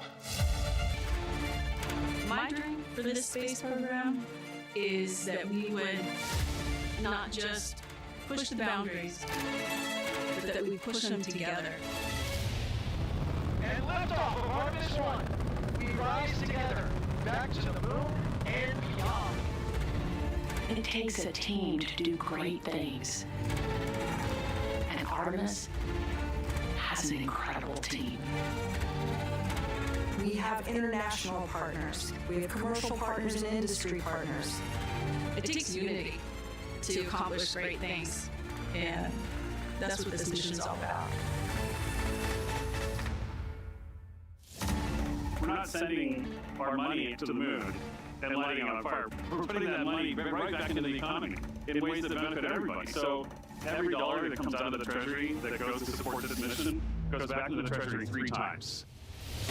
What is very important to me is that we do it the right way, and that we do it with our values, that our industries grow, that our communities grow, that our families are healthy and safe and have amazing things to work on. Then we're going to build machines to go even further onto Mars. That is our generation, the Artemis generation, that defines the starting point of our exploration future. I just want to say thank you to all of the hands that have touched a part of this program and the hearts that have moved everyone to this goal, because we're going to the moon and we're going beyond. One team. One team. One team. One dream. What I really like about that package is, again, just reminding people that this is spurring so many jobs across the country. Yeah, across the country and across the world, right? The whole world has a part of this. The Artemis Accords are signed by over 40, 50 different countries. And so, yeah, we're taking all of the taxpayers' money and we're putting it right back into the jobs here in the U.S. And the money, too. You know, when we have more disposable income because we have good paying jobs, that's money that goes back into our economy as disposable income. So really, it is just an ecosystem that NASA is proud to be a part of. Right. Not only is it about the money and the economy, right, but it's also about the science and what we're going to learn and exploration. You know, on top of all of those things, we benefit the economy as well. Obviously, Nicole is a wealth of knowledge. We're very lucky to have her. We're going to be tapping into that knowledge throughout the broadcast, and we have been for now close to 4 hours. So thank you, Nicole. I hope you're holding up okay. Yeah, I'm loving it out here. It's been great. Let's learn a little bit more about Nicole. Her first mission to space was actually last March. She launched from here at Kennedy Space Center as pilot of NASA's SpaceX Crew 10 mission to the International Space Station. And what a beautiful launch that was. She spent 148 days in space conducting science experiments that could benefit us on Earth. For example, one studied the physics of liquids, which could help researchers deliver medicines more effectively. She also conducted an almost 6-hour spacewalk to help upgrade the orbiting lab's power system. Nicole is a lieutenant colonel in the U.S. Air Force and flew one of its most advanced aircraft. She was born in San Diego, California, and is a twin. That's a cute photo of the two of you. Oh, that one too. Young explorers, yeah. Yes. That's so great to just see how far you've come. Again, I think that speaks to what we've been saying. Like, you know, just if you're passionate about something, go for it and see where that takes you. Yeah, I think that's a great example. You know, I was a serious little kid with really high goals and, you know, just kept working hard and never got bumped off the path and ended up here. And I think it's a testament to the human, like we talked about, you know, if you're willing to work hard, be a good team player, you can really get anywhere you want in life. And that's what I love to talk about. Christina has mentioned similar things. And so it's been kind of a theme for the day. Yeah, definitely a theme for the day, a theme for the team. The team has said the same, the crew has said the same sort of things. So absolutely, Nicole, thank you so much for being here. And hopefully only a little bit more until launch today. Hopefully. So today's Artemis 2 test flight will mark only the 7th time NASA astronauts will launch on a new NASA spacecraft designed for crew. And then controlling the flight will be Mission Control in Houston. Our Gary Jordan is inside with flight controllers. Hey, Gary. Hey, Megan, you are right. This is a significant milestone, and we may be putting the names of a few more astronauts in the history books today. The Artemis 2 crew is set to launch today will join a select list of humans to fly in a spacecraft for the very first time. And Artemis 2, like missions before it, is a test mission. During ascent, the crew and the teams here in the room are prepared for a variety of scenarios. Some of these will be called out directly by Capcom Stan Love during ascent, and some are a little more subtle. These calls can be split into 2 categories: alternate main engine cutoff or MECO targets and aborts. First, there are 2 alternate MECO targets, or AMTs. These note milestones to give flight control teams and astronauts an idea of what would happen after that moment should the core stage lose one of the main engines. First is AMT low. You won't hear it called out by the crew or Capcom since this happens right at liftoff. If the core stage loses one engine at this moment, an abort once around option could be made at main engine cutoff, meaning the crew could target a splashdown in the Pacific. The second is AMT high, which would be called out by Capcom's Stan Love around 22 seconds. After this moment, if the core stage loses an engine, we can still pursue an alternate mission in low Earth orbit to accomplish some of the test objectives. And at about 5 minutes, 16 seconds into the flight, you'll hear the call 3-engine press. This is a good moment. After this point, if the core stage loses an engine, we can still make a nominal main engine cutoff and pursue a moon mission as expected. Again, these MECO targets give the flight control teams and crew an idea of what lies ahead should one main engine be lost, but assumes we are otherwise continuing to a main engine cutoff target. This differs from an abort, where the Orion capsule separates from the Space Launch System prior to the planned separation time. There are abort options at every moment that integrity is attached to the Space Launch System, from the pad to more than 3 hours into the mission. During the first 8 or so minutes of powered flight, there are 3 abort options. First is the use of the launch abort system, which you see at the very top of the rocket and here in the White Room where the hatch is open and teams are working to close it. This particular abort capability can be used from here at the pad through roughly 3 minutes and 22 seconds into the flight. Next is an untargeted abort splashdown, or UAS. This uses Orion's service module engines to escape the SLS and becomes available immediately after the launch abort system jettisons. Third is an abort once around, or AOA.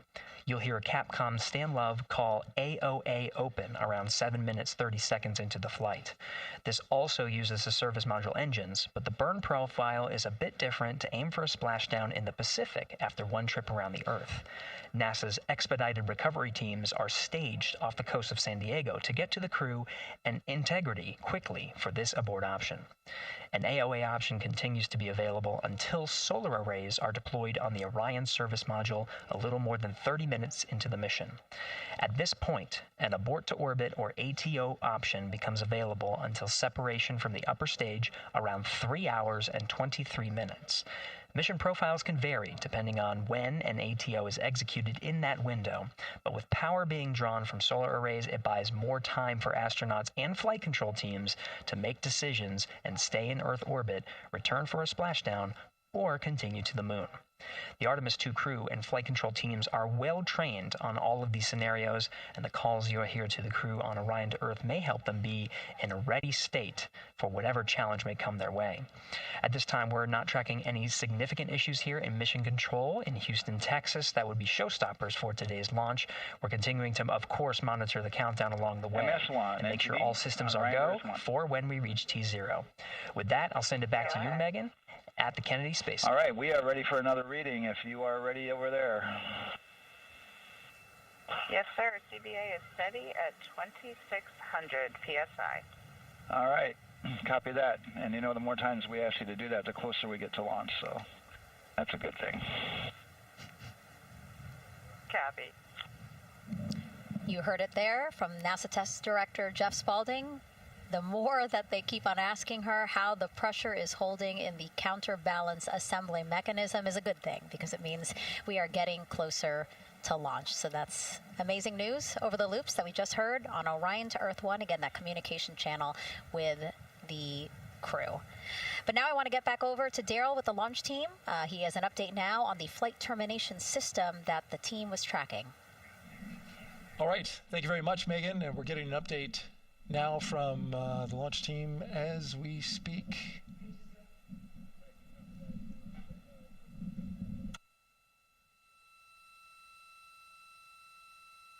All right, stand by 1 second.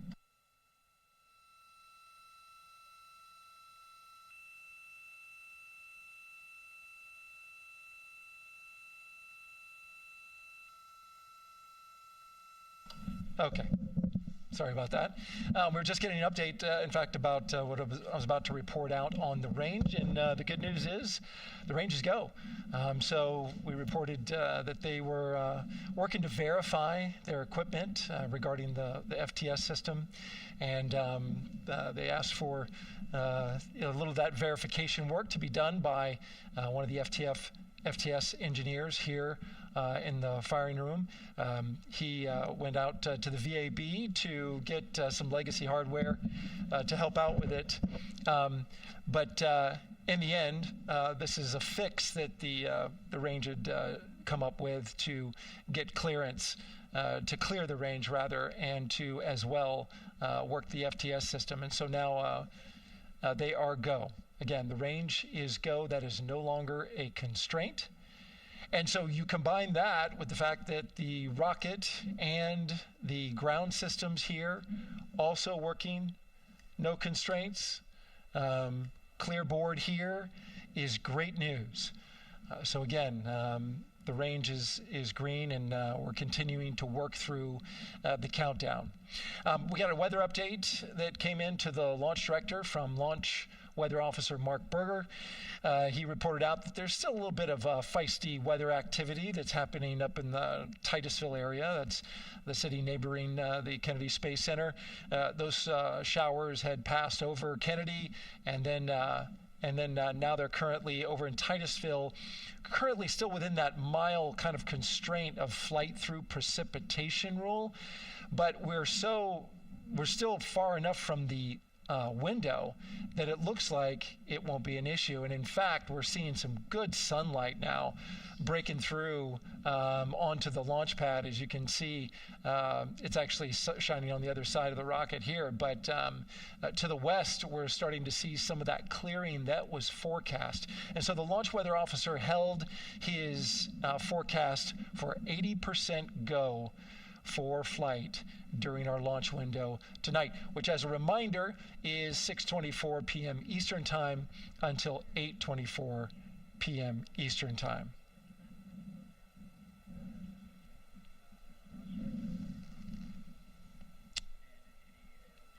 And we're also hearing that the last hatch closure, as you can see in the bottom corner of your screen, they're starting to work on that. That's the launch abort system hatch. There are two hatches, the crew hatch and the launch abort system hatch, and the closeout crew that you see right there, right on time with their work as they go to shut. And you can see it in motion right now, that launch abort system hatch. That's the latest from the firing room. We'll send it back to the host desk. Thank you so much, Daryl. Great news all around. And yes, we did just see them close the last hatch. And now we are looking at a live view of Banana Creek. Lots of people there, I'm sure, relieved to hear that that issue with the flight termination system has been resolved. And we are go for launch. Go for launch from the range, go for weather, and go from all of them, I would imagine. Yes, it's going to be exciting. The crowd is building.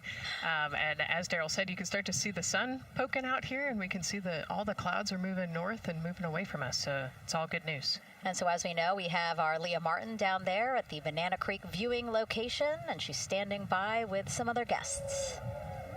Hey, Megan, I don't know if you heard that huge cheer just now. Have you heard a big rumble?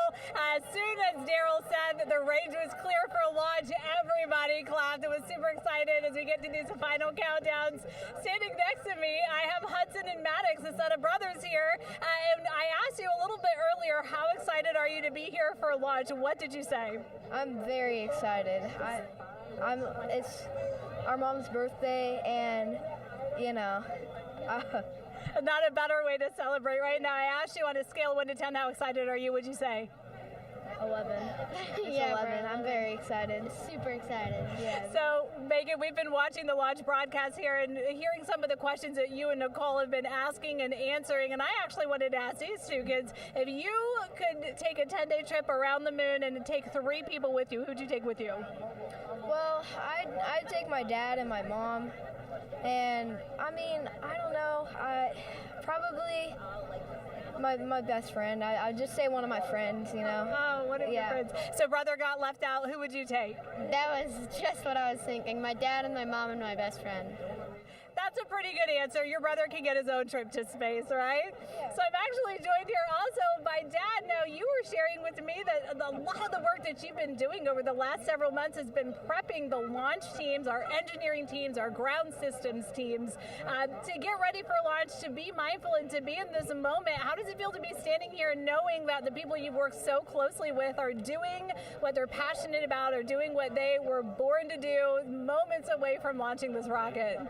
This is an exceptionally happy moment for us and all of us and the people that are, about to take off on this historic trip here. And I'm grateful to know that we've helped in some way, shape, or form to help them stay steady and calm, in such an exciting time within the agency. And so to just be here and witness it and know that, they've got some tools to help them stay calm and steady is everything to us. So. Fantastic. Well, Megan, we are standing by ready to go, and we're ready to cheer this team on. Thanks so much, guys. And yes, Leo, we did hear that cheer. That was very exciting.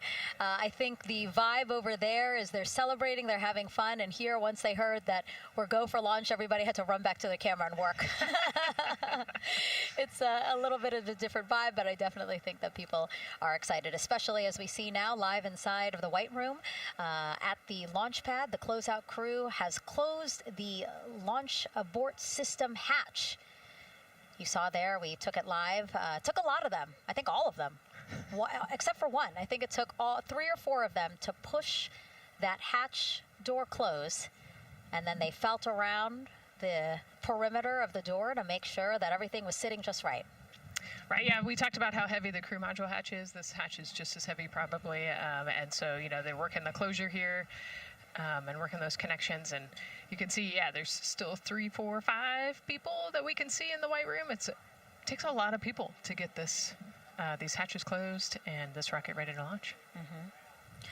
And so the next step in the countdown is that this team will start closing out the white room. So basically disconnecting things, stowing things, making sure that when they leave, there is nothing that isn't supposed to be there.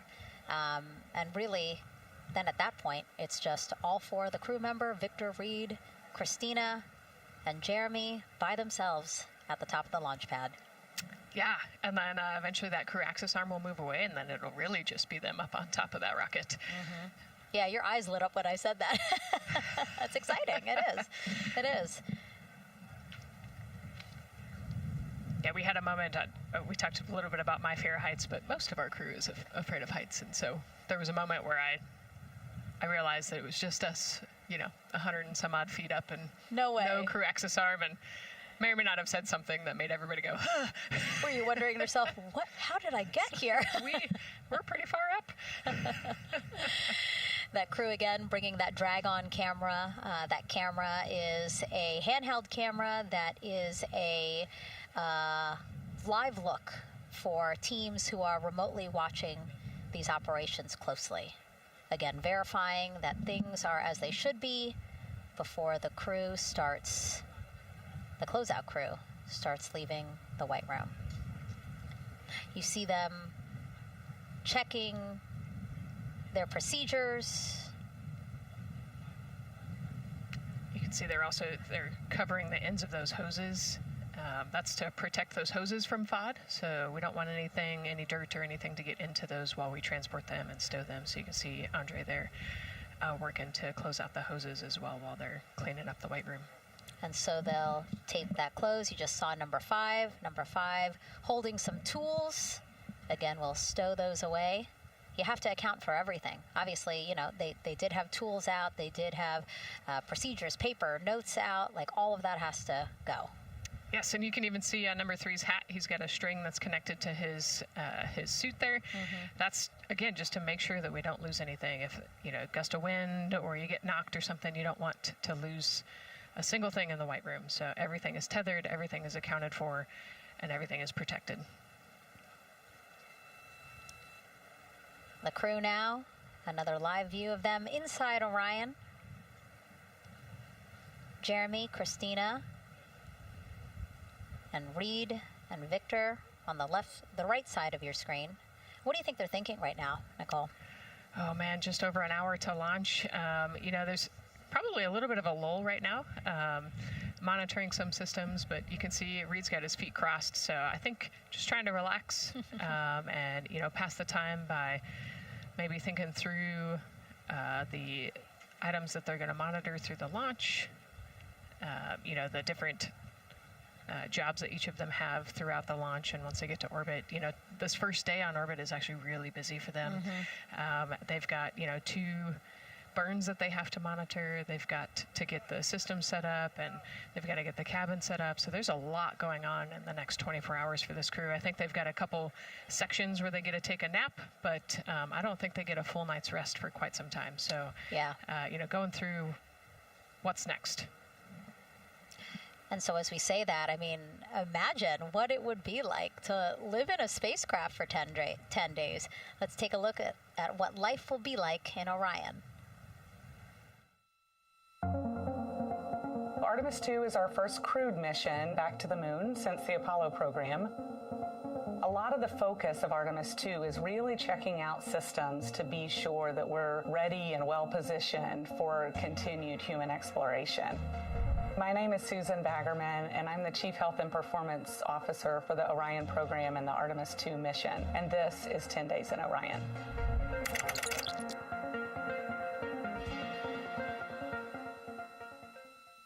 For this mission, the crew will launch in the Orion spacecraft on top of the Space Launch System rocket, or the SLS rocket. Once they've launched and achieved orbit, they'll continue on checking out many of the different critical Orion systems, check out some of the critical medical systems, and be sure that we understand how the crew would do that successfully within the volume of Orion. We also have, of course, systems to feed the crew. They have a potable water dispenser that they'll check out.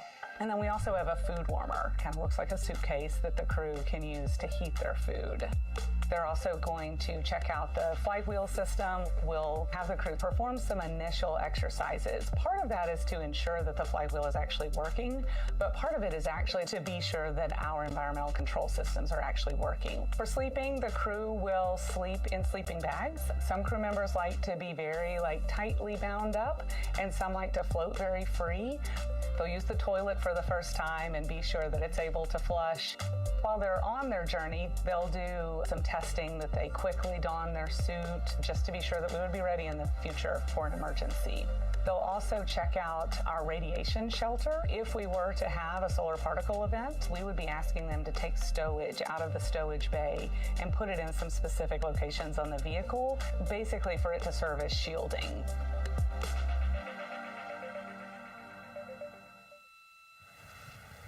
And so I want to talk a little bit more about what we just heard in that package. I am interested in the space food.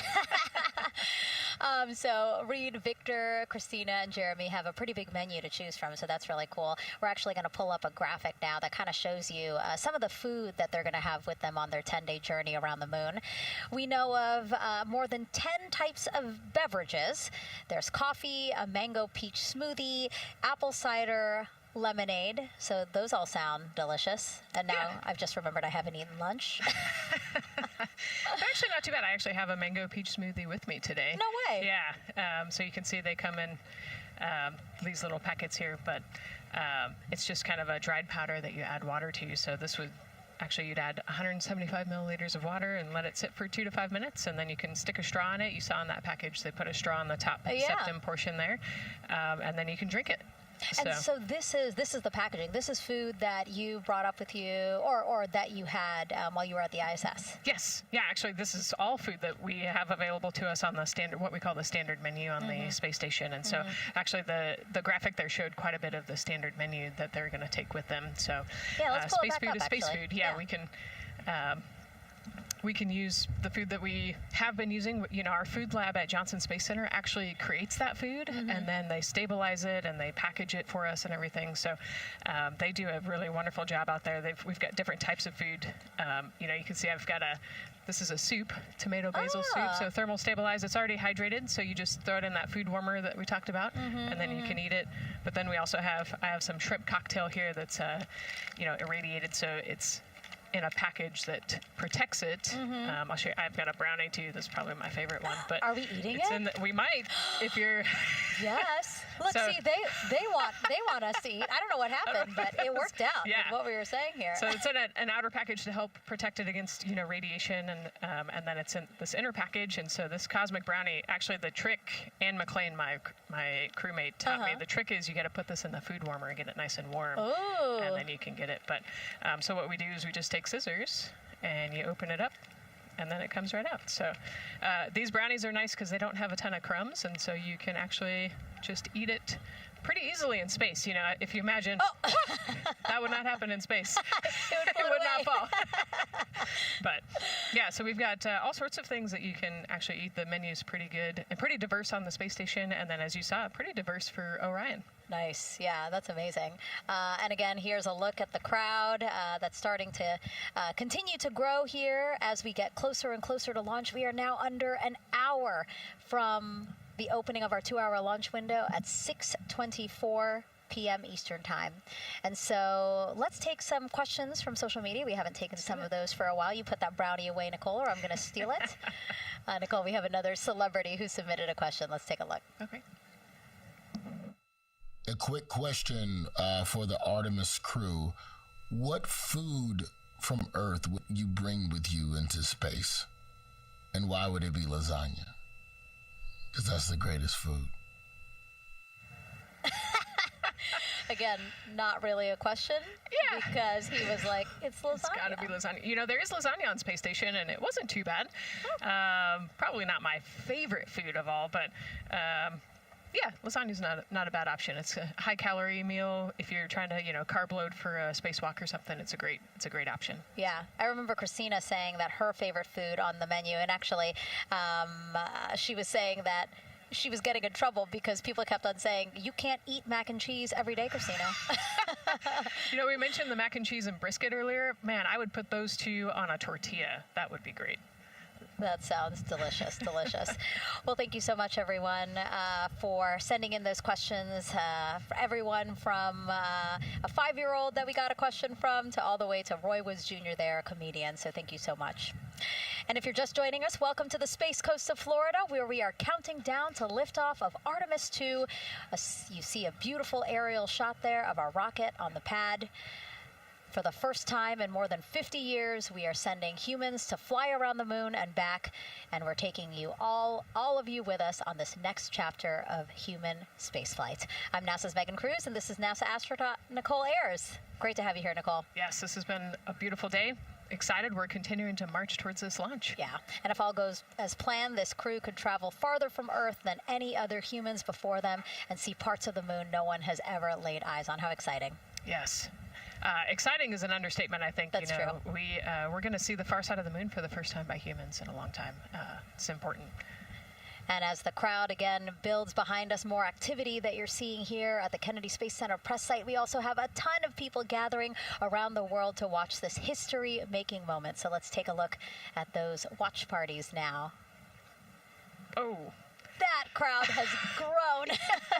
We checked them probably like 30 minutes ago, and it was half that. But again, as we get closer and closer to launch, we are seeing more and more people gather together, wanting to experience this together and not just in a vacuum at home, Yes, this is so exciting. Look at all of those people. Man. And now here we are back in Seattle, the Museum of Flight. Again, people gathered there to show their kid. We see someone walking in the second row there. His first crewed launch to the moon. How exciting. That is exciting. Hello, everyone. Oh, that's so great. And now let's get you up to speed on what's happened so far. Again, we are now within an hour of the opening of our launch window. So what has been happening so far today? Well, a lot. After waking up and grabbing a bite to eat, our Artemis 2 crew suited up inside the historic crew quarters, a tradition that dates back decades. Teams helped them into their custom Orion crew survival suits, and just like other crews before them, they gathered around a table for a card game to pass the time, but to also burn off any lingering bad luck before they walked in the footsteps of every NASA astronaut launching from Kennedy Space Center since Apollo 7 in 1968. They walked outside the Neil Armstrong Operations and Checkout Building to greet a crowd of family, friends, supporters before getting into their Astrovan for their security-escorted ride out to historic Launch Complex 39B. They got a close-up look at the SLS rocket, then walked across the crew access arm and climbed one by one inside their Orion spacecraft.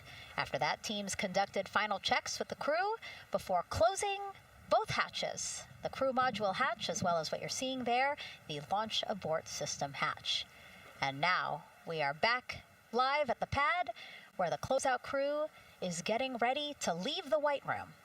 They are now tethered, Nicole, because they are about to move some pieces that connect the Orion spacecraft to the White Room, correct? Yes, there's kind of what I would call a shroud. You can see them working that there. So it is actually connected so that way the gap between the crew access arm and the crew module, and well, I guess that's the LAS there, is covered. But they're about to remove that so that the crew access arm is not connected to the rocket in any way so that it can retract here in the next few minutes. And for how we're looking with the launch countdown milestones, let's go to Daryl Nail in the Launch Control Center. All right, thank you very much, Megan. And as you can see there, the finishing touches, as you've been talking about, to the LAS, which brings me to that subject because we currently are hearing the launch team is working an issue that was reported out with the LAS. At least there's an issue apparently with a battery on the LAS. The engineer who is in charge of the launch abort system sits on console here, reported that a temperature for one of the 2 LAS batteries is out of range, and although it's not a constraint for launch right now, it would be when that temperature is checked inside of T-minus 6 minutes, which is inside of terminal count. So right now the team is working some troubleshooting on this issue. Going to follow, of course, along closely with what they learn. But again, a battery temp for one of the 2 batteries on the LAS is out of spec, and the team is working to understand, first of all, whether or not this may be a sensor issue, or is there an issue with the battery itself. So again, looking into it, troubleshooting and researching as we speak. With regards to the weather, we did get some good news there. Launch Weather Officer Mark Berger reporting to the launch director that the weather chances have now improved for the window. We are up to 90% go, which is great news. Again, 90% go. That is up from the 80% that we started when we had the first weather forecast come out officially 3 days ago. And so that is great. And for anybody who's here in the launch area knows that is certainly viewable. They can see that by just looking up. So we're getting some good clearing as forecast. And then just a reminder for those people who are watching the launch from the nearby area that if you're watching on an internet-enabled device, just remember that there may be a little bit of a delay. Can't tell you how much of a delay, but since it's on an internet device, sometimes this broadcast might be a little behind what you're actually seeing. So just keep that in mind as you are watching. Don't wait to the last second to run outside if you're inside your RV or your camper or your house.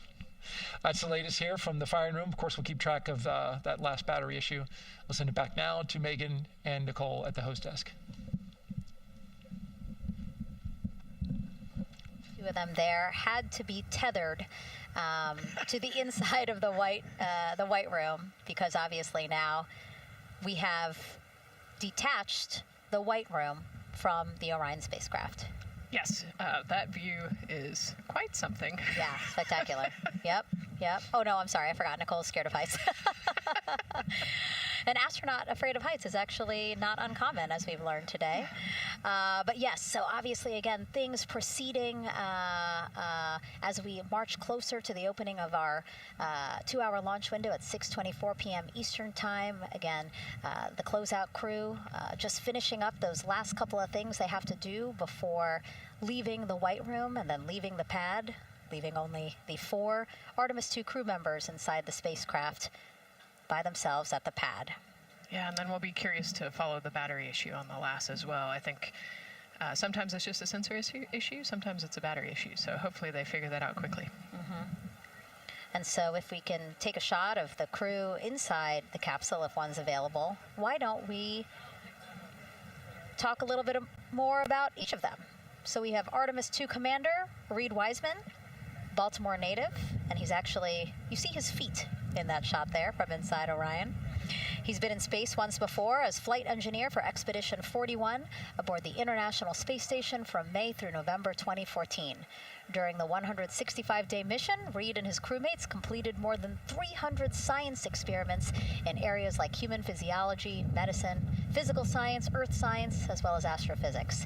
They actually set a milestone for station science by completing a record 82 research hours in a single week. He also served as chief of NASA's astronaut office from December 2020 to December 2022. His 2 daughters were out to wave goodbye to him as he made his way to the launch pad. And again, there's Reed's feet. Reed is the one sitting in the seat to the right, closest to our camera there. So looks like he's relaxed by the body language of his feet. Yeah, I think they're kind of in a holding pattern, if you will, or a waiting period. So it makes sense that he's a little bit relaxed. He's also kind of just a relaxed person in general. He's wicked smart, but has a demeanor that keeps everybody calm, and so I think we're seeing that here today. And so in this shot, Reed is the one sitting on the left, and to his right, Artemis II pilot Victor Glover. NASA selected the California native as an astronaut in 2013, and at the time he was actually serving as a legislative fellow in the United States Senate. His first trip to space, November 2020, pilot of NASA's SpaceX Crew 1 mission. That was the first operational mission of NASA's Commercial Crew program, which resumed launching American rockets from American soil to the International Space Station since the end of the shuttle program. Victor is a U.S. Navy captain and naval aviator who served as a test pilot, racking up more than 3,500 flight hours in more than 40 different aircraft. So again, he probably feels pretty at home in the pilot seat of Artemis II. Yeah, I think he does. He got to say goodbye to his wife and 4 kids. Again, those were the family that he had here at Kennedy Space Center before the 4 of them drove out to the pad. Yeah, and you can see there, we talked about Victor's energy earlier, and you can see him working through, pushing some buttons on the displays. Looked like he was pulling up a procedure, so he's following along and ready to go, looks like. And then mission specialist Christina Cook, sitting on the upper left-hand corner of the screen there, native of Grand Rapids, Michigan, was selected to the astronaut corps in 2013, same class as Victor, served as flight engineer on the International Space Station from March 2019 to February 2020. During that time, she set a record for the longest single spaceflight by a woman with a total of 328 consecutive days in space. How cool. She also participated in the first ever all-female spacewalk. And before becoming an astronaut, Christina helped build space science instruments and led scientific fieldwork in some of the most remote environments on the planet. Her hobbies include surfing, rock climbing, and community CDR, service, yoga, and photography. Go ahead, NCD. There's a couple of suppressed overvolt messages. We're going to go ahead and clear those off your screen. We see them and we copy. All right. NASA test director. We're still working here, trying to get through everything. So we're getting close, and then trying to talk that other issue that we just picked up a little bit ago. But I think work-wise, we're doing really well. Sounds good, NTD. We're doing great on board. Glad to hear it. NASA test director giving an update to the crew. Some messages flashed on their displays. Just wanted to say that they didn't have to worry about that. We're going to clear that. And that also just reassuring the crew, again, that they are tracking and working the issue with the launch abort system battery. Yeah. All right. And then first-time flyer, Canadian Space Agency astronaut Jeremy Hansen will fly to the moon as mission specialist on the Artemis II mission. The London, Ontario native selected as an astronaut in 2009. After that, he worked as Capcom at NASA's Mission Control Center in Houston. Capcom stands for Capsule Communicator and is the sole direct voice communicating with astronauts while in space. Jeremy also participated in training exercises, really cool ones like living on the ocean floor off the coast of Florida to simulate deep space exploration for a week. In 2017, he became the first Canadian to lead a NASA astronaut class. He also enjoys getting out on a sailboat, rock climbing, and mountain biking. He has a wife and 3 children. And he's the one that you see bottom left-hand corner of your screen. I know, I'm trying to see what he's doing there. Christina's looking too. And so there is your Artemis II crew inside the Orion spacecraft. And this is actually the 7th time NASA astronauts will launch on a new NASA spacecraft designed for crew. And if you're wondering about the first 6 crewed test flights, here they are. All systems are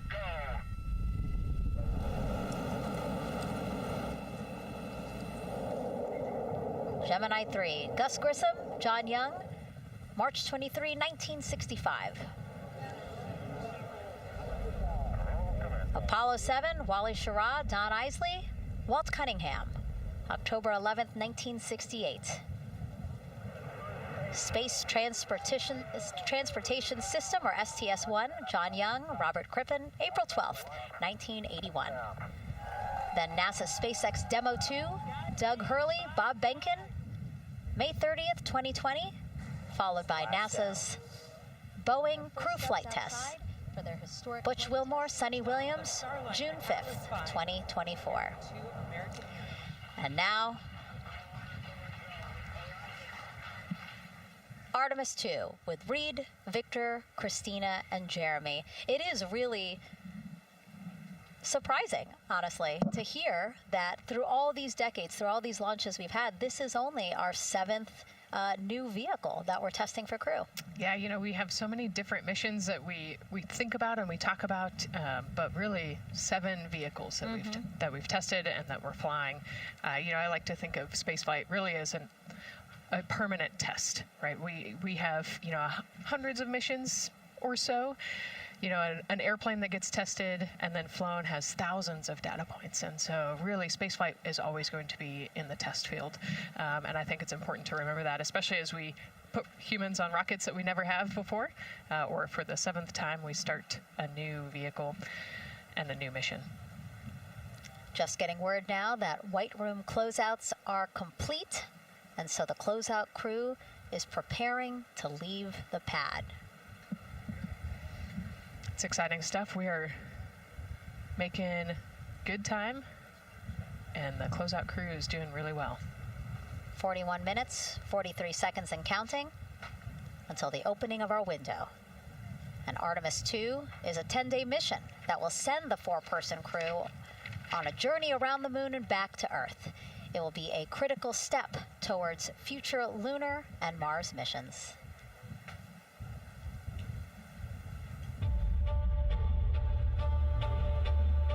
We're going back to the moon because it's the next step in our journey to Mars. We need to go explore the moon. There's vast regions of unexplored areas with the coldest, darkest places in our solar system. This is a test mission, and when we get off the planet, we might come right back home. We might spend 3 or 4 days around Earth. We might go to the moon. That's where we want to go, but it is a test mission, and we are ready for every scenario as we ride this amazing space launch system and the Orion spacecraft. But another reason we're going back to the moon is to fulfill NASA's mission, which is to explore the unknown in air and space, to innovate for the benefit of humanity, and to inspire the world through discovery. And when we succeed and when we accomplish the things that we set out to accomplish, that inspiration not only can set up new things to happen, but it also is a reminder in tough times that we're capable of doing great things when we work together. The thing I love about the moon is that it's not just a beacon for exploration and this platform of possibilities for incredible missions like this, but it has benefits. That's actually why we're racing towards it. Those benefits are really wide in nature. You have everything from innovation, technology development, not only for future missions going deeper into the solar system, but technologies that come back to Earth. You have inspiration, a whole generation of people starting this pipeline of STEM workers and manufacturers and operators that are excited to see what you can do when you work hard and you come together as a team. When I think about the 4 of us flying around the far side of the moon, seeing that Earth rise, taking images and video and sending them back to you, the feeling that I have inside is hope. We know that Artemis 2 is not the solution for humanity on planet Earth, but it is a contribution in the positive column. We hope that just for a moment that people will pause and say, wow, it's extraordinary when you look back upon the Earth with over 8 billion people, and you see this concrete example of what humanity can do, this extraordinary thing when we set big goals and CBR NTD to achieve them.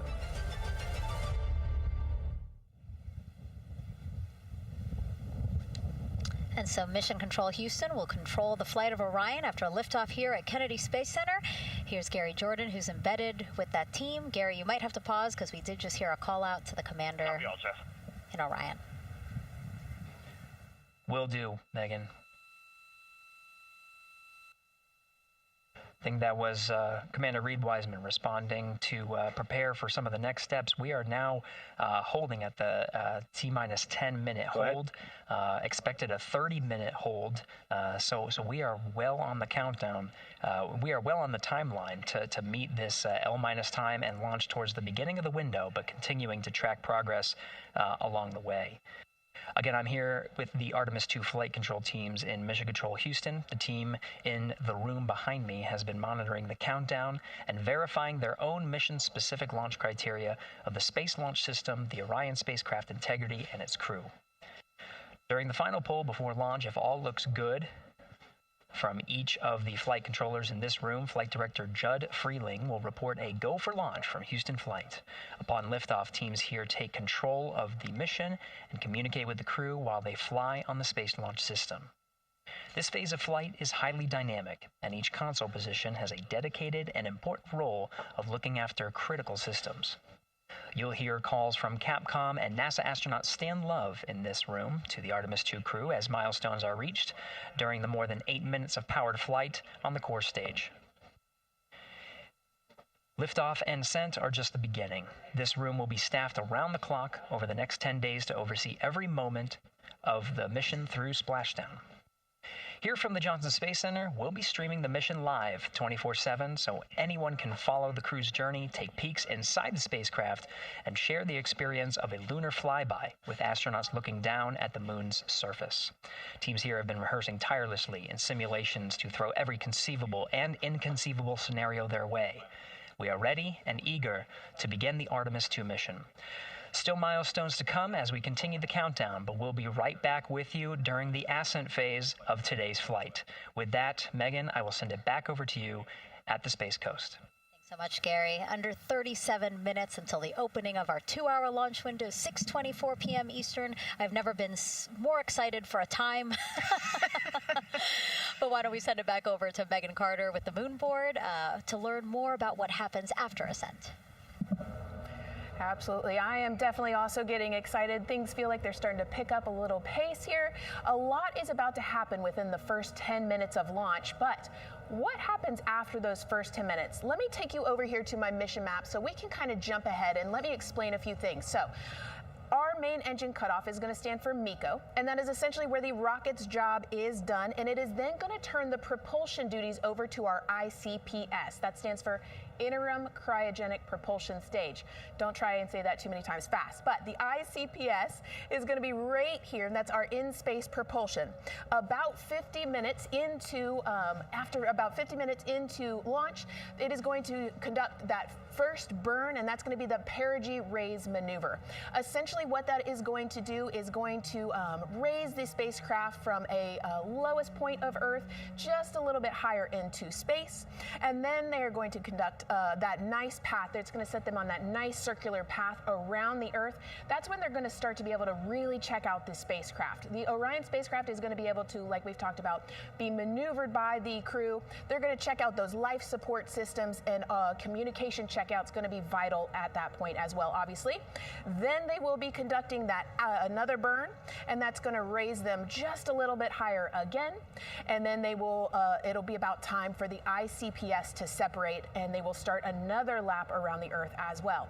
Now, the ICPS, but even after it separates, its job will not be done because they will have the opportunity to conduct something called the Proximity Operations Demonstration. And this is going to be really important for our future lunar missions because the ICPS actually has a target on it, and the crew is going to have the opportunity to manually maneuver these spacecraft like we've mentioned and practice those docking maneuvers. Now, obviously, they will not be docking for this mission, but that is, again, going to be critical for those lunar missions in the future. Now, all right, after that ICPS has separated and they've done that second lap, they're going to conduct 2 more burns. And what these burns are going to do is set them up to the high enough orbit and a fast enough speed in order to conduct the translunar injection. This is going to be that critical moment and that critical milestone where they are going to produce about 6,000 pounds of thrust. And this is that point that is going to take them out of low Earth orbit into deep space, and it's going to set them on that nice path towards that lunar flyby. And I know we have talked a little bit about why this could be a record-breaking flyby and journey to the moon. And with that, I'm going to turn it back over to Megan so she can tell us just why. Yeah, she's talking about the distance record set by the Apollo 13 astronauts in 1970. They were 248,655 miles away from Earth, and this Artemis 2 crew might surpass that on flight day 6 when they fly around the moon by more than 4,000 miles. Yeah, it's a long ways. It's tough to fathom 250,000 miles from Earth, right? I mean, space, the space station is only 250 miles, and so we're going, I don't want to do the public math, but we're going much further than that. But it's important, right? Because we want to get back to the moon. We want to see the surface. We want to see the far side of the moon, and the way we do that is by breaking distance records. Yeah, and the exact distance record depends on exactly when they launched, like the time, the day, so we'll learn more as we go into this 10-day mission with the Artemis 2 crew. But here we are, 32 minutes, 50 seconds and counting from the opening of our launch window. Feels really, really surreal here as more and more people come to gather on the press site lawn here at Kennedy Space Center. Why don't we take a look at this video that we have here? Some familiar faces who wanted to wish our Artemis 2 crew a safe journey. Reed, Victor, Christina, and Jeremy, you are the real deal. You're flying to the moon for all of us, and we are in awe. You're the true heroes. You are not just astronauts. You are pioneers, venturing deeper into the unknown. But you are not alone. We will be all cheering you on from planet Earth. Hey, I'm Victor Wembanyama, and I play basketball in the NBA. But I'm not only interested in shooting hoops. I'm also interested in shooting stars, dark matter, and all other types of astronomical phenomenon. And to the Artemis 2 astronauts who are shooting for the moon, I wish them good luck and Godspeed. Hi everybody, I'm Ryan Gosling, and I play a biologist who goes to space to save the planet in the film Project Hail Mary. But the Artemis 2 astronauts are going to space for real, and they will travel farther from Earth than any humans in history. Sending all our best wishes to the Artemis 2 crew. I just want to say how proud I am of each of you and how inspired you make me. But it's not just about me. Your mission is going to inspire future generations of scientists, engineers, athletes, and dreamers to do something that they never thought possible. Hey, it's Roy Wood Jr., and I want to wish the Artemis 2 crew a happy and safe journey to the moon, well, around the moon. To go around. I know what you're doing. You gotta look for a parking space. This is to go around the moon, make sure somewhere to park, and then you park journey. Good luck. It's actually a really good way to explain what how this mission builds. Again, we are hoping to land astronauts on the surface of the moon in maybe 2 years. So yes, we are looking around the moon on this lunar flyby mission to see where we might park. Thank you, Roy Wood Jr. Okay, and as we look at this live view of the rocket on the pad, there is a spectacular place here at Kennedy Space Center to watch launch from, and that's the Banana Creek viewing area. Why don't we go back there where the crowd is excited, and Leah has the best assignment ever talking to people who are super excited about being here for Artemis 2. Oh my gosh, Megan, you talk about the excitement being palpable. I'm telling you, everybody here on pins and needles as we get just about half an hour away from launch. I've been walking around talking to people, and I'm just struck again and again by how many people are here from across the agency. I want to introduce you to just a small portion of the people across NASA who have been supporting this mission.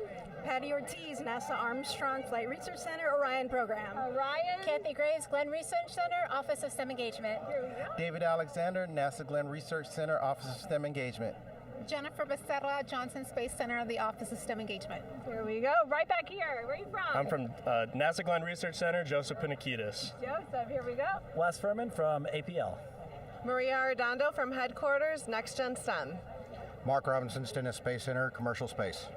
Amira Flores, Armstrong, Office of the STEM Engagement. Molly Kearns, NASA Glenn, Space Communications and Navigation. Matthew Pierce, Goddard Institute for Space Studies in New York City. Here we go, and right over here. Lauren Ring, Ames Research Center, Data Integration. So we're coming together. We're one big NASA team, one big NASA family, and we have one major message before we launch tonight. Okay, guys, what are we going to say? 1, 2, 3, go!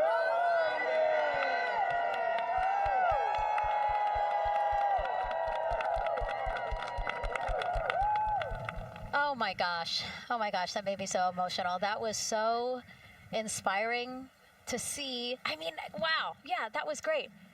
I mean, just to hear everybody say their position, what they're doing to support this mission is amazing. And I'm sure this was something that really rang true and resonated with NASA's Administrator Jared Isaacman, again, to see the workforce come together to do the work and then to be here for launch. So why don't we actually go over to him now with our Jasmine Hopkins at one of our other viewing locations. All right, Megan, thank you so much. The energy here on the balcony is honestly becoming electric as we get so close to launch, and now we are thrilled to welcome NASA Administrator Jared Isaacman. Jared, we're really entering a golden age of exploration. How will Artemis 2 set the pace for the coming years? Well, I mean, Artemis 2 is the opening act, right? This is the test mission. This is getting very comfortable with the SLS rocket, the Orion spacecraft. No humans have ever flown on this before, right? And we're going to put it through its paces. We'll go into Earth orbit for a little bit, make sure Orion's doing okay, and then we are sending them, right? We're going to send them farther into space than any humans might have gone before, 250,000 miles away, and it's going to set up for the subsequent missions. That's why we're going into the golden age of science and discovery right now, because you're going to see a moon rocket launch in 2027 when we do our testing with the lander. We're going to go for the landing on Artemis 4 in 2028, and in parallel, we're going to build the moon base, right? And that is going to be filled with science discovery and tech demonstrations that's going to support the enduring presence we're trying to create on the surface. Absolutely. So honestly, history-making years ahead of us, with Artemis 3 and 4. But first is Artemis 2. What will be our single greatest takeaway from this mission? Well, I'll tell you, I mean, after ignition, to me, the moment that I'm going to be most excited for is splashdown. There's no question about that. Good shoots coming down off the West Coast. But look, I think the takeaway from this is gaining extreme comfort in the Orion spacecraft, right? I mean, this is very different than what we've done for more than a half century, right? I mean, the velocities that spacecraft is going to re-enter at, it's going to be new territory for us. We want to get our arms around that completely. So I would say the performance of SLS plus Orion is everything on this one. We want to make sure we do it in as a safe way as we possibly can, understanding what we are undertaking right here, bring our crew back, learn as much we can from the vehicle, set up for Artemis 3 in 2027. Right, and Administrator, we've actually had a pretty young audience today here, some kids running around the balcony. How do you hope Artemis 2 inspires that next generation? I talk about this all the time. One of our overarching KPIs that we should always be tracking is the number of people living and working in space. Well, what's another strong number 2 on that one?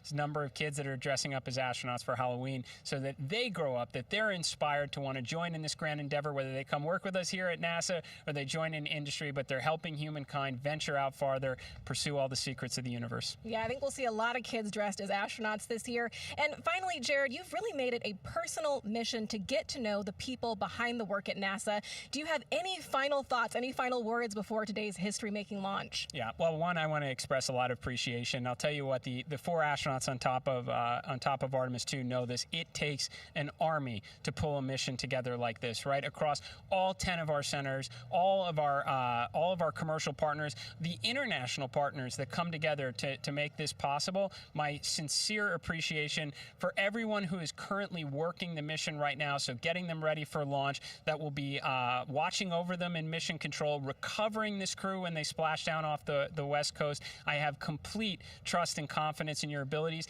And everybody else who's not directly working on Artemis 2, Artemis 3 is coming up next year. When this mobile launcher gets back in the VAB, we're going to start stacking. Wow, plenty of excitement ahead of us. Jared Isaacman, thank you so much for being here. Thank you. Thanks for being here. Of course. All right. And with that, let's get back to the countdown with NASA's Megan Cruz. Under 25 minutes and counting from the opening of our 2-hour launch window, and take a look at all these people behind us. I literally, every moment I turn around and I see the clock, I am like, oh, wow. Oh, wow. There are more people and less time. Yes, exactly, which is a great problem to have. Yes. Now, this first crewed test flight of NASA's Artemis program coincides with the 250th anniversary of our country's founders signing the Declaration of Independence. Exploration is a part of America's DNA, and it continues now with our return to the moon. 250 years ago, 13 colonies laid the foundation for the greatest and most enduring democracy in the history of the world. One driven by courage, faith, and freedom. From that moment, we became a nation defined not by where we stood, but by how far we were willing to go. We conquered vast frontiers, invented tools that shaped a modern world.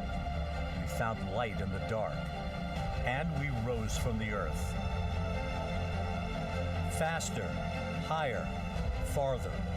We pushed beyond the sky and into the unknown. We carried our courage into the cosmos, and we planted the American flag on the moon, the defining achievement of American superiority in space. Today, our curiosity stretches farther than ever. American robots search ancient rivers on Mars. New telescopes unfold to glimpse the first stars. And a new generation prepares to return to the moon, this time to stay. For 250 years, America has carried the light of humanity forward. But American exceptionalism isn't inherited, it's earned. Our greatness comes not only from what we've done, but what we're still determined to discover. Because in every era, across every horizon, America is at its best when it's reaching for something greater. America celebrates 250 years, and we are leading the world into the future. 22 minutes, 15 seconds and counting from Artemis 2, NASA's boldest test flight in a generation. The crew has said this often, that they hope it inspires children around the world. And recently, a group of kids here at Kennedy Space Center got a surprise of a lifetime while watching that rocket roll to the launch pad. Tell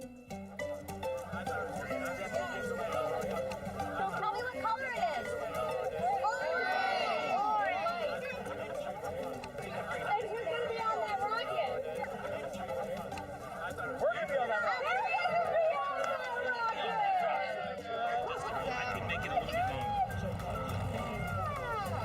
Did you see it? Okay, so everybody's looking at the rocket because it is kind of cool and impressive. One of the coolest things happening over there right now, though, is it's on top of a giant tractor. Doesn't all food come in like tubes? It's in these like little plastic bags, and you have to like rehydrate it. Sushi. I haven't seen sushi in space. It's probably hard to keep that fresh. Sushi mashed together. My favorite part was this one little girl, she had a question. She had patiently held her hand for a long time, and Christina turns to her and says, "Okay, what's your question?" She just goes, "I forgot."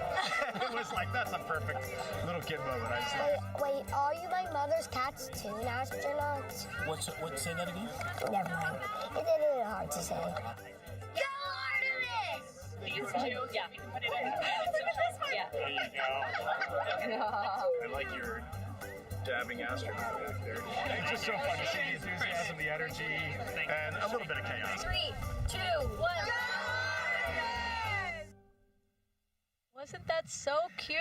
I love kids and their excitement and, you know, even just being real. Like, I don't remember what I was I know, gonna he ask. goes, but I'm glad you're here.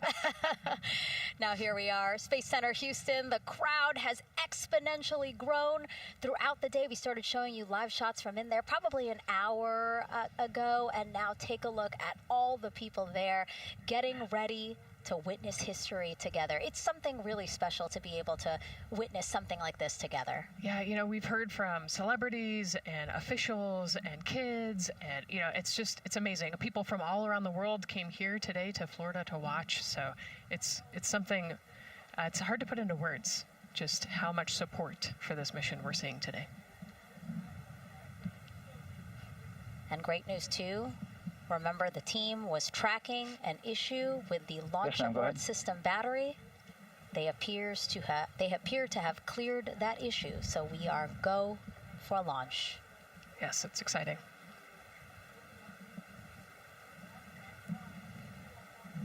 U.S. Space and Rocket Center here, Huntsville, Alabama, waving to the Artemis 2 crew sitting right there inside Orion. Inside of 20 minutes from the opening of our launch window, and right now we are targeting the top of that launch window, so we could be launching here in about 19 minutes, Nicole. Wow, I don't know if I expected this today. I'm excited, and, you know, I'm glad they were able to clear the problem with the battery on the LAS, and everything has gone really smoothly today. It's been great. The weather cleared up. It's a beautiful day for a launch. And so now, as we are so close to possibly launch now. Just what are your final thoughts as we are about to embark on a mission back to the moon, the first time in more than 50 years? Yeah, just so proud of the crew and all of the teams here on the ground that made this happen.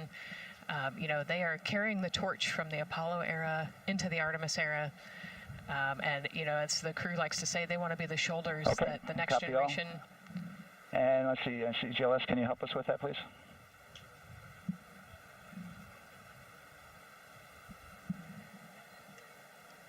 They want to be the crew wants to be the shoulders that the next generation can climb on. 0018. I think it's in their patch. We're going for all. It's in the name of their capsule, integrity, representing humility, and the professionalism of everyone that got them there today. So proud of them. We love them. We're excited for them, and we cannot wait to see what they see. Just leveraging everything we've learned so far as an agency, taking us from Apollo now to the launch pad here, 39B, with Orion and SLS poised to again fly us into the history books. And before we leave you now here at the host desk to get back into operations, we just wanted to answer one question for you guys. We asked you earlier on today, what are you most excited for? And we asked you to go vote on Instagram and Twitch. Instagram, you guys said launch. Twitch, you guys said lunar flyby. So I think you guys will all be very excited since we are now about 17 minutes from the opening of our launch window today. And so with that, as we approach terminal count, let's send it back to Daryl Nail in firing room 1. Daryl. All right, thank you, Megan and Nicole, and just want to give you an update on the launch abort system that you just reported that they cleared. They believe, they're convinced, this is an instrumentation failure. So there are 2 batteries on the LAS. The LAS, of course, and with the help of my 2-year-old son's model rocket, Daniel said I could use this, so it's okay. The LAS is right here. It's the tower above Orion. Orion capsule's inside of here. It's used to pull Orion off the rocket in case something's going on with the rocket, either on the pad or in flight. 2 batteries are bad. Well, I'm sorry, one of the 2 batteries reported an out-of-family temperature, and it was very much out of family. And so they checked their data going back into the vehicle assembly building where they recharged the batteries and worked on them. And they have good, solid data, they reported, that tells them that this is an instrumentation failure, that there's something wrong with the sensor. And so they took it before the mission management team, which has to accept the risk, any changes to launch commit criteria, which this would be one, and they all fully accepted it. So now we are clear as far as that constraint is concerned. And one quick thing as we count down now, we are getting into the final minutes before liftoff. There's a 2-hour window. We haven't quite set the T0 yet, but this is a list of the cutouts. There are 150 cutouts that are included for this 2-hour launch window, and that's important. They're in very small print. That's important because there's basically 16 minutes inside this window that they cannot launch. And these are because of small things flying in orbit. There's a lot more things in orbit than there were back in Artemis 1 when we had 35 to 40 cutouts.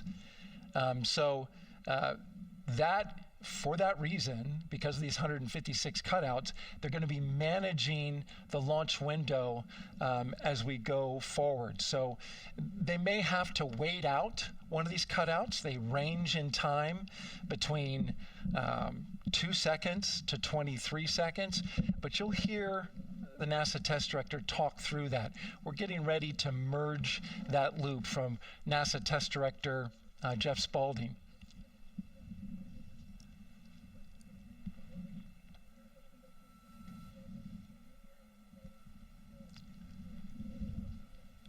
And so now I'm listening to the launch team get ready to merge their operational channel.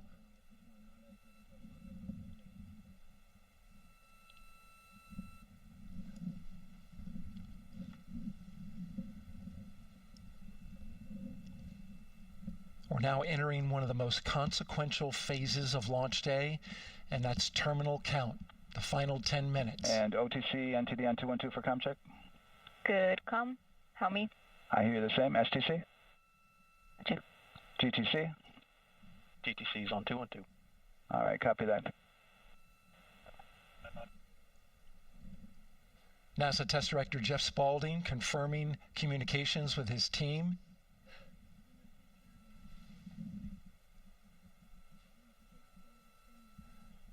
There will be 2 polls that we'll hear. One from Spaulding, the NASA Test Director, confirming the ground systems and the launch team are ready to proceed.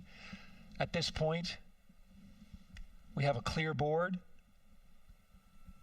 no constraints, but we need confirmation from each individual on the NASA Test Director team. So we'll hear him poll his team. The other poll that we're waiting for is the poll from Launch Director Charlie Blackwell Thompson, who will take that final status from NASA management before giving the go to come out of a hold. And you're seeing the clock count down at L minus 12 minutes. CCL, OTC, Orion, RS1. CCL. Yes, sir. Reconfigure ARS primary loop ISO valves. Copy, that's in work. And CDR, OTC, Orion, RS1. Go. ARS loop ISO valves are being closed at this time. Integrity copies. NGDLP. Go. Yes, I had a discussion with sea ice and with MER manager regarding the observation the sea ice had a few minutes ago. They were able to confirm with BCI photos that the condition that they observed has been there since 2025. MER manager has had a chance to review the findings, and they do not have any constraints from either a sea ice or MER manager perspective. Okay. Copy all. And Launch Director NTD, you copy? Yes, sir. I copy. That's good news. OTC, CCL 212. OTC. ARS primary loop isolation valve configuration is complete. Copy.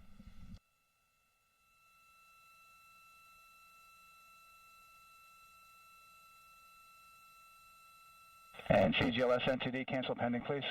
GLS copies, and that's complete. All right, and for all personnel, we got a little bit more work to do before we pick up the clock, and we're about a little over a minute from getting to T-minus 10 minutes, but we've canceled the resume time there, and then we'll pick it up after we get through all of our work and anything else that we need to do to get through the remainder of count. So we'll continue working that to get to our T0 today. So when we get to about 50 seconds from now, we'll extend that hold. CVSE OTC. CVSE 400-290, looking to verify that we are configured for ascent. Yep, give me about 2 more minutes. I'm going to start CMA2 streaming. Copy. NTD, COSE, hold requested. Copy that.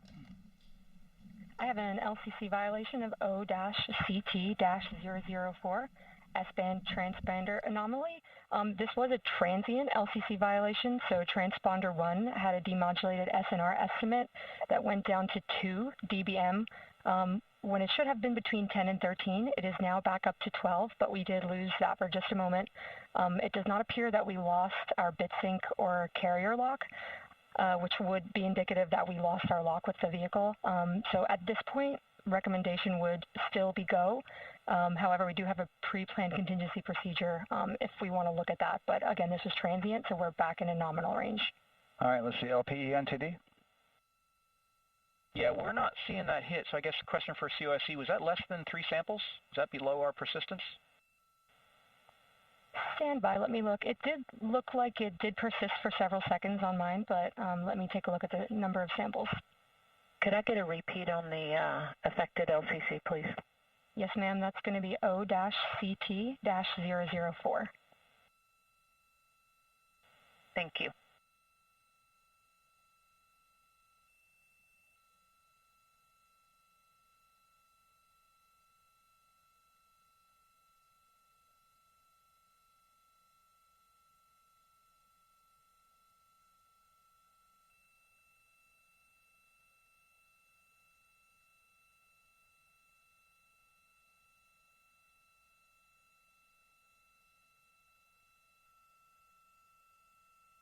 Yeah, us taking a look at the data right here, looks like that was a single sample. Yeah, copy that. RFTS does report that they also lost lock for about 5 seconds, so I would love to ask KUS and see if they also lost lock with the vehicle for any extended amount of period.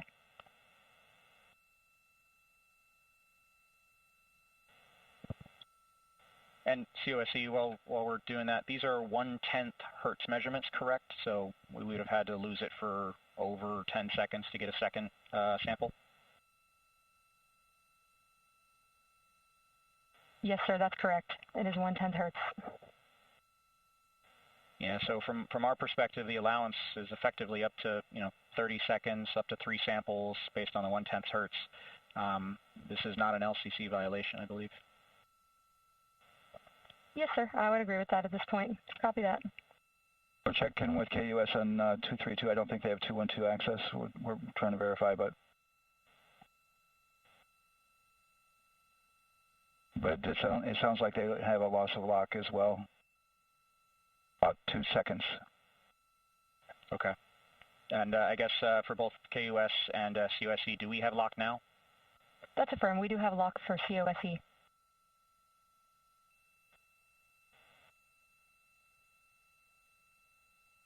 Yeah, so from the integration console perspective, we did have a temporary loss there within the allowable, and per the requirement, let's go. This is Houston Flight. We have lock and we have good telemetry here in GSE. And KUS is reported to they have good lock now. So with all of that, OSC, then are we in a go configuration per your LCC? Yes, sir. Recommendation would be go. Okay. LPE, you concur with that? Yes, sir. LPE concurs go. And Launch Director? Yes, sir. Launch Director concurs go. All right, and I'm going to go ahead and just verify everybody has everything else complete, Launch Director, and if we do, we'll be ready to pick up the poll at that time, unless there's something else that you're aware of. No, sir. Let's verify all our work is complete, and I would like one last check of our constraints list. All right, let's see. OTC, are you still waiting for ComConfig, or are you That is affirmed, sir. Okay, is that your only open item? Yeah, OTC, this is CVSC. That 400 step 290 is complete. Copy.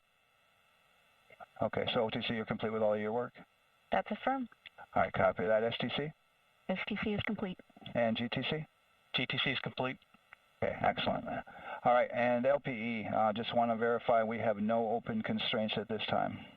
No open constraints. We have a clear board, sir. Okay, tracking the same here. And Launch Director, with that, we are clear and ready to pick up the launch readiness poll with your go. All right, sir. I am go for the poll. All right. And for all personnel, this is the NTD conducting the Artemis 2 launch readiness check. Verify ready to resume count and go for launch. OTC. OTC is go. STC. STC is go. GTC. C's go. MCO. TO's go. Safety Console. The Safety Console is go. LPE. LPE's go. RTD. RTD's go. Houston Flight. Houston Flight is go. ROC. ROC is go. And CDR. Cruise go. Copy that. Thank you, Reed. And Launch Director, NTD, our launch team is ready to proceed at this time. All right, NTD, I copy all. At this time, I'll perform my poll.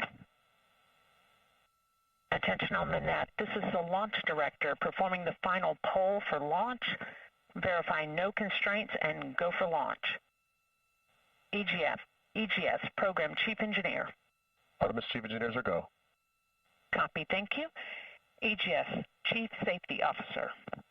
The Artemis CSOs are go. Copy, thank you. Range Weather. Launch weather is go. Thank you, LWO. And Artemis MMT Chair. MMT's go. Thank you, John. And Integrity Launch Director. Good Air was Charlie PLT. Thank you, Charlie. This is Victor. We are going for our families. MS1. This is Christina. We are going for our teammates. MS2. This is Jeremy. We are going for all humanity. All right, Charlie, your Artemis 2 crew is go for launch. Full send. I copy that. Reed, Victor, Christina, and Jeremy. On this historic mission, you take with you the heart of this Artemis team, the daring spirit of the American people and our partners across the globe, and the hopes and dreams of a new generation. Good luck. Godspeed, Artemis 2. Let's go.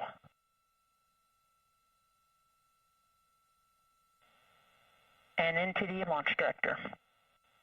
Go ahead, Launch Director. Yes, sir. You have a go to proceed with countdown. Copy that. I'll put it in work. CDR, NTD. Go. Get risers and initiate short purge per your EPROC 10.1.1, steps 8 and 9. 10.1.1, 8 and 9 going to work. Copy. CVSE, NTD. Start and verify recordings of our Orion cameras. Copy. Okay. Well, there you heard it. RSR, NTD. RSR. They're getting ready to start terminal count. arm rotation enable at this time, please. It's currently at T-minus 10 minutes. Once we wrap up this last bit of work, SNA arm rotation enable complete. we're going to start that clock. Copy that. Thank you. Integrity crew, close and lock visors.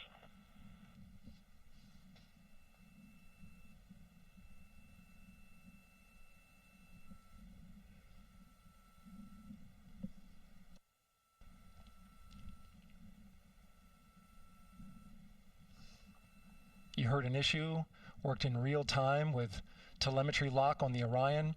It was transitory. It was very short. They checked the data, confirmed that they had a good lock. This was with the S-band transmitter on the Orion.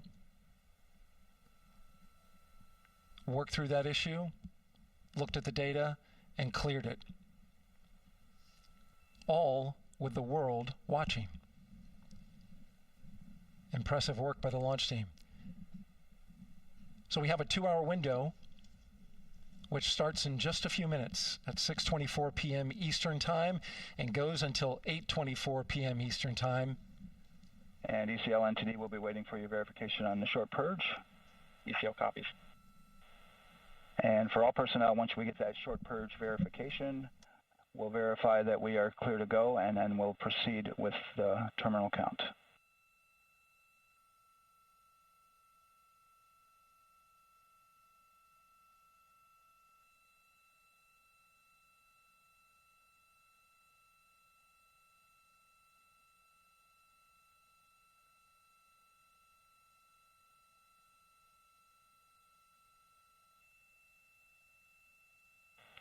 ECL time estimate? About a minute. Copy.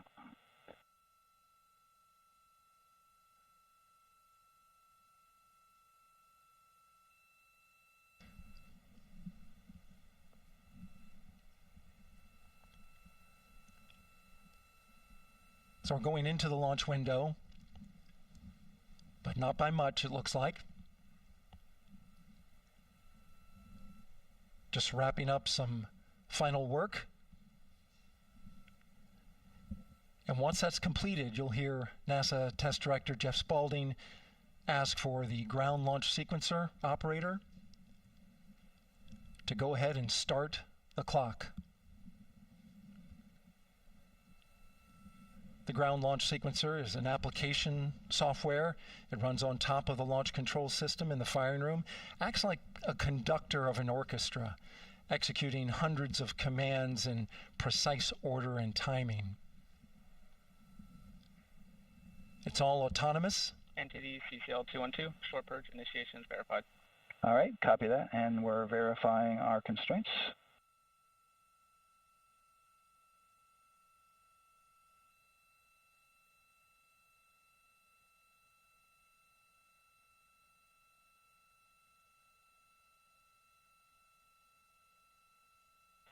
All right, and we're clear from cutouts. And with that, we're going to resume the clock momentarily. And CGLS, you can resume the clock on your mark. GLS copies. 3, 2, 1, mark. GLS mainline has been initiated. T-minus 10 minutes and counting.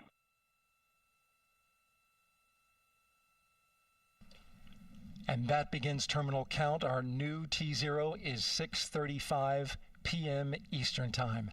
6:35 p.m. Eastern Time. We are now counting down to liftoff of Artemis 2.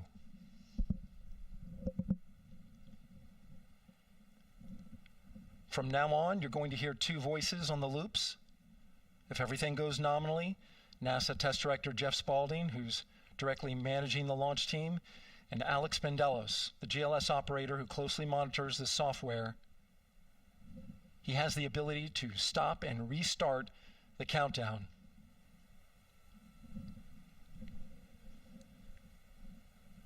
A lot of people ask about whether there's a launch button. There certainly is not. Flight and rock. Our new T0 is 22:35:12. Houston flight copies. 22:35:12. Affirm. There you heard confirmation of the exact T0, 6:35 and 12 seconds p.m. Eastern Time. Again, our T0 is 6:35 and 12 seconds p.m. Eastern Time. But as I was saying, there's no launch button. This is autonomous. But there is a button that keeps you from launching, and that button allows the GLS operator to pause the countdown outside of terminal count and during terminal count and submit a hold to the next holding point. So the clock won't stop right away. If there's an issue, we'll go to the next stable holding point. This is how GLS configures the rocket and ground systems to a stable point where they can stop the countdown if that's needed. But right now, we are counting down. Our next big milestone, looking to retract the crew access arm. GLS is go for crew access arm retract. And there you see the crew access arm moving away.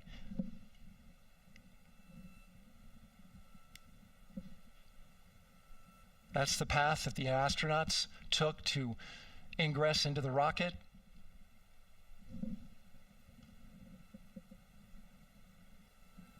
Until this point, that was their way off the pad if they needed to evacuate. But now with that arm retracting, the backup transitions to a launch abort system, and they'll begin arming that shortly.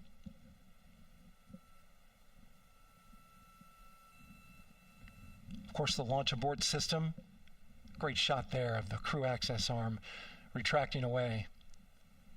The launch abort system is the tower at the top, and that's what would pull Orion and its crew off the top of the rocket in case of an emergency, whether it's on the ground or in flight.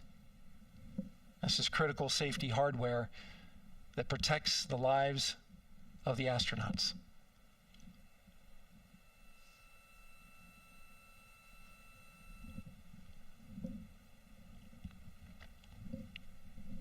Starting at T-minus 6 minutes, the GLS will start bringing that and other high-energy systems online, starting with core stage pressurization.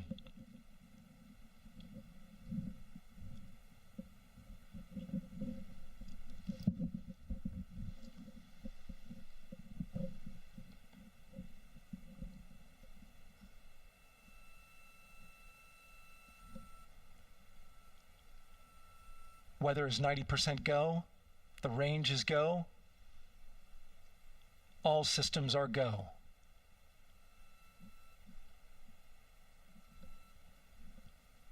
GLS is go for core stage tank pressurization.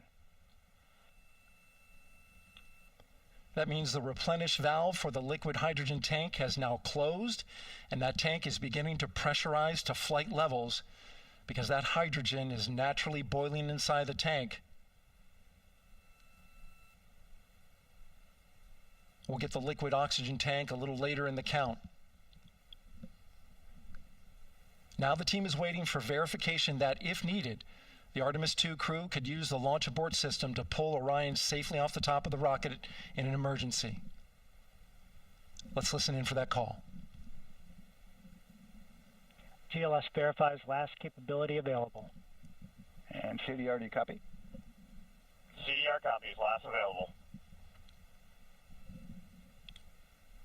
That's great news, and you heard the NTD verify that with the commander of the mission. GLS is go for FTS arm. Now work is being done to arm the flight termination system. This is so the range safety can send a flight termination command if the rocket flies too far off track. There's a brief built-in delay so the launch abort system has time to pull the astronauts to safety first. LH2 high flow bleed check. All right, the high flow bleed check. That's so the cryo team gets verification that the RS-25 engines, all 4 of them, are in the proper temperature range for launch.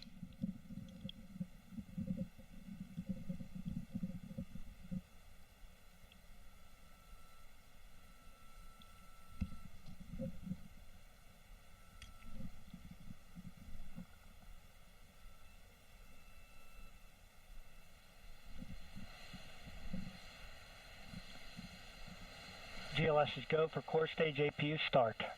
Core stage APUs start. Those are auxiliary power units, high-speed turbines which provide pressure to hydraulic pumps that steer the RS-25 engines. We're going to see a gimbal test a little later at T-minus 2 minutes and 30 seconds. This is what allows that to happen.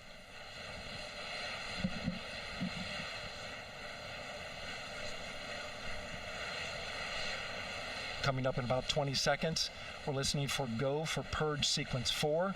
That's a helium purge of the 4 core stage engines downstream of the propellant valve.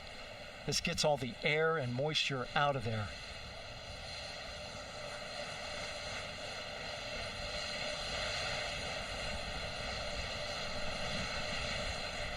GLS is go for purge sequence 4. Moving through the milestones. All is looking good.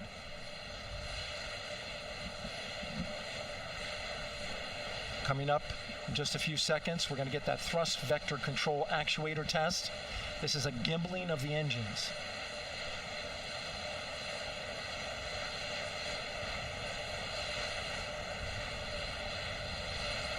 There are the 4 RS-25s, 3 of them Shuttle Heritage, 1 of them built from shuttle parts. And there you see them moving.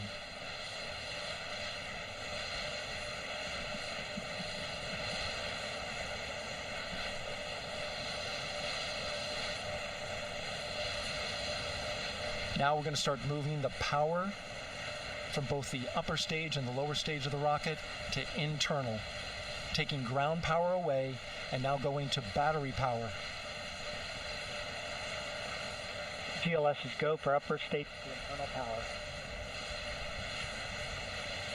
All right, power is removed from the rocket's upper stage, the ICPS, and it's been switched to battery. Same milestone for the lower core stage coming up at T-minus 1 minute and 30 seconds. Right now, the 4-person Artemis 2 crew is 248,000 miles away from the moon. And if all goes well, they will fly by it in 6 days. GLS is go for core stage to internal power. All right, there's the rocket's core stage, which houses 3 flight computers, is now on its own power. There's no more hold time because there's no more margin on these batteries. So we would have to recycle back to T-minus 10 to recharge if we had a hold.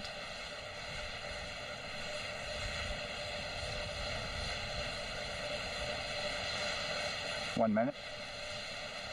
Right now, the rocket does not know what the T0 is, but coming up at T-minus 33 seconds, control shifts from the ground launch sequencer to the rocket's onboard autonomous launch sequencer, or ALS. The rocket will count itself down, but honor any holds that could come from the ground. Now, shortly after liftoff, Houston will take control of the rocket, and my colleague Gary Jordan will take over commentary. GLS go for ALS. Great call out. The rocket is on its own. 4 brave explorers ready to ride the most powerful rocket NASA has ever launched. Sound suppression water is flowing. 15. And here we go. 10, 9, 8, 7. RS-25 engines lit. 4, 3, 2, 1. booster ignition, and liftoff. The crew of Artemis 2 now bound for the moon. Humanity's next great voyage begins. Good roll pitch. Roger, roll pitch. Houston now controlling the flight of Integrity on the Artemis 2 mission around the moon. Integrity, AMT high. AMT high. On time passing 30 seconds into the flights. Integrity passes the alternate MECO. Target milestone. Mission Control Houston seeing good performance on the four main engines. Space Launch System core stage. Integrity, 3 miles in altitude. Traveling more than 1,200 miles per hour.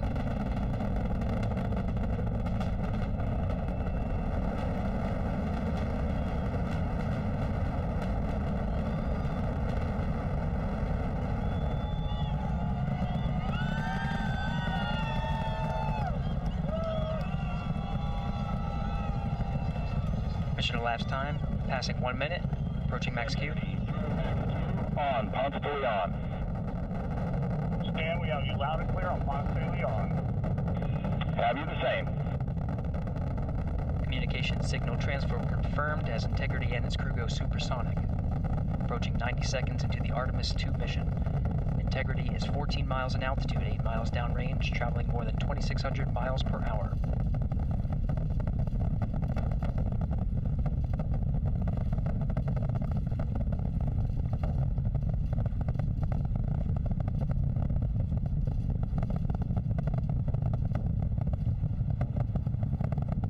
Minute 50 seconds of mission elapsed time, standing by for main engine throttle down to 85%, ahead of solid rocket booster separation, expected at the 2-minute 9-second mark. We see throttle down.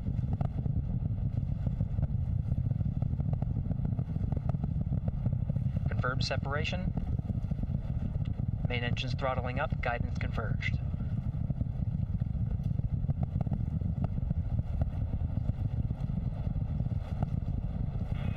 Integrity, guidance converged, performance nominal, upper stage RCS ready.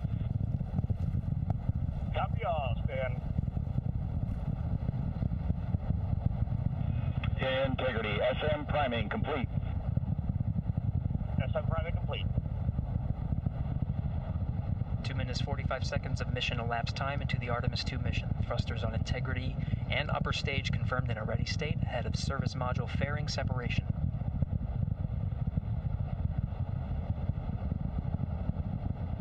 3 minutes into the flight. Integrity, 49 miles in altitude, 78 miles downrange, now passing 5,000 miles per hour.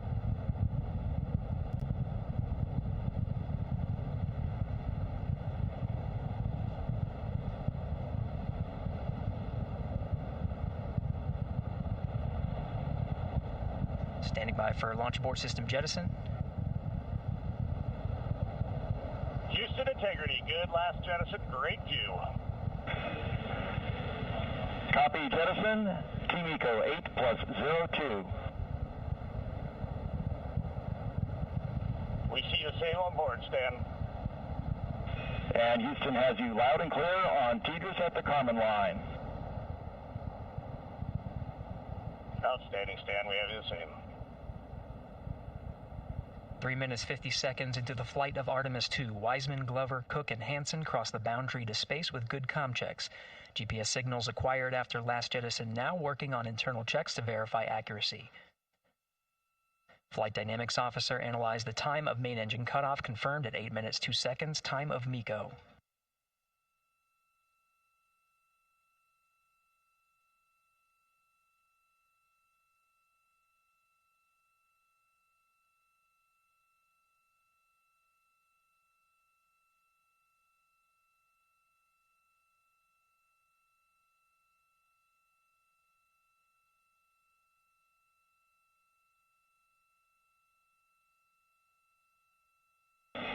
Integrity, GPS processing.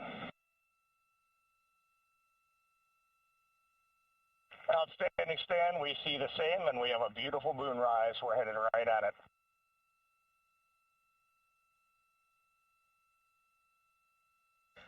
Approaching 5 minutes into the flight, Commander Reed Wiseman confirms he has visuals of his destination. GPS guidance, navigation, and control software finishes internal checks and sends to navigation channels. Integrity, 3 engine press. 3 engine press. On time, now passing 5 minutes 20 seconds of mission elapsed time into the Artemis 2 mission. At this point, 3 good main engines are all that's needed to carry Integrity to a nominal main engine cutoff target. Though at this time, we're seeing 4 good engines here in Mission Control Houston. Integrity, 75 miles in altitude, 330 miles downrange, approaching 10,000 miles per hour.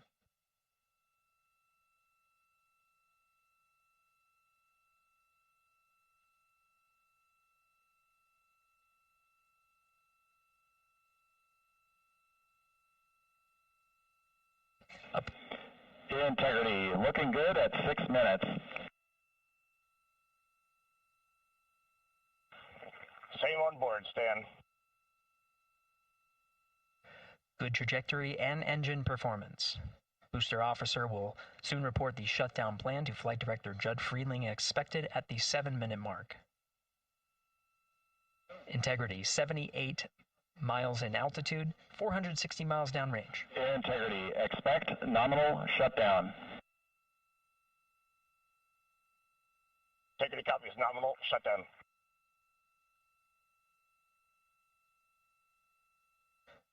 Six minutes 40 seconds of mission elapsed time. Shutdown plan is as expected. Again, the time of MECO was confirmed at 8 minutes 2 seconds into the flight.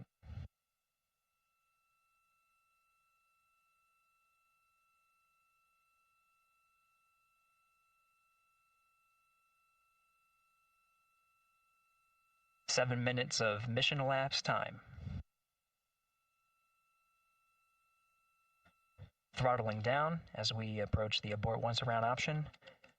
Milestone at the 7-minute 30-second mark. Now 84 miles in altitude, 650 miles downrange, traveling more than 15,000 miles per hour. Integrity, AOA open. AOA open. The window is now open for an abort once around option that would target splashdown in the Pacific Ocean. Still following nominal ascent at this time.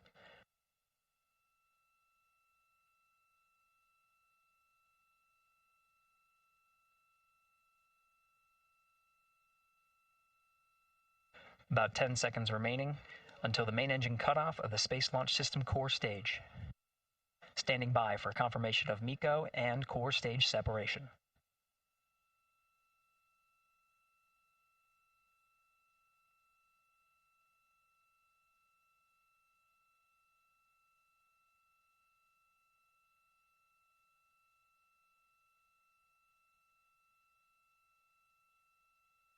Integrity, nominal MECO, core stage separated.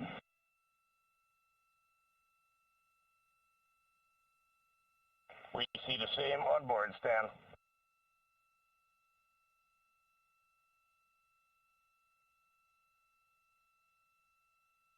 Eight minutes 40 seconds into the flight, we have a nominal main engine cutoff heading in the right trajectory on the way to swing around the moon. Core stage has separated, done its job. The Space Launch System upper stage, the interim cryogenic propulsion stage, or ICPS, still attached to the Orion spacecraft.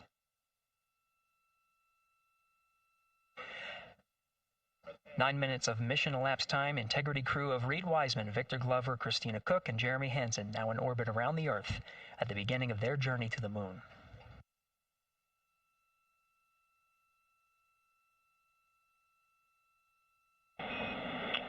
Integrity Houston, looking ahead to PRM numbers so far per the pad.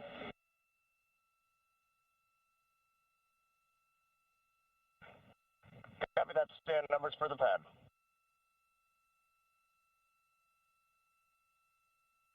Capcom Stan Loves now reminding the crew that the perigee raise maneuver time of ignition is as expected prior to booster ignition.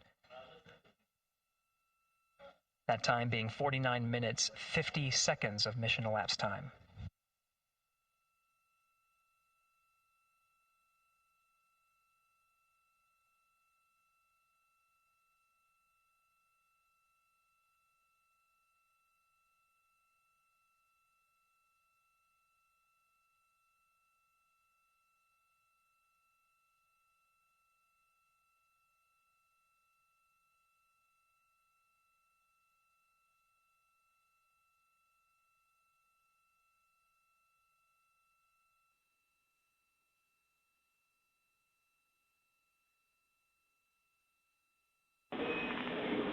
integrity, good. Neds deploy.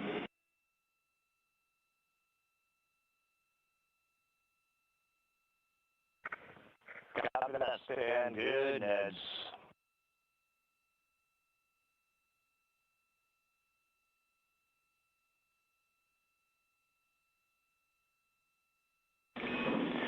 And Terry Houston for PWD setup. Just a reminder, halfway open on the secondary. We copy that, stand halfway open.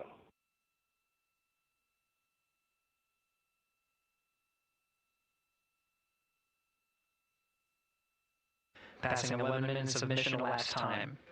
Here, overhearing the conversation between Capcom Stan Love and Commander Reed Wiseman, already passing some milestones. We have a good nozzle extension deployment system. That is confirmed. Complete. We also have the visors are confirmed up. Now past the dynamic phase of flight, that is ascent. Their launch and entry suits that provided them an extra layer of protection. Now not as needed. They're going to raise those visors. And later in today's mission, they will begin to egress or get out of the suits to begin some of their initial tasks of activating some of the systems aboard in the Integrity spacecraft. It's passing 12 minutes of mission elapsed time. Again, the perigee raise maneuver that's targeted near 50 minutes of mission elapsed time, 49 minutes, 50 seconds. That's what the crew is going to be working towards. The Commander Reed Wiseman, pilot Victor Glover will focus on preparing for that milestone. In the meantime, mission specialist Christina Cook and Jeremy Hansen will start some of the activation of environmental control life support systems. You may hear confirmation of their activation over the Orion to Earth communication network.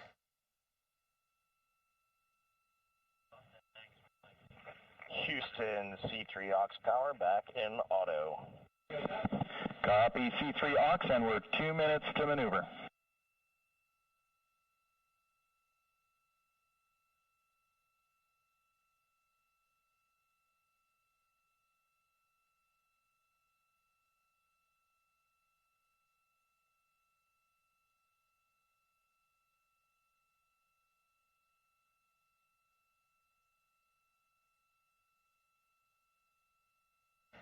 "13 minutes and 30 seconds of mission elapsed time. We're going to continue to follow the crew of the Artemis 2 mission.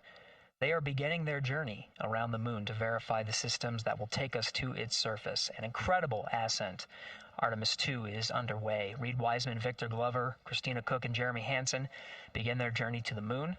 Still milestones to come up as we await solar array deploy and the critical burns that will get Integrity into high Earth orbit around the Earth before engines are fired to get us around the moon. We'll keep tabs on Integrity and its crew from here in Mission Control Houston. But for now, we're going to send it back to you, Megan and Nicole at the Kennedy Space Center. Very jealous to hear how the launch experience was over on the Space Coast. Yeah, Gary, if people are just joining us, welcome back to the Space Coast, where we just saw Artemis 2 lift off 14 minutes ago. And wow, what an amazing launch, and an emotional one, too. As soon as the rocket lifted off, Nicole, you had tears in your eyes, I had tears in my eyes, and we had all these people around us cheering. It was amazing. Yeah, the energy was wonderful. I mean, it was a beautiful launch.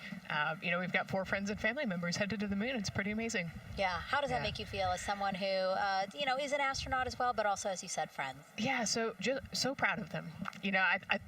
Man, we don't have the words in the English language to describe this kind of an event, and pride, love, so many emotions. They are truly breaking some barriers, and hopefully, as Gary just said, they've got a long day ahead of them, so wishing them well on everything. But so far, what a beautiful launch to watch. Yeah, to be returning to the lunar orbit in more than 50 years. Maybe they go farther from Earth than any other humans before them. Maybe they see parts of the moon that we've never seen before. I mean, what a great start to what could be all of these milestones that we break in just a 10-day mission. Yes, what a way to welcome in the Artemis generation.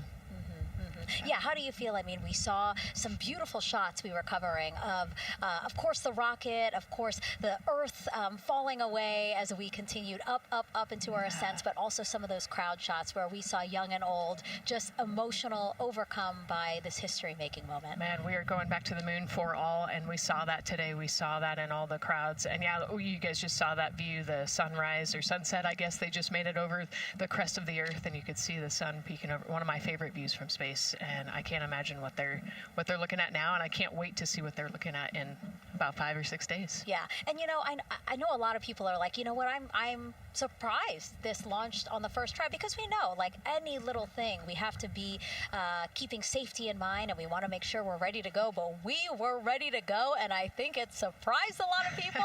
What a wonderful surprise on this Wednesday evening. It did, you know, and it kind of surprised me as well, but you know, it's just a testament to the team here that has been working so hard on Artemis. You know, Artemis 1, we learned a ton of lessons. We learned a ton from the wet dress for Artemis 2.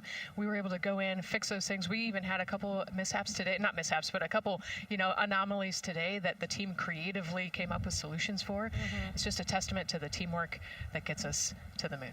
And so we can continue to watch Christina, Reed, Victor, and Jeremy on their way now to the moon in Earth's orbit and awaiting the next in-flight milestones, deploying Orion's solar arrays. So why don't we get back in with Mission Control and Gary. Hey, thank you, Megan. Again, we're following along in the action. It is a long day. They have a number of procedures they need to get to immediately in their timeline. And Integrity Houston, crosstie is on board per the ETSI-DEM. We copy Houston. Thank you.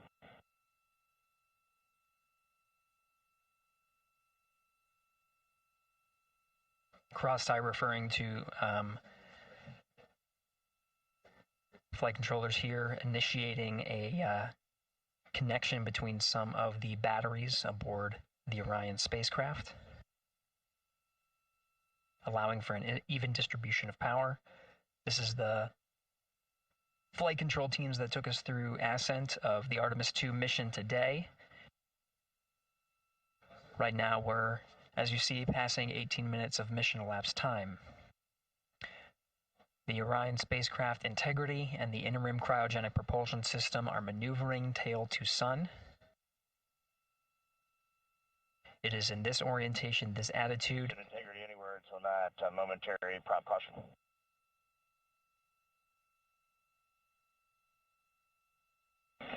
And Reed, no action, we're looking at it.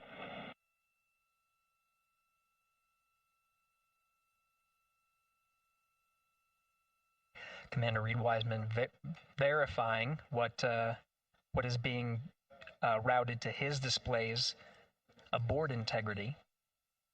Propulsion engineer confirming that no action is needed at this time. They're pressing through with their nominal procedures to prepare for the perigee raise maneuver. And of course the solar array wing deploy ahead of that. The solar wing deploy is a critical milestone. We'll continue to have our coverage follow the mission until that deployment. A successful launch is just the beginning. The deployment of the solar arrays and successful confirmation that those solar array wings are drawing power is a significant milestone, and says to the flight control teams that we will continue on today's mission. Power needs to be drawn to continue through some of the next milestones. Until then, the AOA open option that was called up upon ascent, the aboard once around, is the current option, and aboard to orbit option ATO will be switched to a preferred mode at the time that the solar array wings are deployed and latched. It gives the flight control teams a little bit more flexibility.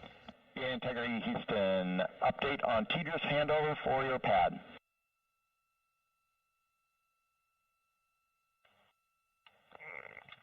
Give us just 1 minute. And Stan, you can read it. Ike is ready to copy. Roger. TDRS handover east to west expected 1 second earlier at 5:1 minutes 26 seconds.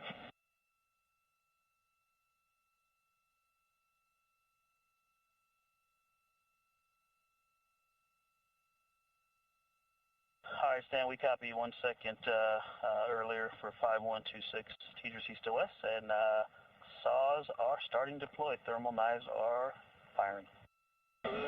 We concur. Thanks for the report.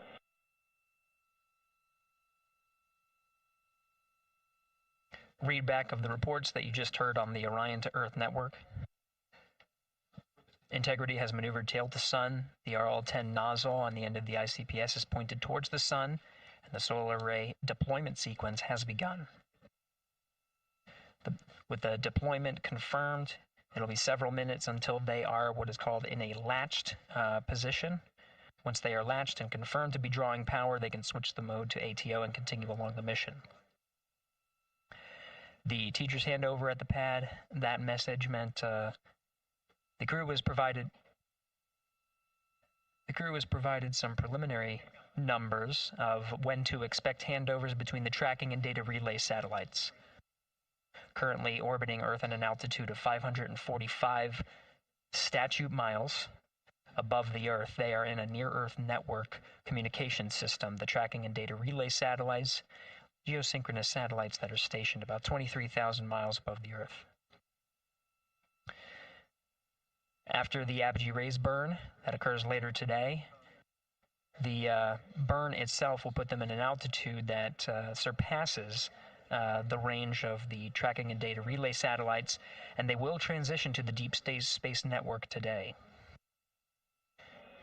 And Integrity, for prop messages, we see 2 temperature measurements right near the line. It's a momentary message you saw earlier. We're going to suppress those. It's CM helium heater 2 T1 and heater 1 T1. They're going suppressed. Integrity, thank you. We see the same.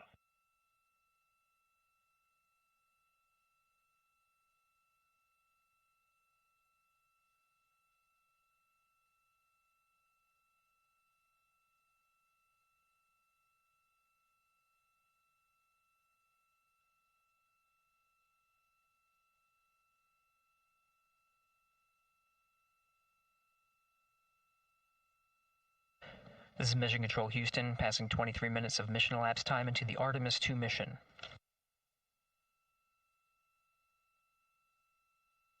This is after a launch that began at 5:35 and 12 seconds Central Time, 6:35 and 12 seconds p.m.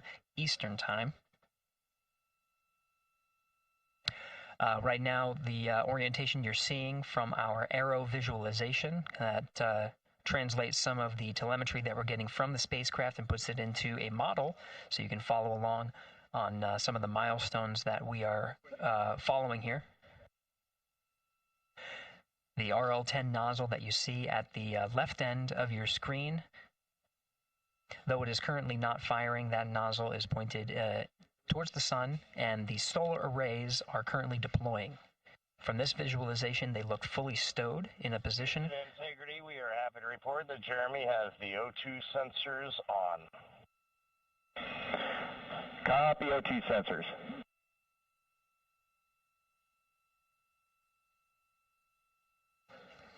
Again, Commander Reed Wiseman and Pilot Victor Glover overseeing the deployment of the solar arrays. And we'll follow the attitude maneuver changes ahead of the first burn of the ICPS engine, the perigee raise maneuver. Integrity Houston, we see 4 saws deployed and latched, ready for ATO preferred. Yeah, we're almost there in the procedure stand, and we see the same thing. And Integrity Houston, we are seeing a 7-second miscompare between the MET on Orion and ICPS. We'd like you to read us the MET from your center status bar and for the ICPS on StackSum.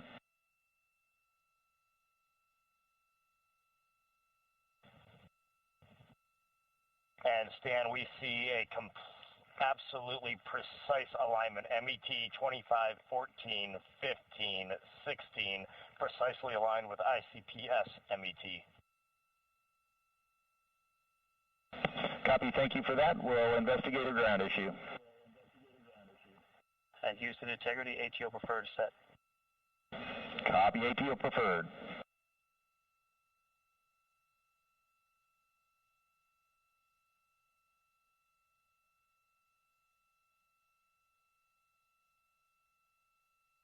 This is Mission Control Houston, 25 minutes, 45 seconds into the flight of Artemis 2. We have confirmation that all 4 solar array wings are deployed and latched. This is the configuration needed to switch to ATO preferred, which you did hear confirmed from pilot Victor Glover. That mode has been switched. There's also a discussion with Capcom Stan Love and Commander Reed Wiseman about the alignment of the MET clocks on the Orion spacecraft and the ICPS. Commander Reed Wiseman confirmed the clocks are in sync, no issues, they're going to investigate it on the ground. We're proceeding with today's mission. 26 minutes of mission elapsed time and counting.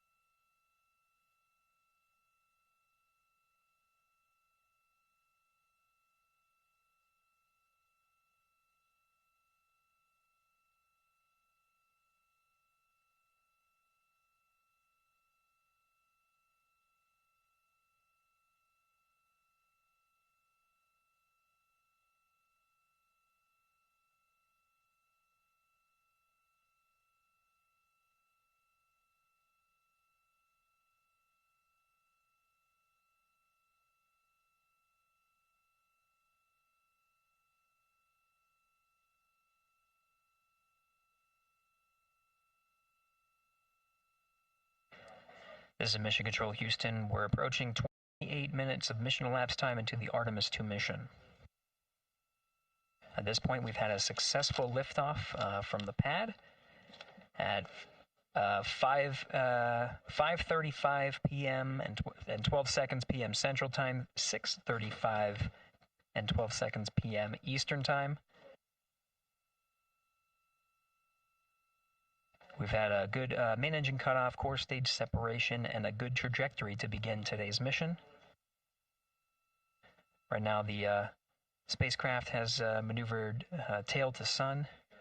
We're standing by for another maneuver to maneuver into the burn attitude. This is where the RL-10 engine of the ICPS is pointed in the correct orientation for the perigee raise maneuver. We did hear confirmation that the perigee raise maneuver time of ignition has been confirmed per the pad, which means it was the predicted time prior to liftoff. Integrity for G and C, we're taking channel 1 to unfiltered and to BFS. Okay, Stan, we're watching. Go ahead.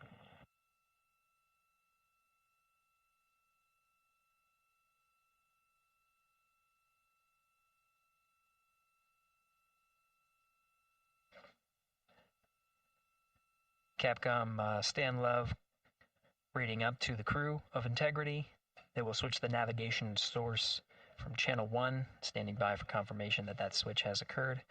Pilot Victor Glover will receive confirmation when, and is at least watching to confirm that that switch has occurred.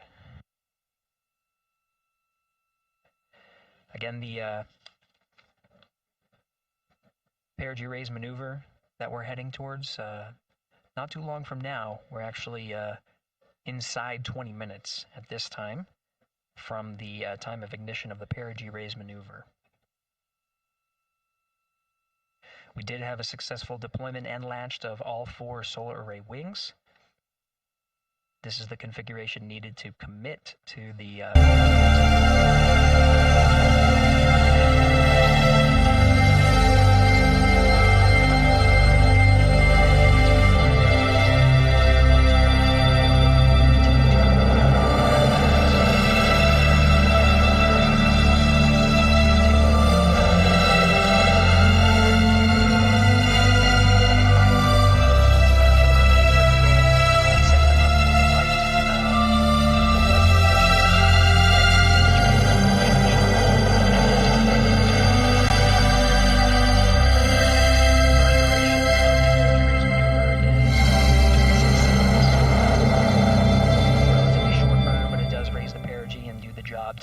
to the correct position before firing that main engine on the ICBS.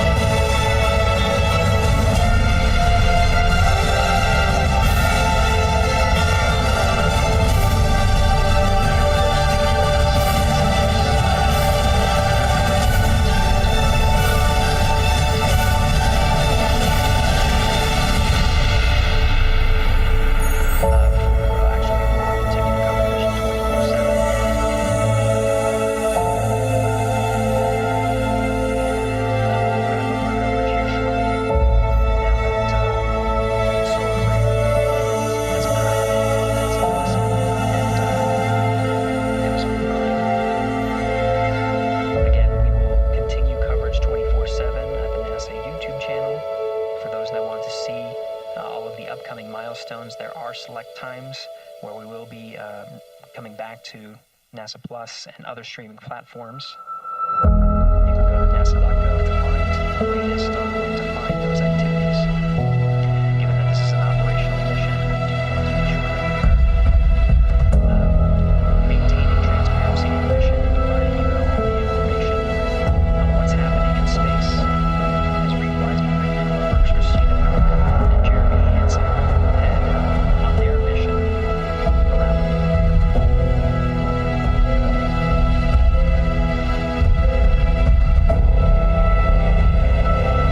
Inside integrity this time, again, this whole main is going to be integrity is going to be to its perfect to execution. Air journey is going to be our sequence of these steps is primarily done by the Wiseman pilot Victor Blood. Mission specialist Christina and Jeremy Hansen focusing on the system activation inside the support systems.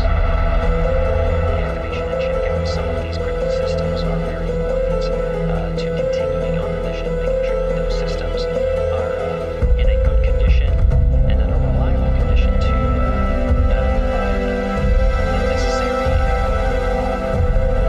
control needs of the crew, of humans, for the duration of the mission that extends 10 flight days.